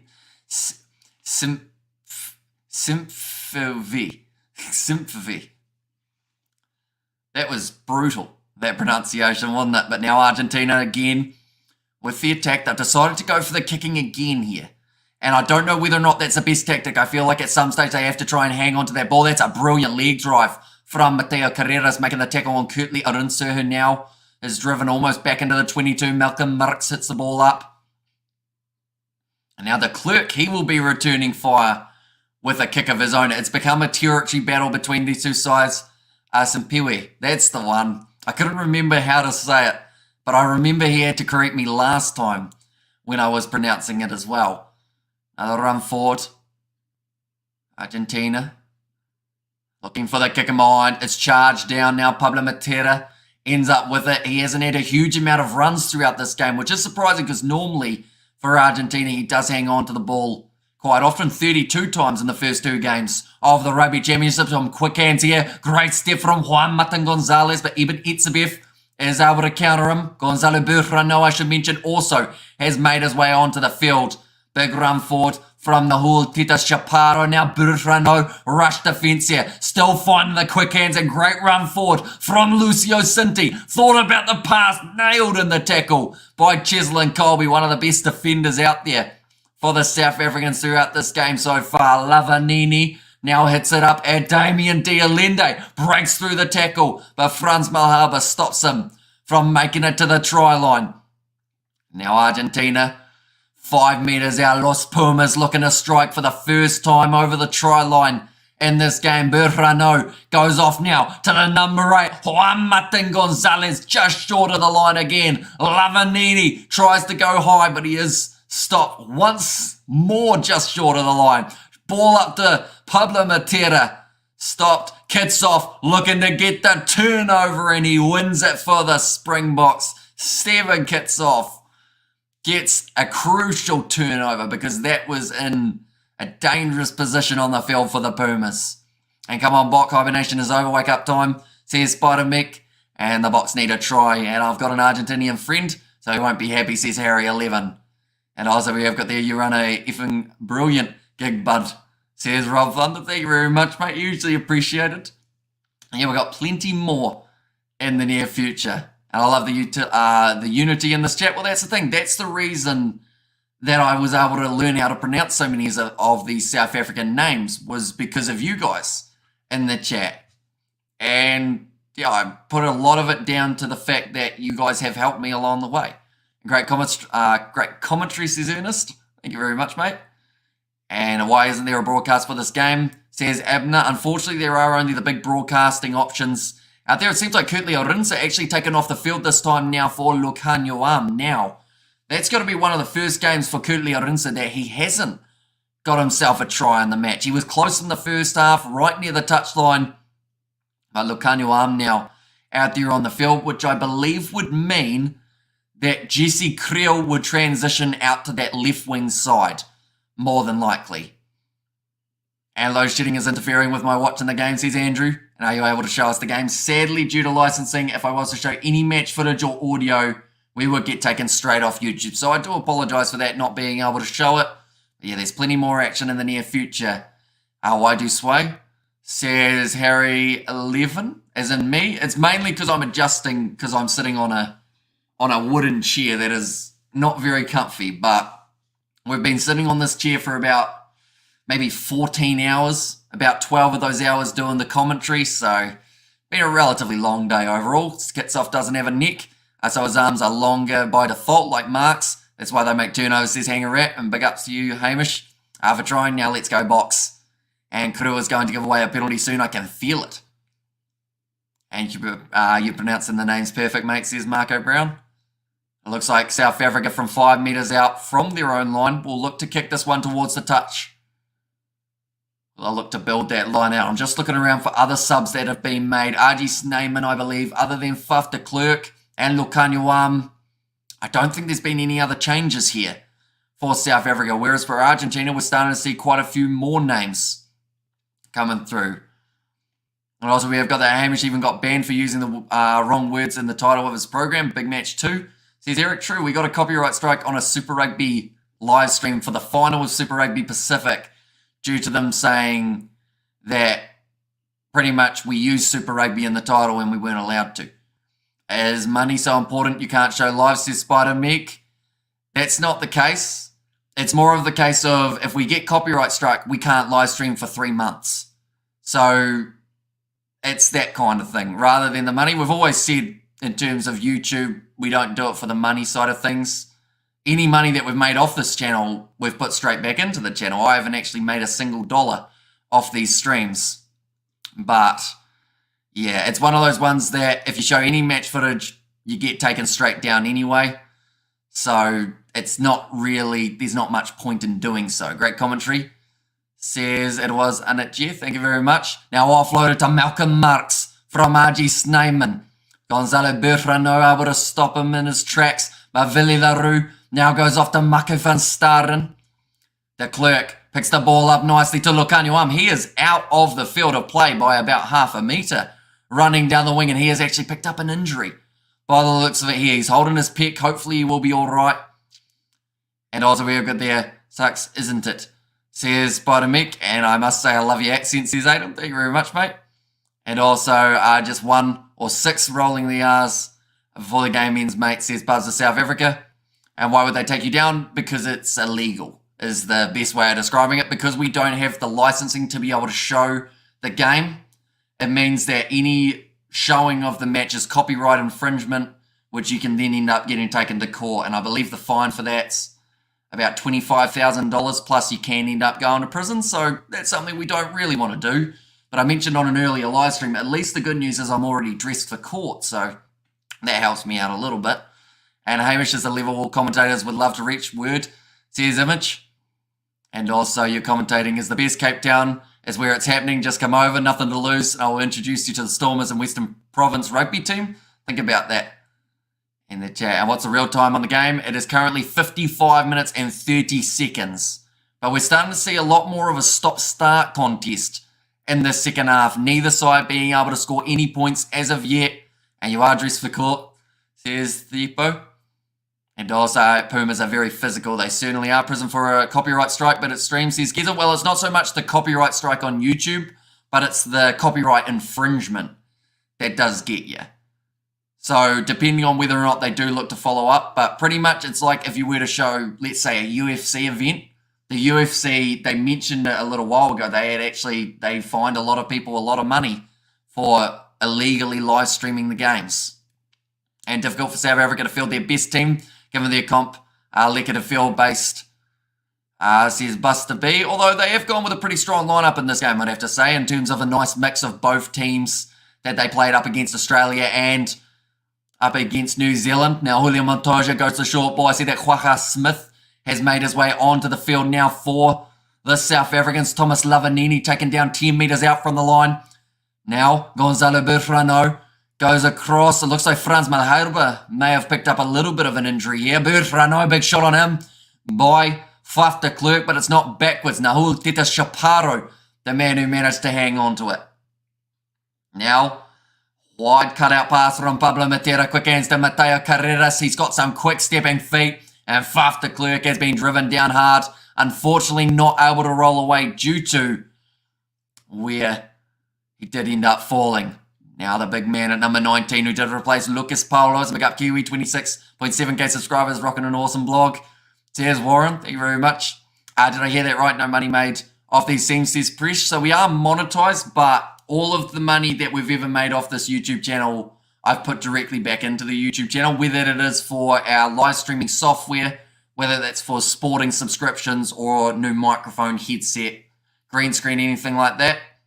But, yeah, I haven't actually pocketed any money from the YouTube channel in the 3 years that we've been doing it. But I feel like that's a good way to do it, because you got to do it because you like doing it rather than doing it because you want to try and make any money off it. And where can I check out the Rugby Matches live streams? Says Tercia, I would say your best bet is Stan Sport free trial if you have got the option of setting yourself to Australia. And we have got there, hello to all our Argentinian friends. We will keep thumbs for the Pumas at the Rugby World Cup, says Johan. Now, there's going to be a couple more changes being made by the South Africans. Bongyom Banambi making his way on the field for Malcolm Marks. Trevor Nakanye on the field for Stephen Kitsoff. And then also Franz Malherbe going off the field for Vincent Koch. A little bit of a stoppage in play now. We are back into it. And it seems to me that you're a pretty big live streamer. Do you have another job? I do. So I work as a builder during the week so that I can afford to do weekend live streams. I think is the best way of describing it. But only part-time builder because I don't have enough time with YouTube to be able to work full-time alongside it.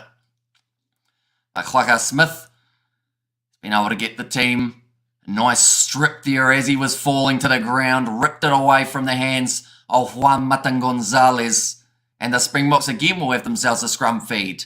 For the second half, it is yet to really take off, but this last 20 minutes could be extremely entertaining if both sides are able to start finding their rhythm. The benches have almost been emptied For these two teams, I believe Damien Valimza, the only man who has yet to make his way onto the field for the Boks.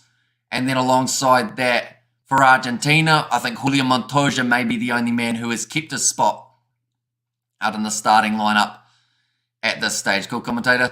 Says Tercia, we appreciate you doing this, listening from Clearwater, Florida in the USA CSCC. Yeah, it's awesome to have you here. Got people all around the world, which has been absolutely awesome. Hamish lays bricks. Says Gareth. Now the big push from the Springboks here, trying to get their momentum going forward. Dwayne Vermeulen breaks off the back, but Mateo Carreras, he's had a very good game for Argentina. A lot of physicality out there on the field for him. I think that's something that Argentina knew from the get-go, that they were going to have to try and match with the South African outfit, was that physicality, trying their absolute best to muscle up. It's going to be kicked into touch from Faf de Klerk, but now 35 metres out. It is going to be Argentina with the line-out thrower. What's the odds looking like now, mate, says Derek. We'll have a quick check for you. I assume Argentina are probably still sitting about maybe $7 or $8 underdogs, somewhere around there. And also we've got their greetings from the freezing Cape Town, says Nick. Yeah, we're sitting 4 degrees Celsius at the moment here in New Zealand, so I assume you guys are probably roughly around there. That's going to be the penalty now to Argentina. Double blow of the whistle. This is getting close to South Africa ending up with someone heading to the bin here. That's a couple in quick succession. Dwayne Vermeulen just asking what that one was for, but 3 in a row up against the South Africans, and Argentina again are going to be persisting with kicking for the 3 points. Now, the kicking accuracy has not been as high as they would have liked for this match, but that seems to be what they want to do. They want to get within the 7. I would have thought at this stage of the contest, though, maybe kicking for the corner could have been a good option, but they want to cut it down just so that they don't need that converted try. But Argentina, they are sitting $5.50 underdogs in this game. Carreras sitting 3 from 4. The Boks will need to start playing a little rugby soon. Says Hangarat, I'm sat in 35 degrees. I've just been hooked from the bar back to the apartment. Says Fleshin. Thanks, sir. Watching from Cape Town, South Africa, says Dana Lee. Now Carreras to line up the kick and cut down the deficit for Argentina. It's gone away to the side. That is the second miss now for Argentina. And the commentators are saying the same thing that I just mentioned. You wonder whether or not the line out could have been the better option. Watching from Casablanca, says Harry there, and also watching from Cambodia, I saw a little bit earlier on, I believe it was. Now the 22 dropout for South Africa, a quarter of this match remaining, only the 20 minutes, and still that 6-point margin between the two sides. But it's been put high by Mani Libok, nicely taken by Argentina, and they look to try and get this rolling more going forward. Emin Etzebeth ask him whether or not he's allowed to go for the ball. He's told yes, and he rips the jersey almost off the back of the Argentine player. That ball available at the back though, or is it? There's an advantage against South Africa. I would think that this is going to be very close to a yellow card here for the Boks now. Big tackle made on Pablo Matera. They've really made sure to bring on that physicality on him in particular in this game. A little bit of a slip there from Juan Cruz Malia as he joined the line. Counter ruck from Quacker Smith.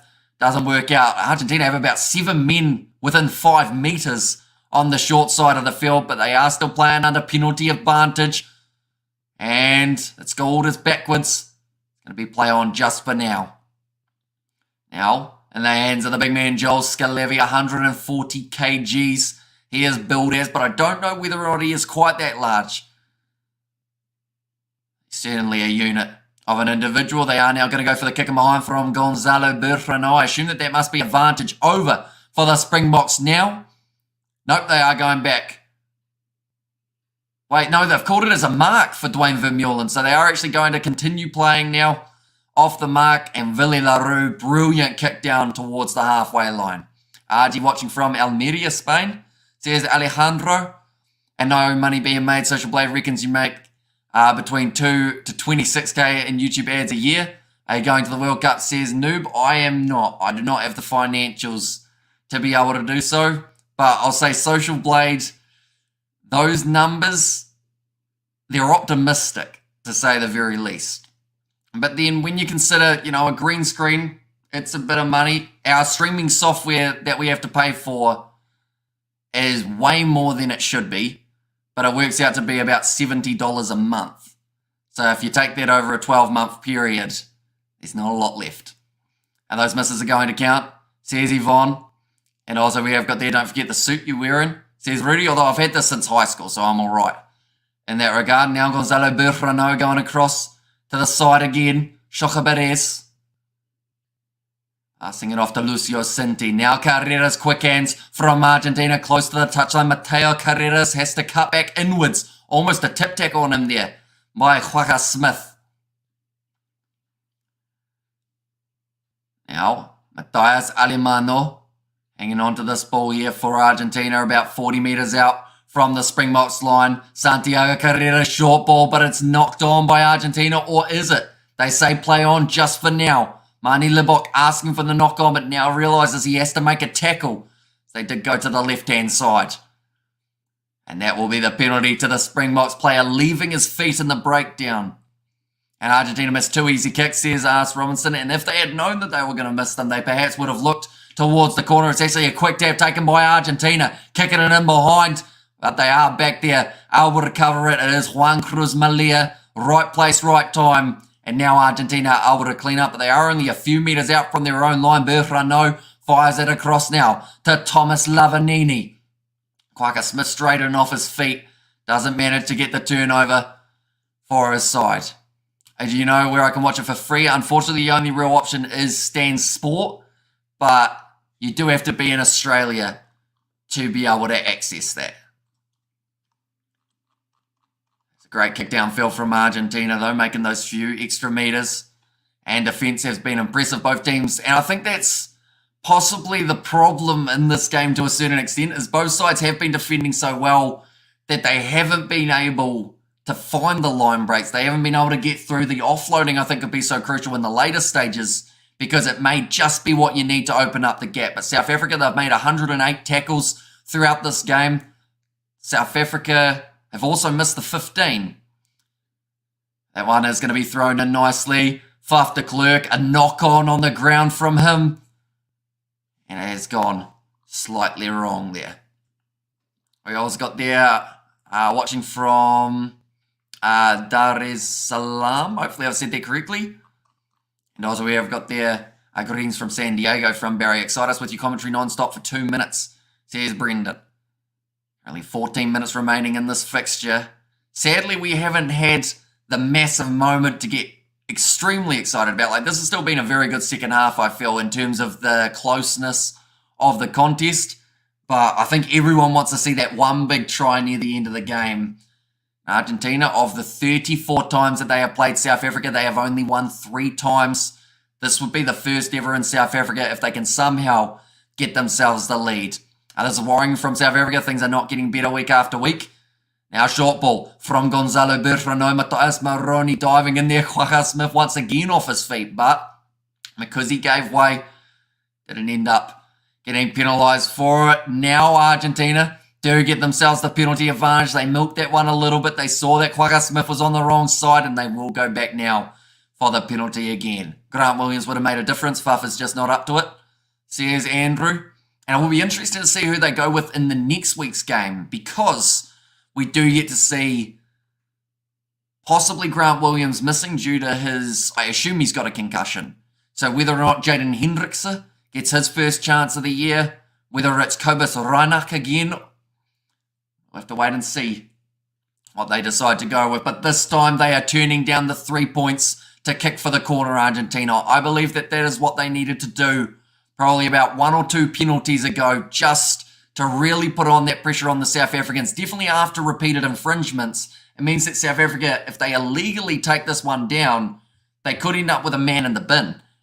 And then South Africa, they would be playing with only that 14 for almost the rest of the game. Now, Julian Montoya, I believe he's going to be playing a majority of this contest. Nicely taken off the back, Juan Matan Gonzalez. Now Santiago Chocabarez moving the ball beautifully. Goes backwards, Lucanyuam tries to jump on it, but it is available still just for Argentina, who have got some good hustle in their last breakdown. Julian Montoya now, they are 40 metres out. They've gone from 40, or they went from 20 to 40, but now back line not opening up. Faf de Klerk, he's got the ball in hand, gives it off to Mani Libok, who's got plenty of pace. It will be a runaway try for South Africa, a much needed one in the second half. And Mani Libok, only 5 caps in to his Springboks career, gets himself a try for the second game in a row that he started in the Rugby Championship. Oh no, sorry, his last try got cancelled out, didn't it, for Mani Libok? So that is in fact his first international try for the Springboks. And Faf needs to cut his hair. I love him, but it's getting a bit much now. Says Tana. And also, let's go. And also, we have got come on the box, says audio, but it's a great try for Mani Libok. Plenty of pace. And it was the mistake from Argentina. Faf de Klerk realised he had a chance of being caught. Mani Libok, as soon as the space opened up, Matthias Maroni was unable to catch up with them. And I would say with how late we are in this contest now, that might just be the try that they needed to secure this match. Take my words back, Fuff. That was good, says Andrew. And finally was about to switch off, says Polly Bear. And beautiful, says Mavidi. In there. And awesome, says Amelia. And should be a win now for South Africa. 13 points, a big ask for the Pumas. Yep. And we did see them fight back a little bit in their game up against Australia. But, yeah, 13 in South Africa and only 11 minutes remaining. It will be 10 by the time this kick is gone from Mani Libok. His kicking hasn't been terrible throughout the day. Libok, I believe he has just missed the one of the attempts that he's had. And this ref must go back to his country with his bad calls, says Joanna. That kick is over from Mani Libok. And that will now make the score 22 points to 9. And go the box, says Ntomi. Now that points difference, like we mentioned, 13. And also we have got there, this channel is a joke, completely anti-free speech, disgrace. I haven't done nothing. I assume maybe a moderator possibly timed you out because you were talking about the quota system and everything along those lines. But, you know, there's a difference between free speech and hate speech, and yours was falling into the latter, I believe, which is why one of the moderators, I think, got rid of you for 5 minutes. And now, nice step there from Argentina. The ball has gone back. Keep making us proud, says Amelia. And also the Bok says it was Beverster. Damn bloody marvellous, says CC. Looking for the offload now. Lucanyuam has ended up with the ball in South Africa for this last 10 minutes. This might be very tough for Argentina up against the Springboks side that ever since I made the changes off the bench, they seem to have found that next wind. But Cheslin Colby down the wing for his first run of this half. Gives it off to Peter Steftatoy. Inside ball to Jesse Creel, but they're going back due to the ball being in touch. Our forwards were so good in the first half. What went wrong? Pumas are good, however, says Andrew there. And also we have got there Simbin, says CC. And do we know who the ref is? It is Andrew Bracewell of Ireland, the head referee in charge of this one. But yeah, Peter Steftatoy, his foot was in touch, well spotted by the touch judge. And also what happened to the Springbok scrum half. Unfortunately, in the first 20 seconds of the game, his kick was charged down. An Argentine player came flying in after the charge down and hit him with his hip to the head. He was knocked unconscious and did have to be stretchered off of the field, unfortunately. And Argentina heading in the right direction leading up to the World Cup. Says Flesh and little chip behind from Santiago Herreras, and they found a little bit of open space, but in the end, Vili LaRue was ready for it. Now Cheslin Colby looks to run up the middle of the field. Tries to get back to his feet. Has dropped the ball in the process. Stolen by Argentina, but that was it deliberately knocked down by Damien Dialende? We've got a double blow of the whistle, and this seems like maybe it could be the first card of the fixture now. And Damien Dialende, the man who will not return for the rest of the game. Will be an interesting game next week for the Box playing in front of the Argentinian fans, says Kwan. And very good commentating, says Lionel F. Thank you very much. I was in a meeting, says there's one. Now Santiago Carreras, again, Argentina, they have no option but to go for the corner. And it looked like B team for the box, says Karin. I don't know about that. I mean, you look through that back line. Arinsa coming off a hat-trick. Damien Dialinde and number 12, sensational player, although he is now going to be spending the rest of the game off the field. How's your Afrikaans, mate? Not very good. I know Yaulika Ding and Baya Dunky. And that's about it, unfortunately. He's one of the worst refs I've ever seen, says Harry, and Ireland is very, very strong.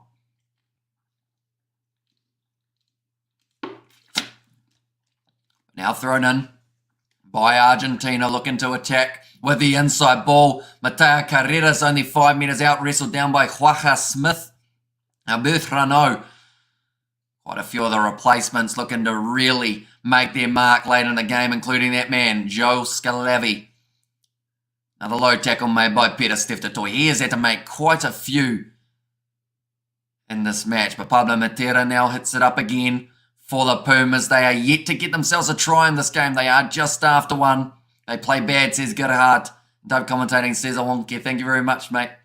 Hugely appreciate it. Burfrano, short ball to Matera, nailed by Bong Yumbanambi and Dwayne Vermeulen. Now going to the left-hand side. They've got the rush defence happening. Chislin Colby having to turn his back, but still manages to make that tackle. Burfrano to the right. Here comes Thomas Lavanini. 2 converted tries from here for Argentina would actually give them the lead in this match. Joel Scalavi again, just short of the 5 metre line. Now Mateo Carreras, in fact, to Santiago this time.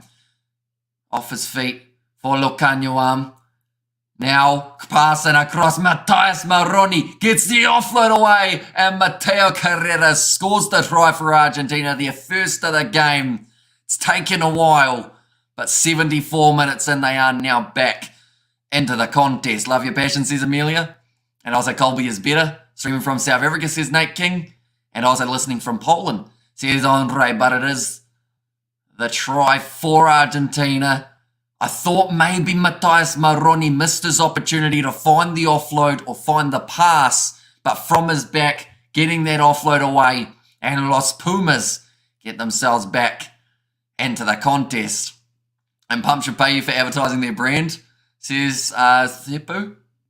Could message them, I guess, although they probably wouldn't reply. It's like earlier on, I actually shouted out Uber Eats because I said that they had like a 50% deal for New Zealand because of the rugby, which was not a sponsor, but I wonder if anyone actually ended up buying any Uber Eats after that. And I expected the box to be better, says Andrew, and box really need to defend well. If we're 1 man down and 1 try conceded now, says Kwan. And that is a very good point. The 1 man down could be a massive... Oh, the kick's missed, though, for Argentina from Santiago Carreras. For this game to go down to the absolute wire, that kick theoretically needed to go over. And I'll teach you Afrikaans, says Kayleen Jacobs. I mean, I know like 2 words, but I need a little bit more practice. I think so maybe we'll have to make that happen. I had a bad feeling about the box in Argentina. And also Argentina deserved to win this match, says Polly Bear. And I'm not an Argentinian fan by any stretch of the imagination, but finally, says Harry. Now a kick-off for South Africa, 4 minutes remaining now. And Mani Lebok, I assume they will be kicking this one off long, and they do. Now Argentina deep inside of their own area, actually a little bit of a handling error for Gonzalo Burrano, which did stall it a bit longer. Now Argentina, they will have to try and defend against the South African side, who normally when they do concede a try, look to fire one straight back. The Clerk going off the right to Trevor Nakanye. Clerk again, off to the side to Vincent Koch, his first carry, since making his way onto the field at around that 60-minute mark. Villaroo going now to Mani Lebok. Cross kick, nicely taken by Damien Dialinde. And Mateo Carreras able to shut him down, get his hands on the ball. That's got to be an Argentine penalty, doesn't it? No. Very unlucky to not win the penalty there for Argentina, Mateo Carreras. This game way too close. South Africa are not ready yet, says Mr. Wolf. Nice run from Villaroo. Kayleen, teach me, says CC. Now, Eben Netzebeth moves up to 30 metres out. Trevor Nakanye. I believe what was being his first carry of this game as well. Kicked him behind for him, Faf de Klerk. Santiago Carreras gets back and calls the mark. Now, they do decide to take the quick tap and keep this ball in play. Juan Cruz Malia, he's got numbers on his outside. Nice quick hands from Gonzalo Burrano, now steaming forward. It's about a 2-on-1, although now Cheslin Colby is back to be able to cover. He's got extreme pace and going to be able to use it here, although forced back into his own in-goal area. And now Argentina have got themselves a scrum from only 5 metres out from the line. Is Damien Dialende still on the field? He is not. He got himself the yellow card, which does mean for the rest of this contest, he will not be out there on the park. No, actually score would be 22-22 with the kicks, says Robinson. So yeah, that's the thing. Kicks can be absolutely crucial in a game of rugby. And I think I actually said that in the preview.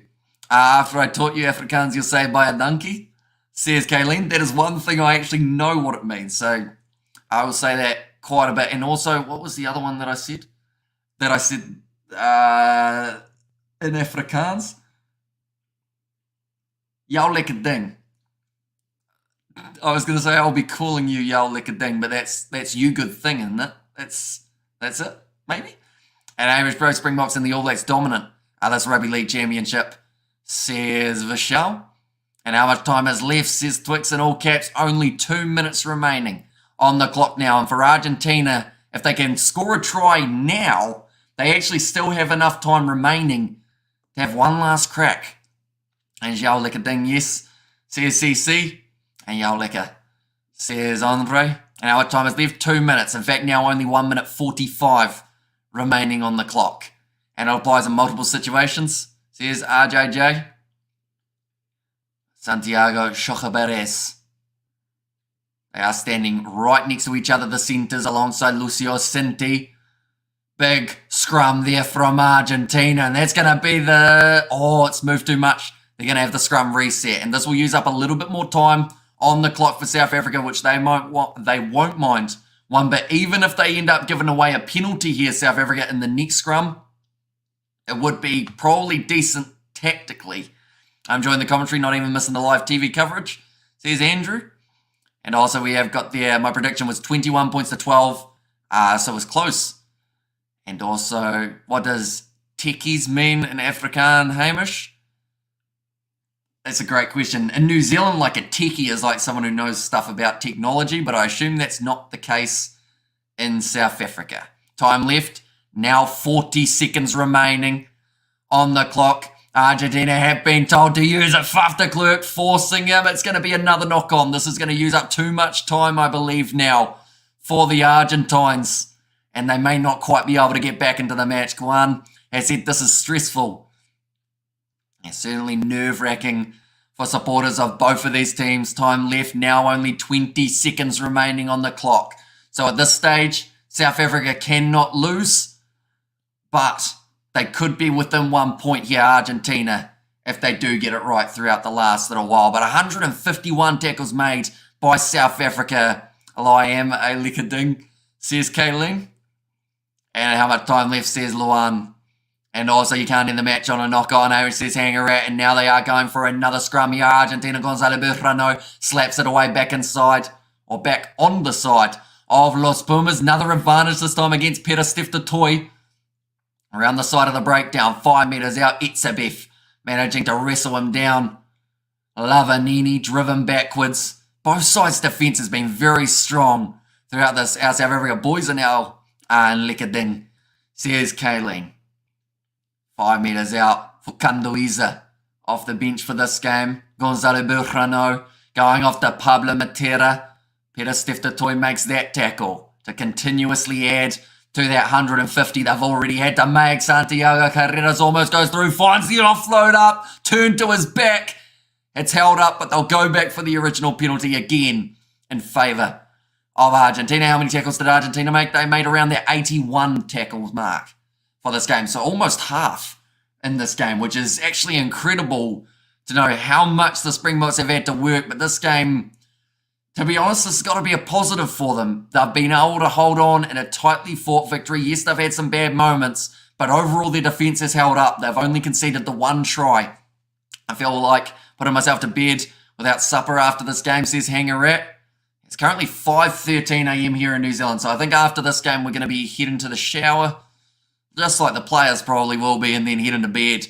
Big rush defence there from Fuff de Klerk, getting the timing right there. This was a hard watch, says Gareth, for the South Africans. Now Bongio Manambi, almost on the ball. Burrano now goes across to Joel Scalavi again, hitting the ball up. Where to watch free streaming rugby, says Hummingbirds. Your best bet for this game will actually be on the Rugby Championship YouTube channel. Straight after the game, they will have the highlights of this one. And now, nice run forward from Juan Martin Gonzalez. Argentina wanting to get themselves the bonus point here in the Rugby Championship. They've already secured third place. Just have that extra point on the board. Give them that little bit more confidence. Although Dwayne Vermeulen's over the ball, he hasn't got it. And Argentina, after eight phases now, will continue this attack. Pablo Matera around the side, still just short of the line. Cesar said, good channel, thank you very much. Usually appreciated. I said that very aggressively, very appreciated, but that was because there was a try being scored at the very same time, piercing around that side of the breakdown, Gonzalo Burrano, and gets the last try of the match for Argentina. So that will make the end score in this contest more than likely 21 points to 22, a last-minute thriller of a game between these two sides. It's been very entertaining to watch. There is food in your beard, says Megan Nutella. Boy, I don't think there's enough beard to get food in, unfortunately. Like, have you seen this side? There's no here. Here, it's quite patchy, unfortunately.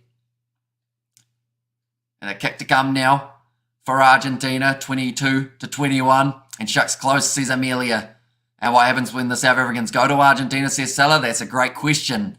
And fortunately, we get to find out in the very near future. A month in South Africa, you'll be fluent in Afrikaans, says Kayleen. I have to head there one day, I think. For South Africa, seeing as we've covered so much rugby. That's the thing, though. Do I learn Afrikaans before going to South Africa so that I can communicate with some people and sound like a local? Or do I learn it while I'm there but just seem really bad at it for the first 3 weeks? Box wasted kicks too, says Charles. And also we have got there looking forward, says Amelia. And yeah, next week, two sides are going to be colliding in another matchup. And thanks, Hamish, like the way you kicked the commentary critics into touch with finesse, says Brett there. And maybe if we can play with a full team for more than 30 seconds, we could win with ease. And also bad kicking cost Argentina certainly did. When you look at the fact that they gave away maybe 9 or so points out there on the field that they weren't able to get. First time watching this, love this, thanks. Come visit us in Sable Game Reserve, says Megan Nutella boy. And appreciate the commentary, mate. Really great, says Kawan. Thank you very much, mate. Hugely appreciated. And also we have got there, learn it here, says GF, and learn it while you're there, says CC. And for all your rugby needs, the Kiwi Lads is awesome, says Robert. So yeah, anyone who hasn't already, be sure to hit that subscribe button. It's hugely appreciated you all being there for these streams. It is now 5:15 a.m. here in New Zealand, so relatively late night game for us here. But the next game that has taken place of the Springboks versus Argentina 2-match series will actually be at 10:10 a.m. New Zealand time, so that will be midnight. And Presh has said, stop flirting, please. I don't think there was much flirtatious behaviour going on, Presh. I think you're misreading some of the signals, perhaps. I don't think I've got flirting in my arsenal. To be fair, like I mentioned earlier on, my ex-girlfriend just got married and is about to have a child, and we only broke up 9.5 months ago. So I feel like at this stage, my flirtatious behaviour, if there was any, is definitely rusty. Just like the Springboks at times in this game did look. Unfortunately, not quite able to get that momentum that they would have liked up against Argentina, but I believe that was just down to Argentina really applying that pressure. So sorry, lad. No, it was kind of funny, to be fair. You got to laugh at that kind of thing, don't you? Thank you, Hamish, says Bruno. And also we've got there 10 or 12:20 in Colombia. And thanks, live chat. Kiwi Lads, give me the best joy in Germany. Thanks for the commentary. Really enjoyed it. We'll definitely log in next time. Damn, Hamish, that's rough about Yex. Nah, it happens, doesn't it? And you're a legend, Hamish, says Derek. And also we've got their thought. Geez, I thought the Pumas could easily sneak a win 1 point. South Africa, you need to wake up. Congratulations, Hamish, and thanks for the great commentary. Says Gail. Thanks, Hamish. Take care, everyone. Good work today, lad, says Pip. So, yeah, I think we're up to about our maybe 11th or 12th hour of commentary that we've provided throughout the day. I'm very impressed that I still actually have a voice, which I think is good news. And runners wear training shoes. Techies equals trainers. Oh, okay. I see a learn while being here. That's the done part. Or the fun part, I think that is from Kayleen. And a good win tonight, New Zealand. So yeah, the Rugby Championship, we get to see New Zealand number 1, South Africa number 2, Argentina number 3, and then after that, South Africans, or sorry, not the South Africans, the South Australians going to be there at number 4. Hamish, you done? Are you a favour, mate? Wish I was single and young again, says Kerman. Yeah, although to be fair, late night live streams like this doesn't make getting a lady friend too easy because I'm pretty much a nocturnal species on the weekends anyway. Thanks for your company, Hamish, bro, says Michelle. Thanks, Hamish, really enjoyed, says Yvonne, and thanks, bro, says Prish and JK. And there, and also good night, New Zealand. And I love you, man, says Lawrence. And please say hi to my children in Napier, Cindy Bovins, and Wendy as well. This mum, haven't seen them in 8 years. So yeah, shout out to Cindy and Wendy. Hopefully you are all doing very well. Hamish, bro, Miss Auntie and Uncle. They have been about. Dad popped in on one of the live streams yesterday. Find a girl who loves rugby, I almost said there, but loves rugby. Could be a good way to go. Or plays rugby, maybe. Commentate their games. Surely that would be annoying after a while, wouldn't it? But thanks for the great commentary. Box have a lot, and I should say annoying for her while I'm sitting on the sideline commentating. And Box have a lot of work to do before the World Cup, says Henny. They do, but I think that the promising thing is, like I mentioned, even though they did have a bit of a rough game, they did concede 2 tries in the end, which doesn't look as good as only conceding the 1. But they still had some good moments in defence, being able to stop the Argentines from scoring more often. 160 tackles made. Solid game, was a close one, eh? Says Blues Nate, certainly was. Wish I had just put Fiji on my multi-2, says Audio. And also we have got this, South Africa is so nice. You won't only learn Afrikaans, you'll go back with 11 different languages. That is a lot of languages, that is for sure. Some people earlier on, they were saying I hardly know English, so I feel like knowing Afrikaans. Imagine doing a whole intro of one of these live streams in Afrikaans. You guys would be so confused, but also maybe a little bit impressed. Not going to watch this channel anymore, says Buster B. Although from your previous comments, see you later. And enjoyed your commentary. Cheers, says Brendan. I almost forgot to subscribe, says CC. Yeah, anyone who hasn't already, be sure to hit that subscribe button. We are on the road to 30,000 subscribers. I am going to try and learn some Afrikaans at some stage, by the sounds of it. We need a lot of work on defence. Sorry, guys, but the bot played bad, says Dana Lee, and thanks, Hamish, says Neil there. And good game, says Sean de Villiers. And also, Rusty, they sucked, says J9. Pretty brutal, or pretty blunt, I guess you could say, but I think that this is one of those games that South Africa, they have to look at and go, right, what can we change in 1 week's time when we do go head-to-head with them in Argentina? That's why I love my country, says Kayleen. And also, we have got there, let me put you on the spot. Who do you think will win the World Cup on pure form? Marco Brown from South Africa.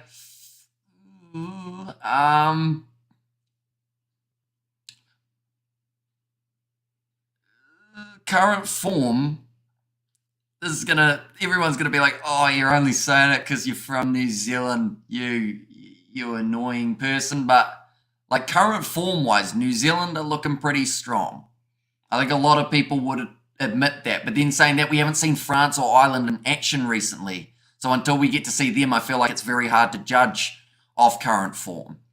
The Springboks, yes, they may not be in the best form currently, but when we get to the World Cup, I believe they will be. So it's a hard question. So you know what? Yeah, I know what that one means. I've had that one thrown at me quite a few times throughout. Thank you for the commentary. Without it, I would have missed the game. Says Kathna. And also, we have got there their usual rugby. They always defending the score while they're leading, typical Box. And I was like, okay, we can be friends now. Or we can't be friends now, says CC. You mentioned highlights after the game. That would be a great feature, says Caesar. Sadly, we aren't able to show it, but I can tell you exactly what YouTube channel will have it.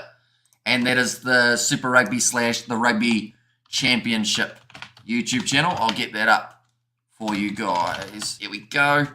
Go like this. Super Rugby Pacific. They will have the highlights of the game. They've actually got Australia versus New Zealand on that channel as well. Oops, what did I just do? That's the wrong button.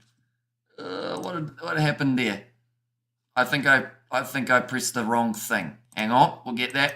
Give it a bit of that, give it a bit of that, and boom. And press for sure, 100%. Says Kayleen there. And also we have got the Hamish go shower and sleep, mate, says Hanger at.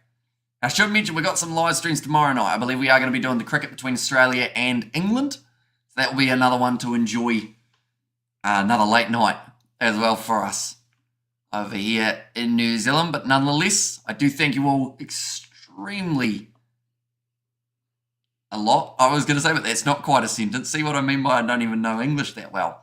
But yeah, I thank you all very much for being here for these streams.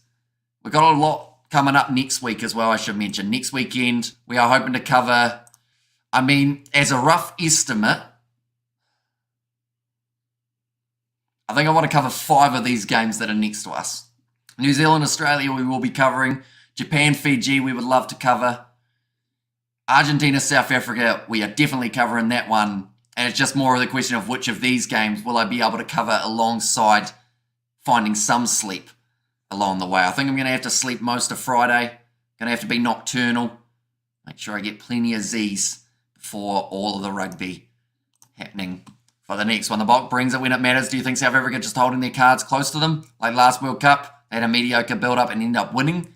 Says Augustine, I mean, yes, they didn't put out their best performance here, but I don't think they would have held back in anything, if that makes sense. Like, I think that this was tactically what they were trying to do. It just didn't quite work for them.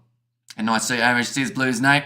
I also feel you on the All Blacks, even though I love my country, but let's be realistic, says Kayleen. Yeah, at the moment, they are an informed side, and they're going to be a hard one to beat. But the good news is, rugby is unpredictable, and you never quite know who will be walking away with the victory. I've forgotten how to speak now, with it being 5:30 a.m. But nonetheless, I do thank you all very much for tuning in. If you did enjoy, be sure to leave a like and subscribe to the channel. We're back next week. Do we bring out the suit again, or do we instead go to casual clothing for next week's games on the channel? Do let me know. Yeah, man of the match for me in this one, now that I think about it. South Africa-wise, I mean, Marnie Lebok was relatively solid. I think in the 4-pack, there were a couple men who really stepped up. Eben Etzebeth had a pretty good game. Stephen Kitsoff probably is the one that I'd say had the man of the match. Thanks so much. Well done, says Pubs to South Africa. And that's a heck of a home series. And now the Boks go to Argentina, says Kevin. Or maybe the Boks are just holding back for the World Cup. Currently, they're very unpredictable. And also, Lowell says Chris Falcon, and thank you. Enjoy your sleep, says Low. Now, how far has the RGs come? Yeah, I mean, they're a fantastic team. And I mentioned it earlier on the live stream. Probably one of the most underrated teams in terms of people's expectations of them and what they're able to do when they perform. And cheers, Hamish, bloody good show, mate. Miras means thank you in the Cornish language, says Kernovic. And cheers, the blazer you started in Classic Throwback Week next week, says Kerman. I mean, this is actually the same blazer, believe it or not. This is the one from way back in the day. The shirt, though, this one was a bit too big, and the collar is absolutely massive. South Africa are trash, says The Rock. And very much so love them. I love the heart. Like a man, greetings from South Africa, and lucky certain up to you, says Robert, and close the cast by saying bad bot game, says Brendan.